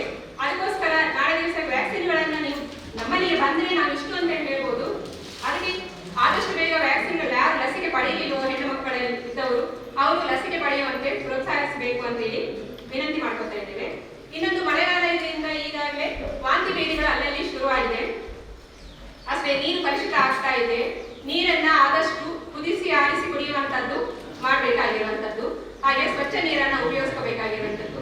ಯಾರೆಲ್ಲಾದ್ರೂ ವಾಂತಿ ಭೇದಿ ಅಂತ ಕಾಣಿಸಿಕೊಂಡ ತಕ್ಷಣ ಚಿಕಿತ್ಸೆಯನ್ನು ಪಡೆಯಬೇಕಾಗಿದ್ದು ಮುಖ್ಯ. ಯಾಕೆಂದ್ರೆ ಇದು ಮನೆಯಲ್ಲಿ ಒಬ್ಬರಿಗೆ ಇದ್ರೆ ಪುನಃ ಎಲ್ಲ ಕಡೆ ಶುರುವಾಗುವಂಥದ್ದು. ಶಾಲೆಗಳಲ್ಲಿ ಕೂಡ ಅಷ್ಟೇ. ಹಾಗೆ ನಾವು ಪ್ರತಿಯೊಂದು ಶಾಲೆಗಳಲ್ಲಿ ಕೂಡ ಶಾಲೆಯಲ್ಲಿ ವಾರ್ಡ್ ನಂಬರ್ ಟೆಸ್ಟ್ಗಳನ್ನು ಮಾಡಿದ್ದೇವೆ. ಹಾಗಾಗಿ ಶಾಲಾ ಮಟ್ಟದಲ್ಲಿ ಮನೆ ಮಟ್ಟದಲ್ಲಿ ಕೂಡ ಅಷ್ಟೇ ಕುದಿಸಿ ನೀರು ಕುಡಿಯುವಂತ ನೀರನ್ನ ಯೂಸ್ ಮಾಡ್ಕೋಬೇಕು ಅಂತ ಕೇಳ್ಕೊತಾ ಇದ್ದೇವೆ. ಹಾಗೆ ಇನ್ನು ಎಲ್ಲ ರಾಷ್ಟ್ರೀಯ ಏನು ಕಾರ್ಯಕ್ರಮಗಳು ನಮ್ಮಲ್ಲಿ ನಡೀತಾ ಇದ್ದೇವೆ. ಅದಕ್ಕೆ ಪಂಚಾಯತ್ ವತಿಯಿಂದ ತುಂಬಾ ಸಹಕಾರ ಇದೆ. ಹಾಗೆ ಬೇರೆ ಬೇರೆ ಇಲಾಖೆಯಿಂದ ತುಂಬಾ ಸಹಕಾರ ನೀಡ್ತಾ ಇದ್ದಾರೆ. ಅದಕ್ಕೆ ಇಲಾಖಾ ವತಿಯಿಂದ ತುಂಬ ಧನ್ಯವಾದಗಳನ್ನು ಅರ್ಪಿಸ್ತಾ ಇದ್ದೇನೆ. ಏನಾದ್ರು ಕೇಳಲಿಕ್ಕೆ ಓಕೆ, ಥ್ಯಾಂಕ್ ಯು. ವೇದಿಕೆ ಮೇಲಿರುವ ಗಣ್ಯರೇ ಹಾಗೂ ಗ್ರಾಮಸ್ಥರೇ, ನಮ್ಮದು ಮಹಿಳಾ ಮತ್ತು ಮಕ್ಕಳ ಅಭಿವೃದ್ಧಿ ಇಲಾಖೆ. ನಾನು ವಲಯ ಮೇಲ್ವಿಚಾರಕಿಯಾಗಿ ಕರ್ತವ್ಯ ನಿರ್ವಹಿಸ್ತಾ ಇದ್ದೇನೆ. ನಮ್ಮ ಇಲಾಖೆಯಿಂದ ನಾವು ಎಲ್ಲ ಕಾರ್ಯಕ್ರಮಗಳನ್ನು ಕೂಡ ಗ್ರಾಮ ಮಟ್ಟದಲ್ಲಿ ಅಂಗನವಾಡಿ ಕೇಂದ್ರಗಳ ಮುಖಾಂತರವೇ ನೀಡ್ತಾ ಇರುವಂತದ್ದು. ಹೊಸ ಕಾರ್ಯಕ್ರಮ ಅಂತೇನಿಲ್ಲ. ನಮ್ಮ ಅಂಗನವಾಡಿ ಕೇಂದ್ರಗಳಲ್ಲಿ ದಾಖಲಾದಂತಹ ಗರ್ಭಿಣಿ, ಬಾಣಂತಿ ಹಾಗೂ 6 ರಿಂದ 3 ವರ್ಷದ ಮಕ್ಕಳಿಗೆ ನಾವು ಮನೆಗೆ ಪೂರಕ ಪೌಷ್ಟಿಕ ಆಹಾರವನ್ನು ವಿತರಣೆ ಮಾಡ್ತಾ ಇದ್ದೇವೆ. 3 ರಿಂದ 6 ವರ್ಷದ ಮಕ್ಕಳಿಗೆ ಅಂಗನವಾಡಿ ಕೇಂದ್ರಕ್ಕೆ ದಾಖಲಾದ ಮಕ್ಕಳಿಗೆ ಪೂರಕ ಪೌಷ್ಟಿಕ ಆಹಾರ ಜೊತೆಗೆ ವಾರದಲ್ಲಿ 2 ದಿವಸ ಮೊಟ್ಟೆಯನ್ನ ವಿತರಣೆ ಮಾಡ್ತಾ ಇದ್ದೇವೆ. ಅದ್ರ ಜೊತೆಗೆ ಕೇಂದ್ರಕ್ಕೆ ದಾಖಲಾದ 3 ರಿಂದ 6 ವರ್ಷದ ಮಕ್ಕಳಿಗೆ ವಾರದ ವಿಷಯಕ್ಕೆ ಅನುಗುಣವಾಗಿ ಅಂಗನವಾಡಿ ಕೇಂದ್ರದಲ್ಲಿ ಶಾಲಾ ಪೂರ್ವ ಶಿಕ್ಷಣವನ್ನ ನೀಡ್ತಾ ಇದ್ದೇವೆ. ಅದ್ರ ಜೊತೆಗೆ ಈಗ ಆಂಗ್ಲ ಮಾಧ್ಯಮ ಪದ್ಧತಿ ಅಂದ್ರೆ ಮಕ್ಕಳಿಗೆ ಇಂಗ್ಲಿಷ್ ಅನ್ನ ಹೇಳ್ಕೊಡ್ಬೇಕು ಅನ್ನೋ ದೃಷ್ಟಿಯಿಂದ ABCD ಇರ್ಬೋದು 1 2 3 ಅದನ್ನು ಕೂಡ ನಮ್ಮ ಪುಸ್ತಕಗಳನ್ನ ಮಾಡಿ ಇದನ್ನು ಕೂಡ ನಮ್ಮ ಅಂಗನವಾಡಿ ಕೇಂದ್ರಗಳಲ್ಲಿ ನಡೆಸ್ಕೊಂಡು ಬರ್ತಾ ಇದ್ದೇವೆ. ಇದ್ರ ಜೊತೆಗೆ ನಮ್ಮ ಇಲಾಖೆಯಿಂದ ಸಿಗುವಂತ ಇತರೆ ಸೌಲಭ್ಯಗಳಂದ್ರೆ ಭಾಗ್ಯಲಕ್ಷ್ಮಿ ಸುಕನ್ಯಾ ಸಮೃದ್ಧಿ ಯೋಜನೆ ಇದೆ. BPL ಕುಟುಂಬದಲ್ಲಿ ಹುಟ್ಟಿದ 2 ಹೆಣ್ಣು ಮಕ್ಕಳಿಗೆ ನಾವು ಈ ಯೋಜನೆಯಲ್ಲಿ ಸೌಲಭ್ಯವನ್ನ ನೀಡ್ತಾ ಇದ್ದೇವೆ. ಮೊದಲು ಭಾಗ್ಯಲಕ್ಷ್ಮಿ ಬಾಂಡ್ ವಿತರಣೆ ಆಗ್ತಾ ಇತ್ತು. ಈಗ ಭಾಗ್ಯಲಕ್ಷ್ಮಿ ಸುಕನ್ಯಾ ಸಮೃದ್ಧಿ ಪಾಸ್ಬುಕ್ ಅನ್ನ ನಾವು ಅರ್ಜಿ ನೋಂದಣಿ ಆದ ನಂತರ ಅದು ಪಾಸ್ಬುಕ್ ಬರ್ತದೆ. ಬಂದವಾಗ ಆ ಪಾಸ್ಬುಕ್ ಅನ್ನ ವಿತರಣೆ ಮಾಡ್ತಾ ಇದ್ದೇವೆ. ಅದರಲ್ಲಿ ಭಾಗ್ಯಲಕ್ಷ್ಮಿ ಬಾಂಡ್ ಬಂದ ಮಕ್ಕಳಲ್ಲಿ 18 ವರ್ಷ ತುಂಬಿದ ಮಕ್ಕಳಿಗಿದ್ರೆ ಅವರಿಗೆ ಪರಿಪಕ್ವ ಮತ 15 ವರ್ಷದ ನಂತರದ ಮೆಚುರಿಟಿ ಅಮೌಂಟ್ ಏನಿದೆ ಅದಕ್ಕೆ ಸಿಗ್ತಾ ಇದೆ. ಅದು ಆಲ್ರೆಡಿ 2006-2007 ಹುಟ್ಟಿದ ಮಕ್ಕಳದ್ದು ಕಂಪ್ಲೀಟ್ ಆಗಿದೆ. 7-8ನೇ ಸಾಲಿದು ಕೂಡ ಕಂಪ್ಲೀಟ್ ಆಗಿದೆ. ಇನ್ನೀಗ 8-9ನೇ ಸಾಲು 2008-9ನೇ ಸಾಲಲ್ಲಿ ಹುಟ್ಟಿದ ಮಕ್ಕಳು ಬರ್ತದೆ. ಅಂದ್ರೆ ಈವರೆಗೆ ಇದ್ದದ್ದು ಪರಿಪಕ್ವ ಮೊತ್ತ ಸಿಗ್ತಾ ಇರೋದು 32,000 ಚಿಲ್ಲರೆ ಅಷ್ಟೇ. 2008ರ ನಂತರ ಹುಟ್ಟಿದ ಮಕ್ಕಳದ್ದು ಅದು 1 ಲಕ್ಷದ ಬಾಂಡ್. ಹಾಗಾಗಿ ಅದು ಪರಿಪಕ್ವ ಮೊತ್ತ ಅದರಲ್ಲಿ ಜಾಸ್ತಿ ಇರ್ತದೆ. ಅದನ್ನು ನಾವು ಕೇಳ್ತಾ ಇದ್ದೇವೆ. 18 ವರ್ಷ ತುಂಬಿದ ಕೂಡಲೇ ಅದಕ್ಕೆ ಏನು ದಾಖಲೆ ಬೇಕು ಆ ದಾಖಲೆಗಳೊಂದಿಗೆ ಆಫೀಸಿಗೆ ಬಂದು ಹುಡುಗಿ ಫಲಾನುಭವಿ ಯಾರಿದ್ದಾರೆ ಅವರೇ ಬಂದು ಕೂಡ ಆ ಮಾಹಿತಿಯನ್ನ ಫೀಡ್ ಮಾಡಿ ಹೋಗ್ಬೇಕು. ಯಾಕಂದ್ರೆ ಅದರಲ್ಲಿ OTP ಎಲ್ಲ ಬರ್ತಾ ಇರ್ತದೆ. ಏನ್ ಮಾಹಿತಿ ಬೇಕು ಅನ್ನೋದನ್ನ ಅಂಗನವಾಡಿ ಟೀಚರ್ ಅವರು ಮಾಹಿತಿಯನ್ನ ಕೊಟ್ಟಿರ್ತಾರೆ. ಆ ದಾಖಲೆಗಳೊಂದಿಗೆ ಕಚೇರಿಗೆ ಬರಬೇಕು. ಮತ್ತೆ ಭಾಗ್ಯಲಕ್ಷ್ಮಿ ಅರ್ಜಿ ನೋಂದಣಿ ಅವರು ಟೀಚರ್ ಅಂದ್ರೆ ಮಾಹಿತಿಯನ್ನು ತಗೊಂಡು ಅರ್ಜಿಯನ್ನ ನಮ್ಮ ಹತ್ರ ಕೊಡ್ತಾ ಇದ್ದಾರೆ. ನಾವು ಆನ್ಲೈನ್ ಮಾಹಿತಿಯನ್ನ ಫೀಡ್ ಮಾಡ್ತೇವೆ. ಇದ್ರ ಜೊತೆಗೆ ಮಾತೃ ಮಂಡಲ ಇದೆ. ಗರ್ಭಿಣಿಯರಿಗೆ ಈ ಸೌಲಭ್ಯವನ್ನ ನೀಡ್ತಾ ಇರೋದು. 1ನೇ ಹೆರಿಗೆಯಲ್ಲಿ 2 ಕಂತುಗಳಲ್ಲಿ 5,000 ನೀಡ್ತೇವೆ. ನೇರವಾಗಿ ಅವರ ಬ್ಯಾಂಕ್ ಖಾತೆಗೆ ಜಮೆ ಆಗ್ತದೆ. 2ನೇ ಹೆರಿಗೆಯಲ್ಲಿ ಹೆಣ್ಣು ಮಗು ಜನನ ಆದ್ರೆ ಹೆರಿಗೆಯ ನಂತರ 3.5 ತಿಂಗಳದ್ದು ಏನು ಚುಚ್ಚುಮದ್ದು ಆದ ನಂತರ ಆ ಅಪ್ಲಿಕೇಶನ್ ಅನ್ನ ಫೀಡ್ ಮಾಡ್ತೇವೆ. 6,000 ಅವರನ್ನು ನೇರವಾಗಿ ಅವರ ಬ್ಯಾಂಕ್ ಖಾತೆಗೆ ಇದರಲ್ಲಿ ಹಣ ಜಮೆ ಆಗ್ತದೆ. ಇದ್ರ ಜೊತೆಗೆ ಕೌಟುಂಬಿಕ ದೌರ್ಜನ್ಯ ತಡೆ ಕಾಯ್ದೆಯಡಿ ತಾಲೂಕು ಮಟ್ಟದಲ್ಲಿ ಸಾಂತ್ವನ ಕೇಂದ್ರಗಳು ಕಾರ್ಯನಿರ್ವಹಿಸ್ತಾ ಇದೆ. ಅದ್ರ ಜೊತೆಗೆ ನಮ್ಮಲ್ಲಿ ಶಿಶು ಅಭಿವೃದ್ಧಿ ಯೋಜನಾಧಿಕಾರಿಗಳು ಸಂರಕ್ಷಣಾಧಿಕಾರಿಗಳಾಗಿ ಕಾರ್ಯನಿರ್ವಹಿಸ್ತಾ ಇದ್ದು, ಏನಾದ್ರೂ ಕುಟುಂಬದ ಒಳಗಡೆ ಏನಾದ್ರೂ ಸಮಸ್ಯೆಗಳಿದ್ರೆ, ಜಗಳಗಳು ಅಂತದ್ದೇನಾದಿದ್ರೆ ನಮ್ಮ ಇಲಾಖೆಗೆ ಬಂದು ಲಿಖಿತ ರೂಪದಲ್ಲಿ ದೂರನ್ನ ಸಲ್ಲಿಸಬಹುದು. ಅಲ್ಲಿ ಕೌನ್ಸಿಲಿಂಗ್ ಅನ್ನು ಕೂಡ ಮಾಡ್ತಾರೆ. ಮತ್ತೆ ವಕೀಲರು ಕೂಡ ಬರ್ತಾರೆ. ವಾರದಲ್ಲಿ 1 ದಿವಸ ಮಂಗಳವಾರ ಅಲ್ಲಿ ಕೂಡ ಬಂದು ನಿಮ್ಮ ಸಮಸ್ಯೆಯನ್ನ ಹೇಳ್ಕೊಡ್ಬೋದು. ಕೌನ್ಸಿಲಿಂಗ್ ಮಾಡಿದಾಗ ಸಮಸ್ಯೆ ಬಗೆಹರಿಯದಿದ್ರೆ ಅದನ್ನ ಕೋರ್ಟಿಗೆ ಹಾಕಲಿಕ್ಕೆ ಕೂಡ ನಮ್ಮಲ್ಲಿ ಉಚಿತವಾಗಿ ಅವಕಾಶವನ್ನ ನಾವು ಮಾಹಿತಿಯನ್ನ ಅದನ್ನ ನೀಡ್ತಾರೆ ನಿಮ್ಗೆ. ಇದರ ಜೊತೆಗೆ ವಧು ವರದಕ್ಷಿಣೆ ನಿಷೇಧ ಕಾಯ್ದೆಯಡಿ ಯಾರು ಕೂಡ ವರದಕ್ಷಿಣೆಯನ್ನ ಕೊಡ್ಲಿಕ್ಕೂ ತಗೊಳ್ಲಿಕ್ಕೂ ಇಲ್ಲ. ಅಂತದೇನಾದ್ರೂ ಪ್ರಕರಣಗಳಿದ್ರೆ ನಮ್ಮ ಇಲಾಖೆಗೆ ಮಾಹಿತಿಯನ್ನ ನೀಡ್ಕೊಡ್ಬಹುದು. ಮತ್ತೆ ಇನ್ನೊಂದಂದ್ರೆ ಗೃಹಲಕ್ಷ್ಮಿ ಯೋಜನೆ. ಇದೀಗ ಸ್ವಲ್ಪ ಇದರಲ್ಲಿ ಯೂಟ್ಯೂಬ್ ಅಲ್ಲಿ ಮತ್ತೆ ಬೇರೆ ಪತ್ರಿಕೆಗಳಲ್ಲಿ ಅದು ಮರುಪರಿಶೀಲನೆ ಬಗ್ಗೆ ಈಗ ಮಾಡಬೇಕು ಅಂತ ಬರ್ತಾ ಇದೆ. ನಮ್ಗೆ ಇಲಾಖೆಯಿಂದ ಈವರೆಗೆ ಮಾಹಿತಿ ಬಂದಿಲ್ಲ. ಬಂದಾಗ ನಾವು ಅಂಗನವಾಡಿ ಟೀಚರ್ ಅವರಿಗೆ ಮಾಹಿತಿಯನ್ನು ಹೇಳ್ತೇವೆ. ಆ ಸಂದರ್ಭದಲ್ಲಿ ನೀವು ಅದನ್ನ ಮಾಡಿಸಿದ್ರೆ ಸಾಕು. ಇದಿಷ್ಟು ನಮ್ಮ ಇಲಾಖೆಯಿಂದ ಸಿಗುವಂತ ಸೇವಾ ಸೌಲಭ್ಯಗಳು. ಮತ್ತೆ ಮಕ್ಕಳ ಸಹಾಯವಾಣಿಗೆ ಮಕ್ಕಳಿಗೆ ಸಂಬಂಧಿಸಿದಂತೆ ಏನಾದರೂ ಸಮಸ್ಯೆಗಳಿದ್ರೆ 1098 ಈ ನಂಬರಿಗೆ ಕರೆಯನ್ನ ಮಾಡಲಿಕ್ಕೆ ಅವಕಾಶ ಇದೆ. ಮತ್ತೆ ಒಂದೊಂದು ಪೊಲೀಸ್ ಡಿಪಾರ್ಟ್ಮೆಂಟ್ ಅವರು ಹೇಳಿದ್ರು, ಏನೇ ಸಮಸ್ಯೆಗಳಿದ್ರೆ ಮಹಿಳೆಯರಿಗೆ ಮತ್ತು ಮಕ್ಕಳಿಗೆ ಸಂಬಂಧಿಸಿದಂತೆ ಆ ಉಚಿತ ದೂರವಾಣಿ ಸಂಖ್ಯೆಗೆ ಕರೆಯನ್ನ ಮಾಡಿ ನಿಮ್ಮ ಸಮಸ್ಯೆಯನ್ನ ಹೇಳ್ಕೊಡ್ಬೋದು. ಪಿಂಚಣಿ ಸೌಲಭ್ಯ ಇರ್ಬೋದು, ಈಗ ದೃಢಪತ್ರಗಳಾದ ಜಾತಿ ಆದಾಯ ದೃಢಪತ್ರ, ಸಣ್ಣ ರೈತರ ದೃಢಪತ್ರ ಹಾಗೂ ಇತರ ದೃಢಪತ್ರಗಳಾಗಿರ್ಬೋದು.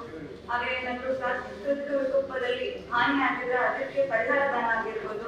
ಹೀಗೆ ಹಲವಾರು ವಿಷಯಗಳಲ್ಲಿ ಸವಲತ್ತುಗಳನ್ನ ಕಂದಾಯ ಇಲಾಖೆಯಿಂದ ಈಗಾಗಲೇ ಕೊಡ್ತಿರುವಂತದ್ದು ಅದು ಕಂಟಿನ್ಯೂ ಆಗ್ತಿದೆ. ಇದನ್ನ ಹೊರತುಪಡಿಸಿ ಹೊಸದಾಗಿ ಸವಲತ್ತುಗಳು ಕಂದಾಯ ಇಲಾಖೆಯಿಂದ ಈಗ ಯಾವುದೇ ಮಂಜೂರು ಆಗಿರೋದಿಲ್ಲ.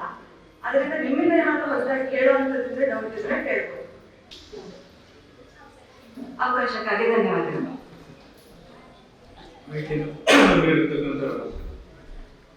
ಧನ್ಯವಾದ. ಹಾಗೆ ಇದಿಷ್ಟು ಕೂಡ ಇಲಾಖೆ ಕಾರ್ಯಕ್ರಮಗಳ ಬಗ್ಗೆ ಇವತ್ತು ನಮ್ಮ ಮಾಹಿತಿ ಆಗಿದೆ. ಮತ್ತೆ ನಂತರ ಈಗ ಆಲ್ರೆಡಿ ನಮ್ಮ ಗ್ರಾಮ ನಮ್ಮ ಯೋಜನೆಯಾಗಿ ಕೆಲವೊಂದು ಗ್ರಾಮದಲ್ಲಿ ಏನೇನು ಆಗಬೇಕು ಅಭಿವೃದ್ಧಿ ಕಾಮಗಾರಿಗಳು ಅದನ್ನ ಈಗಾಗಲೇ ವಾಟ್ಸಪ್ಗಳಲ್ಲಿ ಮತ್ತೆ ದಿನಗಳಲ್ಲಿ ಏನೇನು ಬಂದಿದೆ ಬೇಡಿಕೆ ಅನುಸಾರ ಅದನ್ನ ಏನು ನಾವು ಯೋಜನೆ ಮಾಡ್ತೀವಿ ಅದನ್ನ ಆದ್ಯತೆ ಮೇರೆಗೆ ಅದನ್ನ ನಾವು ತಗೊಳ್ತೀವಿ.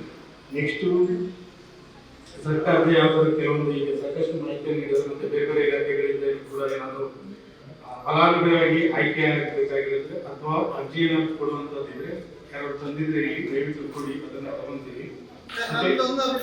ಅಲ್ಲಿ ಕಟ್ಟಡ ಕಾರ್ಮಿಕರ ಇಲಾಖೆಯಲ್ಲಿ ಒಳ್ಳೊಳ್ಳೆ ಸೌಲಭ್ಯಗಳೆಲ್ಲ ಕಾರ್ಮಿಕರಿಗೆ ರಿನ್ಯೂವಲ್ ಕೂಡ ಆಗ್ತಾ ಇದೆ. ಆದ್ರೆ ಅದರಲ್ಲಿ ಕರೆಕ್ಟ್ ಆದ ಮಾಹಿತಿ ಕೆಲವೊಂದು ಸೈಬರಲ್ಲೆಲ್ಲ ಬರ್ತಾ ಇಲ್ಲ. ಅವರನ್ನು ನೆಕ್ಸ್ಟ್ ಮೀಟಿಂಗಿಗೆ ಒಂದು ಕರೆಯುವಂತ ವ್ಯವಸ್ಥೆಯನ್ನ ಮಾಡ್ಬೇಕಂತೇಳಿ ತಮ್ಮಲ್ಲಿ ಕೇಳ್ಕೊಳ್ತೇವೆ. ಅವ್ರು ಬರುವುದೇ ಇಲ್ಲ. ಇಲಾಖೆಯಲ್ಲಿ ಒಳ್ಳೊಳ್ಳೆ ಸೌಲಭ್ಯ ಇದೆ, ಸ್ಕಾಲರ್ಶಿಪ್ ಇದೆ. ನಾವಾದ್ರೆ ಗೊತ್ತಿದ್ದವ್ರು ಪಡ್ಕೊಳ್ತೇವೆ. ರಿನ್ಯೂವಲ್ ಕೂಡ ಕಷ್ಟ ಆಗತ್ತೆ. ಒಂದೊಂದು ಸೈಬರಲ್ಲಿ ಲೈಸೆನ್ಸ್ ಬೇಕು ಹೇಳ್ತಾರೆ, ಒಂದೊಂದು ಕಡೆಯಲ್ಲಿ ಏನು ಬೇಡ ಹೇಳ್ತಾರೆ. ಸಮಸ್ಯೆ ಆಗುತ್ತೆ. ಒಂದು ಅದ್ರ ಬಗ್ಗೆ ಕಳಿಸ್ತೀನಿ. ಮತ್ತೆ ಏನಾದ್ರು ಇಲಾಖೆಗೆ ಸಂಬಂಧಪಟ್ಟ ಏನಾದ್ರು ಮಾಹಿತಿ ಇದ್ರೆ ನಾವು ತರಿಸ್ಕೊಂಡು ಮತ್ತೆ ಶೇರ್ ಮಾಡ್ತೀವಿ. ಯಾವ್ದಾದ್ರು ಅಹವಾಲು ಏನಾದ್ರು ಇದ್ರೆ ಹೇಳ್ಬೋದು.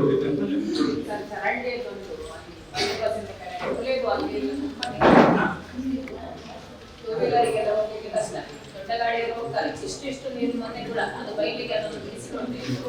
ಮತ್ತೆ ಇಲ್ಲಿ ಪಳ್ಳಿ ಕ್ರಾಸ್ ಅಂತ ಕೆಳಗೆ ಹೋಗುವಾಗ ಕೂಡ ಚರಂಡಿ ಇಲ್ಲ, ಅಲ್ಲಿ ಅದು ಕೆಳಗೆ ಹೋಗಿ ರೋಡಲ್ಲಿ ಪಾಸ್ ಆಗ್ತದೆ. ಅದೊಂದು ವಿಸಿಟ್ ಮಾಡಿ. ಇನ್ನೊಂದು ದೊಡ್ಡ ಗಾಡಿ ಬರುವಾಗ ನಮ್ಮ ಮೇಲೆಲ್ಲ ನೀರಾಗ್ತದೆ, ಸೈಡಿಗೆ ಹೋಗ್ಬೇಕಾಗ್ತದೆ. ಅದು ಚರಂಡಿಗೆ ಬಿಡಿಸಿಕೊಡಿ, ಪಳ್ಳಿ ಕ್ರಾಸ್ ಇಂದ ಇಲ್ಲಿ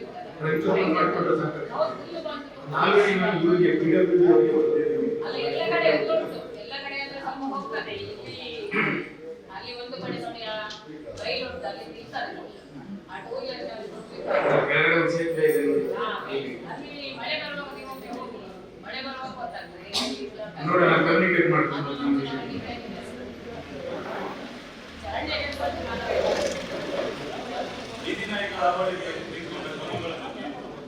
ಬೀದಿ ನಾಯಿಗಳಿಗೆ ಸಂಬಂಧಪಟ್ಟಾಗೆ ನಾವು ನೋಡಿ ಪಂಚಾಯತಿ ಹಂತದಲ್ಲಿ ಯಾವ್ದಾದ್ರು ಏನಾದ್ರು ಸಮಸ್ಯೆ ಇದ್ರೆ ಕಾಲ್ ಮಾಡಿ, ನನ್ನ ನಂಬರ್ಗೆ ಕಾಲ್ ಮಾಡಿ ನಾವು ಅಟೆಂಡ್ ಮಾಡ್ತೀವಿ. ಮತ್ತೆ ಇನ್ನೊಂದು ಏನಾಗ್ತಂದ್ರೆ NGO ಮುಖಾಂತರ ಏನಾದ್ರು ಒಂದು ವ್ಯಾಕ್ಸಿನೇಷನ್ ಎಲ್ಲ ಮಾಡಿದ್ರೆ ಅದನ್ನೊಂದು ಮಾತಾಡ್ತಿದ್ದೀನಿ. ಬಟ್ ಅವ್ರೇನ್ ಹೇಳ್ತಾರೆ ಅಂತಂದ್ರೆ ಒಂದು ಗ್ರಾಮಕ್ಕೆ ಬರೋದಕ್ಕೆ ಕಷ್ಟ ಆಗ್ತದೆ, ಅಂದ್ರೆ ಎಕ್ಸ್ಪೆಂಡಿಚರ್ ಜಾಸ್ತಿ ಆಗ್ತದೆ. ಹಾಗಾಗಿ ಒಂದು 4-5 ಸರೌಂಡಿಂಗ್ ಪಂಚಾಯತ್ ವ್ಯಾಪ್ತಿಯಲ್ಲಿ ಮಾತಾಡಿ ಅವ್ರನ್ನ ಕಮ್ಯುನಿಕೇಟ್ ಮಾಡಿದ್ರೆ ಅವ್ರಿಗೂ ಕೂಡ ಈಸಿ ಆಗ್ತದೆ. ಯಾಕಂದ್ರೆ ಅದು ನಮ್ದು ಒಂದೇ ಅಲ್ಲ, ಎಲ್ಲ ಕಡೆ ತುಂಬಾ ಸಮಸ್ಯೆ ಇದೆ. ಕಮ್ಯುನಿಕೇಟ್ ಮಾಡ್ತಾ ಇದ್ದೀನಿ ನಾನು. ಹಾಗೆ ಈ ಏನಾದ್ರು ತುರ್ತು ಅಂತಂದ್ರೆ ಗಜಗೋಳಿಗೆ ಒಬ್ರು ಕೇರ್ ಮಾಡ್ತಾರೆ. ಮೊನ್ನೆ ಒಂದು ನೋಡಿ ಇಲ್ಲೊಂದು ಆಕ್ಸಿಡೆಂಟ್ ಆಗಿದ್ದು ಇಲ್ಲಿ ಪೆಟ್ರೋಲ್ ಬಂಕ್ ಅಲ್ಲ, ಅದನ್ನ ಸೊಂಟ ಲೇಟ್ ಆಗಿ ಅದು ನಡೆಯಕ್ಕಾಗ್ತಿರ್ಲಿಲ್ಲ, ಮತ್ತೆ ಆಟೋ ಮಾಡಿ ಕಳಿಸಿ ಅದನ್ನ ಆರೈಕೆಗಾಗಿ ಕಳಿಸಿದ್ರು. ಆ ಥರ ಇದ್ರೆ ನಾನು ಕಾಲ್ ಮಾಡಿ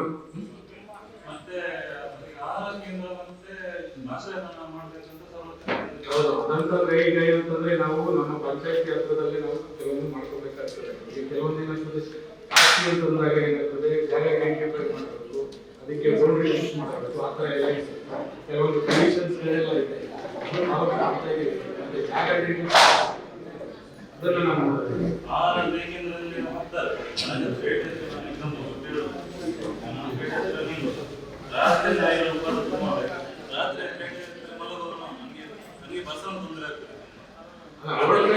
ಯಾಕೆಂದ್ರೆ ಅದು ಹೇಗೆ ಈ ಹೊರಗಡೆ ಎಲ್ಲ ಮಾಡೋದು ಬೆಟರ್. ಹಳೆದಿನ ಏನಾಗ್ತದೆ ವೆಹಿಕಲ್ ಆಗ್ತದೆ, ಮತ್ತೆ ಅವು ಅದರಿಂದಲೂ ಕೂಡ ಸಮಸ್ಯೆ. ಯಾಕಂದ್ರೆ ನಾಯಿಯಿಂದ ನೋಡಿ ಒಂದು ಜಸ್ಟ್ ಒಂದು ಹೊರಗಡೆ ಕೂಡ ಬೈಕ್ಗೆ ಸೀಟಾಗಿ ಅದು ನೋಡುವ ಈ ಒಂದು ಅದಕ್ಕೆ. ಮತ್ತೆ ಇನ್ನೊಂದೇನಂತಂದ್ರೆ ಜನರ ಸಹಕಾರನೂ ಕೂಡ ಬೇಕು. ಯಾಕಂದ್ರೆ ಒಟ್ಟಾಗಿ ಕೆಲವೊಂದು ಕೆಲಸಗಳು ಬರೀ ಪಂಚಾಯಿತಿಯಿಂದನೇ ಆಗುವಂತದ್ದಲ್ಲ, ಅದಕ್ಕೆ ನಿಮ್ಮ ಸಾರ್ವಜನಿಕರ ಸಹಕಾರನೂ ಕೂಡ ಬೇಕು. ಯಾವುದು ಏನಂತಂದ್ರೆ ಪಂಚಾಯತಿ ಹಂತದಲ್ಲಿ ನೋಡಲಾಗ್ತದೆ. ನಾನೇ ಈಗ ನನ್ನ ಗಮನಕ್ಕೆ ಬಂದಿರೋದೆಲ್ಲ ನಾನು ಹೇಳಿದ್ನಲ್ಲ, ಕೆಲವರು ಅಟೆಂಡ್ ಮಾಡಿದ್ದೆ. ಒಂದಿನ ಆ ಥರ ಇದ್ರೆ ಹೇಳಿದ್ದಿಲ್ಲ.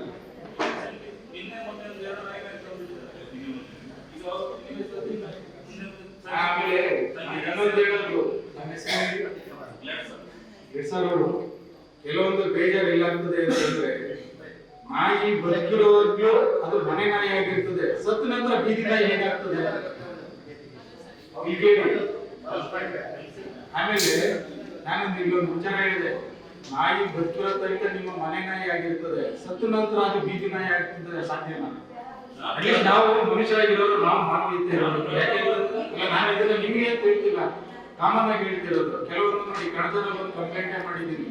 ಏನಂತಂದ್ರೆ 6 ನಾಯಿ ಇದೆ, 6 ನಾಯಿ ಶಾಲೆ ಮಕ್ಕಳು ಹೋಗ್ಬೇಕಾದಾಗ ಹಿಂದೆ ಹೋಗೋದು ಕಚ್ಚೋದು ಆಯ್ತು ಎಲ್ಲ ಮಾಡ್ತಾರೆ. ಮತ್ತೆ ನಮ್ಮ ಸತ್ಯನವರು ಕೂಡ ಹೇಳೋದು ಈ ರೀತಿಯಲ್ಲಿ ಅಕ್ಕಪಕ್ಕದವರೆಲ್ಲ ಸಮಸ್ಯೆ ಆಗ್ತಿದೆ ಅಂತ. ಒಂದ್ಸತಿ ಫೋನ್ ಮಾಡಿ ಹೇಳಿದ್ವಿ, ಆದ್ರೂ ಕೂಡ ಮತ್ತೆ ಸಮಸ್ಯೆ ಆಯ್ತು. ಸ್ಟೇಷನ್ ಕಂಪ್ಲೇಂಟ್ ಮಾಡಿದ್ವಿ, ಕರೆಸಿ ವಾರ್ ಮಾಡಿ ಹೇಳಿದ್ದಾರೆ. ಅದೇ ನಾವು ಹೇಳಿದಾಗ ಕಟ್ಟಕೊಳ್ಳೋಕ್ಕಾಗೋದಿಲ್ಲ.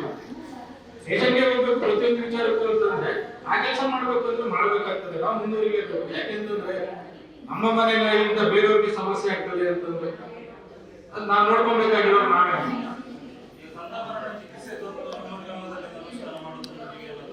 ಆಲ್ರೆಡಿ ಮಾತಾಡಿ ಅಂದ್ರೆ ಏನಿರ್ತದೆ ಮತ್ತೆ ಜಾಗ ಪ್ಲೇಸ್ ಐಡೆಂಟಿಫೈ ಮಾಡಬೇಕು. ಅದಾದ್ಮೇಲೆ ಏನಂತಂದ್ರೆ ಚಿಕಿತ್ಸೆ ಆದ ನಂತರ 7 ದಿನ ನೋಡ್ಕೊಬೇಕು.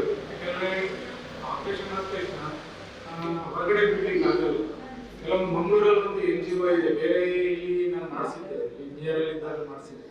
ಅವ್ರನ್ನ NGO ಕರೆಸಿ ಮಾಡಿಸಿ ಮತ್ತೆ ಪಬ್ಲಿಕ್ ಡೊನೇಟ್ ಮಾಡಿ ಅದೇನು ಎಕ್ಸ್ಪೆಂಡಿಚರ್ ಆಗ್ತದೆ ಅದನ್ನು ಪಬ್ಲಿಕ್ ಇಂದ ಕಾಂಟ್ರಿಬ್ಯೂಷನ್ ಎಲ್ಲ ಮಾಡಿ ನೋಡು. ನಾನು ಇದೊಂದು ಪ್ರಯತ್ನ ಮಾಡ್ತೀನಿ. ಮತ್ತೆ ನಮ್ಮ ಇವರು ವೆಟರ್ನರಿ ಇದ್ದಾರಲ್ಲ ಅವರ ಹತ್ರ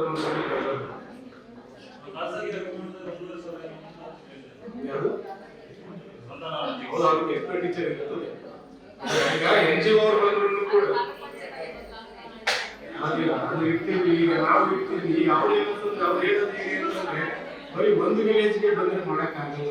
ಅವ್ರಂತಂದ್ರೆ ಎಕ್ಸ್ಪೆಂಡಿಚರ್ ತುಂಬಾ ಬರ್ತದೆ. ಒಂದು ವಿಲೇಜ್ ಆಗಿ ಒಂದು ನಾಯಿ 1,000 2,000 ಬರ್ತದೆ.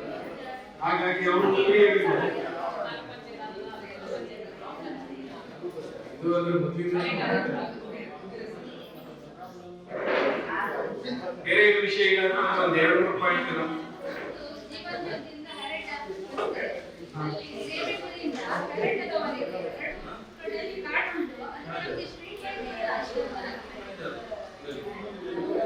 ಮೇಲೆ ಒಂದು 10 ಎಸ್ಎಂಎಗಳಲ್ಲಿ ಇತ್ತು, ಅದು ಹಾಳಾಗಿ ಈಗ ಸರಿಸ ಮಾಡಲಿಲ್ಲ. ಲೈಟ್ ಇಲ್ಲ, ನಮ್ಗೆ ತುಂಬಾ ಅಗತ್ಯ ಇದೆ. ಮಕ್ಕಳೆಲ್ಲ ಹೋಗ್ತಾರೆ, ಸ್ತ್ರೀಯರು ಹೋಗ್ತಾರೆ. ನೋಡ ನಾನು ಅದನ್ನ ಅಟೆಂಡ್ ಮಾಡ್ತೀನಿ. ನಾವು ಅರ್ಜಿಯನ್ನು ತಯಾರು ಮಾಡಿದ್ದೇವೆ. ಈಗ ಕೊಡಿ. ನಾವು ಗ್ರೂಪ್ ಅಲ್ಲಿ ನಮಗೆ ಒಂದು ಫೋಟೋ ಬೇಕು. ಅದು ಆಮೇಲೆ ತಗೊಳ್ಳೋದಿಲ್ಲ ಅಂತಂದ್ರೆ ಈ ಸಬ್ಜೆಕ್ಟ್ ಇಷ್ಟಿನೇನಿಲ್ಲ ಅಂತಂದ್ರೆ ಕೆಲವೊಂದು 2-3 ಪಾಯಿಂಟ್ಗಳಿವೆ ಹೇಳ್ತೀನಿ. ಒಂದು ಮುಖ್ಯವಾಗಿ ಏನಂತಂದ್ರೆ ನಾವು ಈಗ 2013ರಿಂದ ಈ ಸ್ವತ್ತು ಮುಖಾಂತರ ಅಂದ್ರೆ ಕ್ರಮಬದ್ಧವಾದ ಆಸ್ತಿಗಳಿಗೆ ಅಂದ್ರೆ ಕನ್ವರ್ಟೆಡ್ ಲ್ಯಾಂಡ್ಗೆ 9 ಮತ್ತೆ 11A ಮತ್ತೆ ಕೃಷಿ ಜಮೀನಲ್ಲಿ ಇರ್ತಕ್ಕಂಥ ಒಂದು ಜಾಗಗಳಿಗೆ ಮನೆ ಕಟ್ಟಿರೋ ಮನೆಗಳಿಗೆ 11B ಕೊಡ್ತಾ ಇದ್ದೀವಿ. ಈಗೇನಾಗಿದೆ ಅಂದ್ರೆ ಕರ್ನಾಟಕ ಗ್ರಾಮ ಸ್ವರಾಜ್ಯ ಅಧಿನಿಯಮ ತೆರಿಗೆ ಮತ್ತು ನಿಯಮಗ 2025 ಪ್ರಕಾರ ನಮ್ಮ ಟೋಟಲಿ ನಮ್ಮ ಪಂಚಾಯತಿಯಲ್ಲಿ 2322 ಪ್ರಾಪರ್ಟಿ ಇದೆ. ಅದರಲ್ಲಿ 1176 ಪ್ರಾಪರ್ಟಿ ಕ್ರಮಬದ್ಧವಲ್ಲದು ಅಂತಂದ್ರೆ ಈ ಕೃಷಿ ಜಮೀನಲ್ಲಿ ಕಟ್ಟಿರ್ತಕ್ಕಂಥ ಪ್ರಾಪರ್ಟಿಗಳು ಮನೆಗಳಿದೆ. ಅದಕ್ಕೆ ನಾವೊಂದು ಈ ಸ್ವತ್ತು ಅಭಿಯಾನ ಅಂದ್ರೆ 11B ಕೊಡುವಂತ ಅಭಿಯಾನ ನಾವು ಹಮ್ಮಿಕೊಂಡಿದ್ದೀವಿ. ಅಂದ್ರೆ ಈ ಮುಂದಿನ ದಿನಗಳಲ್ಲಿ ಏನ್ ಪ್ರಾಪರ್ಟಿಗಳಿದೆ ನಾನು ಇದನ್ನ ಹೇಳಿದ್ನಲ್ಲ ಅದಷ್ಟಕ್ಕೂ ಕೂಡ 11B ತಗೊಳ್ಬೇಕು ಅಂತ ಹೇಳಿ ಒಂದು ಅಭಿಯಾನ ಮಾಡ್ತಾ ಇದ್ದೀವಿ. ಸೊ ಹಾಗಾಗಿ ಅದಕ್ಕೆ ಬೇಕಾದಂತ ದಾಖಲಾತಿಗಳು ಒಂದು ಹೇಳ್ತೀನಿ ನಮಗೆ. ಒಂದು ಆಧಾರ್ ಕಾರ್ಡ್, ಇನ್ನೊಂದು ಪಾನ್ ಕಾರ್ಡ್, ಫೋಟೋ, ಮನೆದು ಫೋಟೋ, ಮತ್ತೆ ಒಂದು ನೋಟರಿ ಸರ್ಟಿಫಿಕೇಟ್, ಮತ್ತೆ ಲೈಸೆನ್ಸ್ ಇದ್ರೆ ಬಿಲ್ಡಿಂಗ್ ಲೈಸೆನ್ಸ್ ಅದಾದ್ಮೇಲೆ ಪ್ರಮಾಣ ಪತ್ರ, RTC ಮತ್ತೆ EC ಮತ್ತೆ ಜಾಗದ್ದು ಡಾಕ್ಯುಮೆಂಟ್ಸ್. ಇನ್ ಕೇಸ್ ಡೆತ್ ಆಗಿದ್ರೆ ಯಾರ್ಯಾರ್ದು ಡೆತ್ ಆಗಿದೆ ಅವ್ರದ್ದು ಡೆತ್ ಸರ್ಟಿಫಿಕೇಟ್ ಮತ್ತೆ ಸಂತತಿ ನಕ್ಷೆ ಇದಿಷ್ಟು ಕೂಡ ಕಲೆಕ್ಟ್ ಮಾಡಿ ಒಂದ್ಸತಿ ನನ್ನ ಹತ್ರ ಅಂದ್ರೆ 5 ಡಾಕ್ಯುಮೆಂಟ್ಸ್ ಒಂದ್ಸತಿ ವೆರಿಫೈ ಮಾಡ್ಕೊಳ್ಳಿ. ಇಲ್ಲಿ ಹತ್ರ ಸೈಬರ್ ಸೆಂಟರ್ ಅದು ಏನಿಲ್ಲ ಒಂದು ಆನ್ಲೈನ್ ಮುಖಾಂತರ ಹಾಕೋದಾಗಿರ್ತದೆ. ದಯವಿಟ್ಟು ಯಾರು ಮಾಡಿಲ್ಲ ಅವ್ರು ಇದೊಂದು ಪ್ರಾಮುಖ್ಯತೆ ಕೊಡಿ. ಯಾಕೆಂತಂದ್ರೆ ಇದೊಂದು ನಾವು ಒನ್ ಟೈಮ್, ಯಾಕೆಂತಂದ್ರೆ ಬೇರೆ ಕಡೆ ಇರ್ತೀರಿ, ಎಲ್ಲೆಲ್ಲ ಇರ್ತೀರಿ, ನಿಮಗೆ ಬೇಕು ಅಂತಂದಾಗ ಅಥವಾ ಡೀಲ್ ಮಾಡಕ್ ಹೋದಾಗ ಅಥವಾ ಲೋನ್ ತೆಗಿಬೇಕಾದಾಗ ಬರ್ತೀರಿ. ಸೊ ಹಾಗಾಗಬಾರ್ದು. ಒಂದು ಅಭಿಯಾನ ಮುಖಾಂತರ ಇದೊಂದು ಕಾರ್ಯಕ್ರಮ ಅನ್ಕೊಂಡಿದೀವಿ. ಎಷ್ಟು ಜನರದ್ದು ಈ ಖಾತೆ ಇದೆ ಅಂದ್ರೆ ರೆಕಾರ್ಡ್ಸ್ ಇಲ್ಲ, 11B ನೀವು ತಗೊಂಡಿಲ್ಲ ಅಂತವ್ರು ಇಷ್ಟು ಡಾಕ್ಯುಮೆಂಟ್ಸ್ ಹಾಕಿ ಒಂದ್ಸತಿ ವೆರಿಫೈ ಮಾಡಿ ಆನ್ಲೈನ್ ಮುಖಾಂತರ ಹಾಕಿ ಅದೊಂದು ಸಾಧ್ಯವಾದಷ್ಟು ಎಲ್ಲರೂ ಕೂಡ ಇದನ್ನೊಂದು ಮಾಡಿರ್ತೀವಿ. ಮತ್ತೆ ಈ ಒಂದು ಸಂದರ್ಭದಲ್ಲಿ ಇವತ್ತು ರೋಜ್ಗಾರ್ ದಿವಸ ಕೂಡ ಮಾಡ್ತಾ ಇದ್ದೀವಿ. ತಮ್ಗೆಲ್ಲರಿಗೂ ಗೊತ್ತು, ಈ ಹಿಂದೆ ಮಹಾತ್ಮ ಗಾಂಧಿ ರಾಷ್ಟ್ರೀಯ ಗ್ರಾಮೀಣ ಉದ್ಯೋಗ ಖಾತ್ರಿ ಯೋಜನೆ ಅಂತಿತ್ತು. ಈಗ ಏನಾಗಿದೆ ಅಂತಂದ್ರೆ 1ನೇ ತಾರೀಕು ಜುಲೈಯಿಂದ 2026ರಿಂದ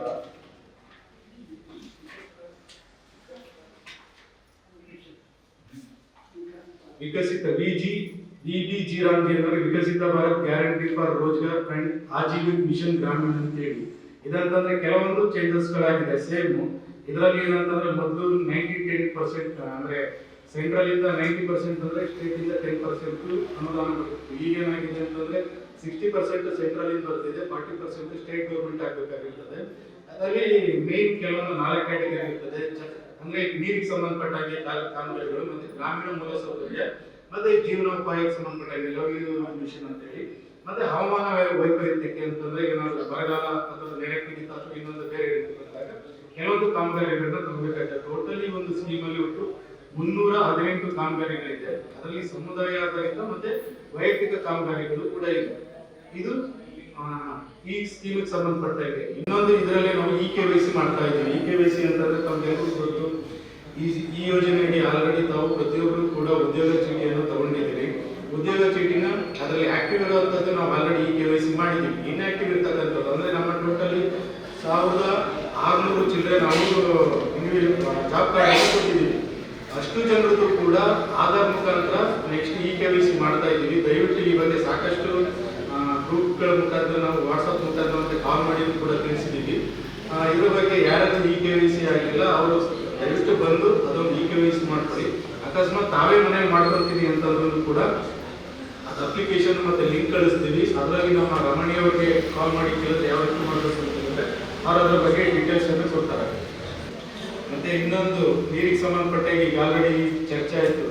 ನಾನು ಆಗಲೇ ಹೇಳಿದೆ ಏನಂತಂದ್ರೆ ನಮ್ಮ ಏನು ಗ್ರಾಮೀಣ ಕುಡಿಯುವ ನೀರು ಮತ್ತು ನೈರ್ಮಲ್ಯ ಇಲಾಖೆಯಿಂದ ನಿರ್ವಹಣೆ ಮತ್ತು ಕಾರ್ಯಾಚರಣೆ ನೀತಿಯನ್ನು ಒಂದು ಗೆಜೆಟ್ ನೋಟಿಫಿಕೇಶನ್ ಮಾಡಿದೆ. ಅದ್ರ ಪ್ರಕಾರ ಏನಂತಂದ್ರೆ ಗ್ರಾಮದಲ್ಲಿ ಇರ್ತಕ್ಕಂಥ ಪ್ರತಿಯೊಬ್ಬರು ಕೂಡ ಈ ನಲ್ಲಿ ಕನೆಕ್ಷನ್ ತಗೊಂಡಿದ್ದಾರೆ ಅಥವಾ ಜೆಜೆನ್ ಸ್ಕೀಮಲ್ಲಿ ತಗೊಂಡಿದ್ದಾರೆ ಪ್ರತಿಯೊಬ್ಬರು ಕಡ್ಡಾಯವಾಗಿ ಮೀಟರ್ ಹಾಕಬೇಕು.